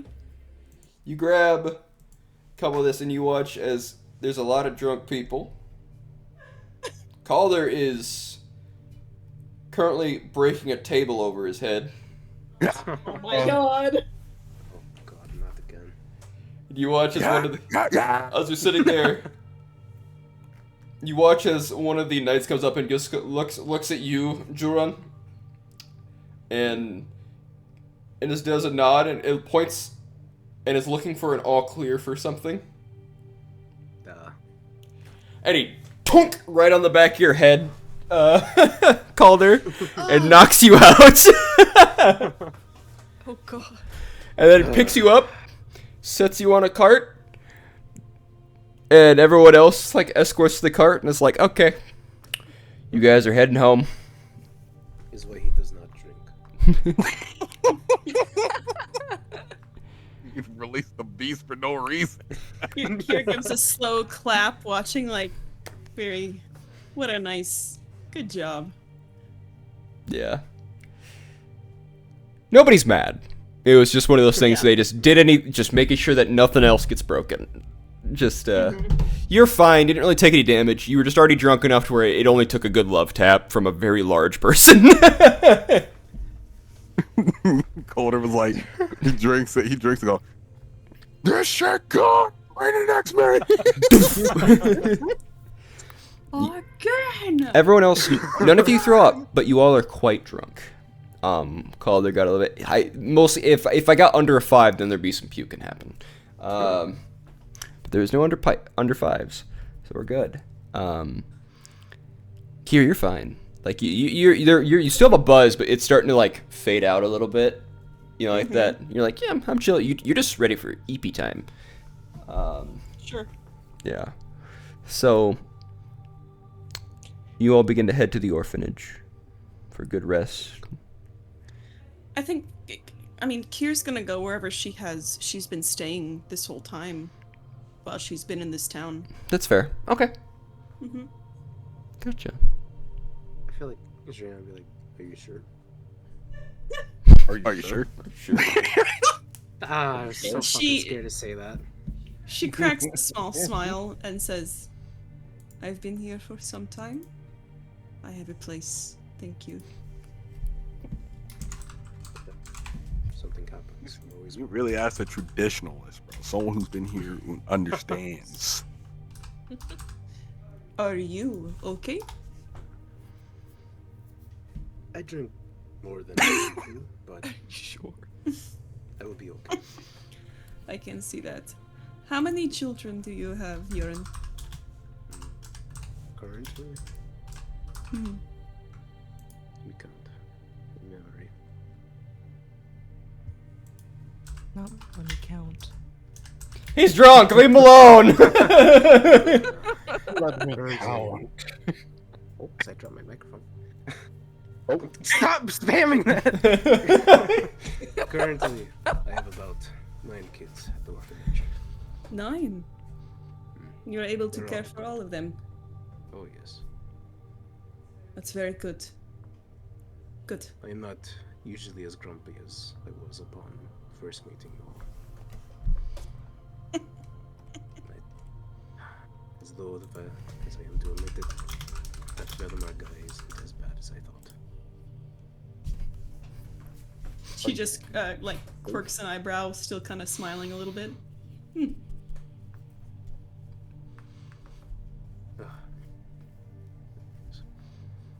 sure everybody at home is tired, so we will bring them to bed.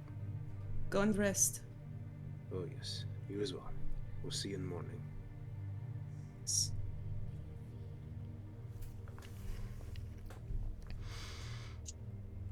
We'll just kind of watch him leave.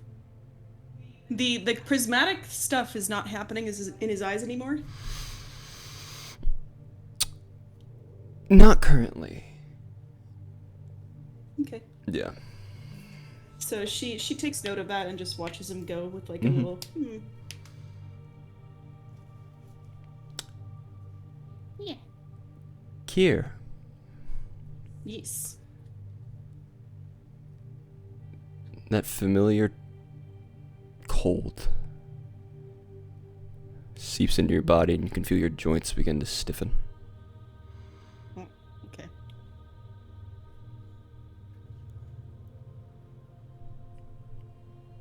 Does it feel like something I need to fix now? Yes. Okay.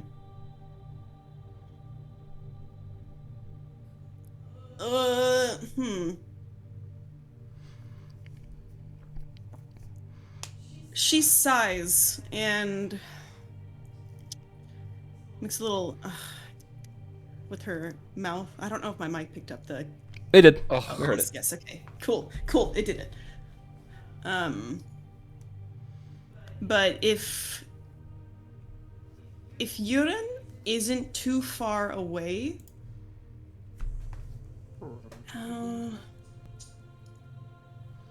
Let's see.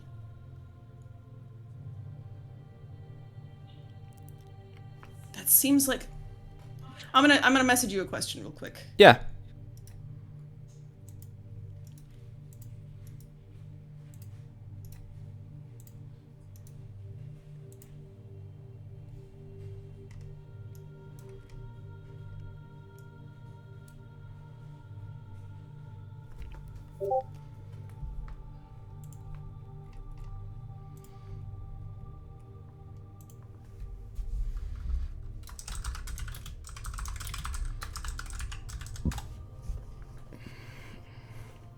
Okay. Yeah. So if urine's not too far away, Kira's actually going to stand, leave the building she's in, and like come after you to stop you. There's a problem. You would notice something immediately about them. It does not take much perception to see.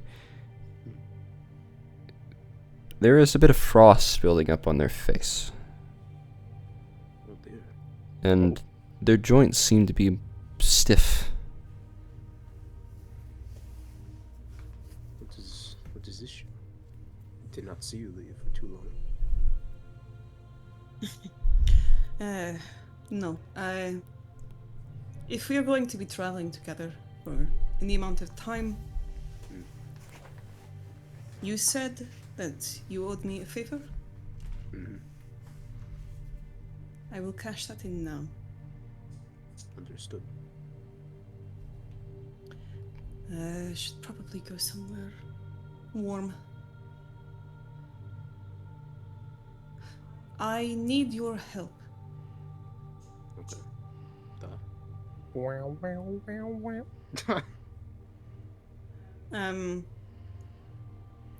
Do you mind if you... Will you come with me back to my room? It's not an invitation. I just need help. That is fine, yes. Lead the way. And she will take Yuran back to... I assume she has an in-room. Wherever she's currently staying in the commune. And is going to take him into her room and close the door so that they are in private and say, this is very simple. Should be, at least. I am afflicted with a certain condition, and I sometimes need heat. I see. To all I need from you is to allow me to embrace you. Very well. Duran hits like the open arm T pose. T-pose! Not T pose, but you know what I mean. You will feel cold. It's fine. I am not so just unfamiliar with the cold. Gotcha. She nods. And not so much hesitates. She gives him a look up and down as if ascertaining, like, yeah, this seems like someone who's pretty sturdy. Mm-hmm. Like has a good constitution. This should be fine. Yeah. And will give like a nod and step forward to embrace Urine. I love that. Perfect. Big bear hug. Both go in. She just kind of hugs you. Both go in for a hug. Certified dad bear hug moment. Yeah! Yeah! And as this happens, it's fine for a moment. You just feel her icy skin touching you. And you feel something weird in your chest. Your heart begins to slow. And you feel freezing from the inside. There's a burning, like touching dry ice sensation that goes from your chest and spreads outward rather than inward, like it should when you start to freeze. Yep. You feel it on your lips. Your lips begin to feel purple and numb. Your eyes begin to almost burn. It doesn't really hurt. It's just more Cold. you feel like you're freezing from the inside out. Got you. But as you do this, you feel on your hands where you're touching Kier, her skin begins to warm. And feel there's a bit of heat. And as you kind of look at her lovely, ghostly flaming hair, you see little flecks of orange. For just a moment. Before she lets you go. And as you finally exhale after holding her and her holding you, as you finally exhale, your breath comes out with just ice. And you feel uncomfortable and cold, like you need to get under covers right now, or else you're going to freeze to death. But she looks okay. Very odd sensation, but you look much better than you did. So You look, and you notice, yeah, there's more warmth to her skin tone, to the color of the flames, and she gives kind of a smile that's a little more genuine, maybe, and says, "You look like you need to get warm." I'm very cold, yes. Though, Yes. if we are If it going helps. to travel together, how often must you do this? Is it no issue? I've done it once, can probably do again. Yes, it depends on when I feel. At this point, do I have an established pattern for how often this happens? You feel... If you were going on the safe side, genuinely, once a day. Yeah. So she'll kind of hesitate, and then, to be honest, I need this probably once a day. See, Of course, it won't always have to be you. I can arrange with others. Do not deal with that bird fella. She is The bird? not that constitutional, it seems. She gives a laugh. And the laugh is like the rest of her warmer than it was before. And nods and says, very true. She could not really hold the mead. If it helps, you will be fine. You just need to get warm, probably. Go put on some blankets. I'm going to double blanket tonight, I think. I appreciate the help. Again, I owed you a favor. Is no issue. Yes. Yuran, roll me a Constitution save, please. Uh-oh, that might be an issue. Don't worry. It's an issue. No. Chat. Well, I will also, I forgot to say this earlier. You all ended up getting points of inspiration for the RP earlier. So you can use your point of inspiration. If you'd like. Oh! Even Oh worse. no. Okay, Oh dear. sure. Roll it at advantage for fun. Okay. Oh, that's crazy! I suddenly give you help with your Constitution saving Come throw. on! Oh my god, the dice do not want him to pass. Yeah, can I give him my inspiration? Sure! Do that! Yippee! There you go! Okay, you succeed! I'm glad. This is like the first time. I did not expect you to fail. 3 fucking times. Yeah. I did not expect you to not have a roll above a 5 3 times in a row with on the dice. That sucks balls. The frostbite be like, I don't think so. You rolled a 4, a 2, and a 3. What the fuck? I do not know. I do not know. Yeah. All right. You all begin to go bed down. Actually, Kira, would you stay in the same place now, or would you go to the orphanage? It's up to you. she's gonna stay in the same place. She'll thank Yuran again and bid him farewell and say, you know, I'll see you in the morning. And we'll promise, probably, say, like, this is not going to be a problem. Just a bit of take. Is no worries. I am very cold now. Do you need me to escort you back? No. I am used to cold, as I've said before. Just going to be chilly on the way back. You'll make it home, okay? Mm-hmm. I would hate to have to tell your daughter that you got too cold and got sick.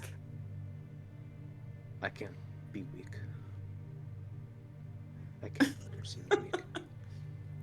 She just kind of raises an eyebrow with a little, like, a amused smile. Okay. I've still got it. You still got it. You've still got it. Okay.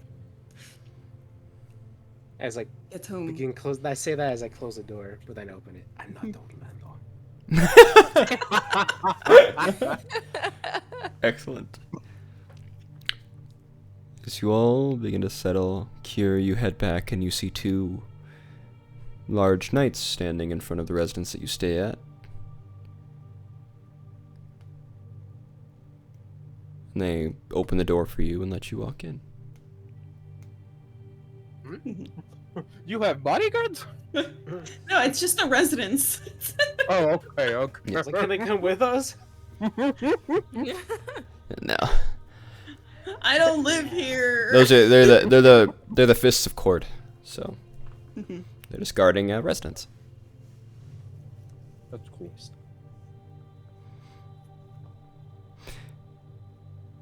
You all begin to bed down and rest. You're in the walk home. It sucks for a little while. Yeah. It takes you a while to get to sleep, but you do. You do eventually get to sleep. And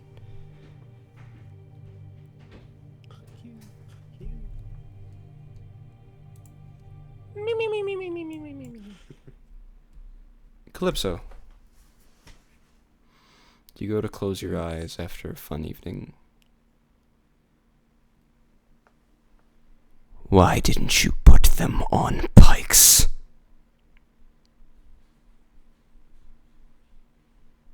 And that's... What they Keep going.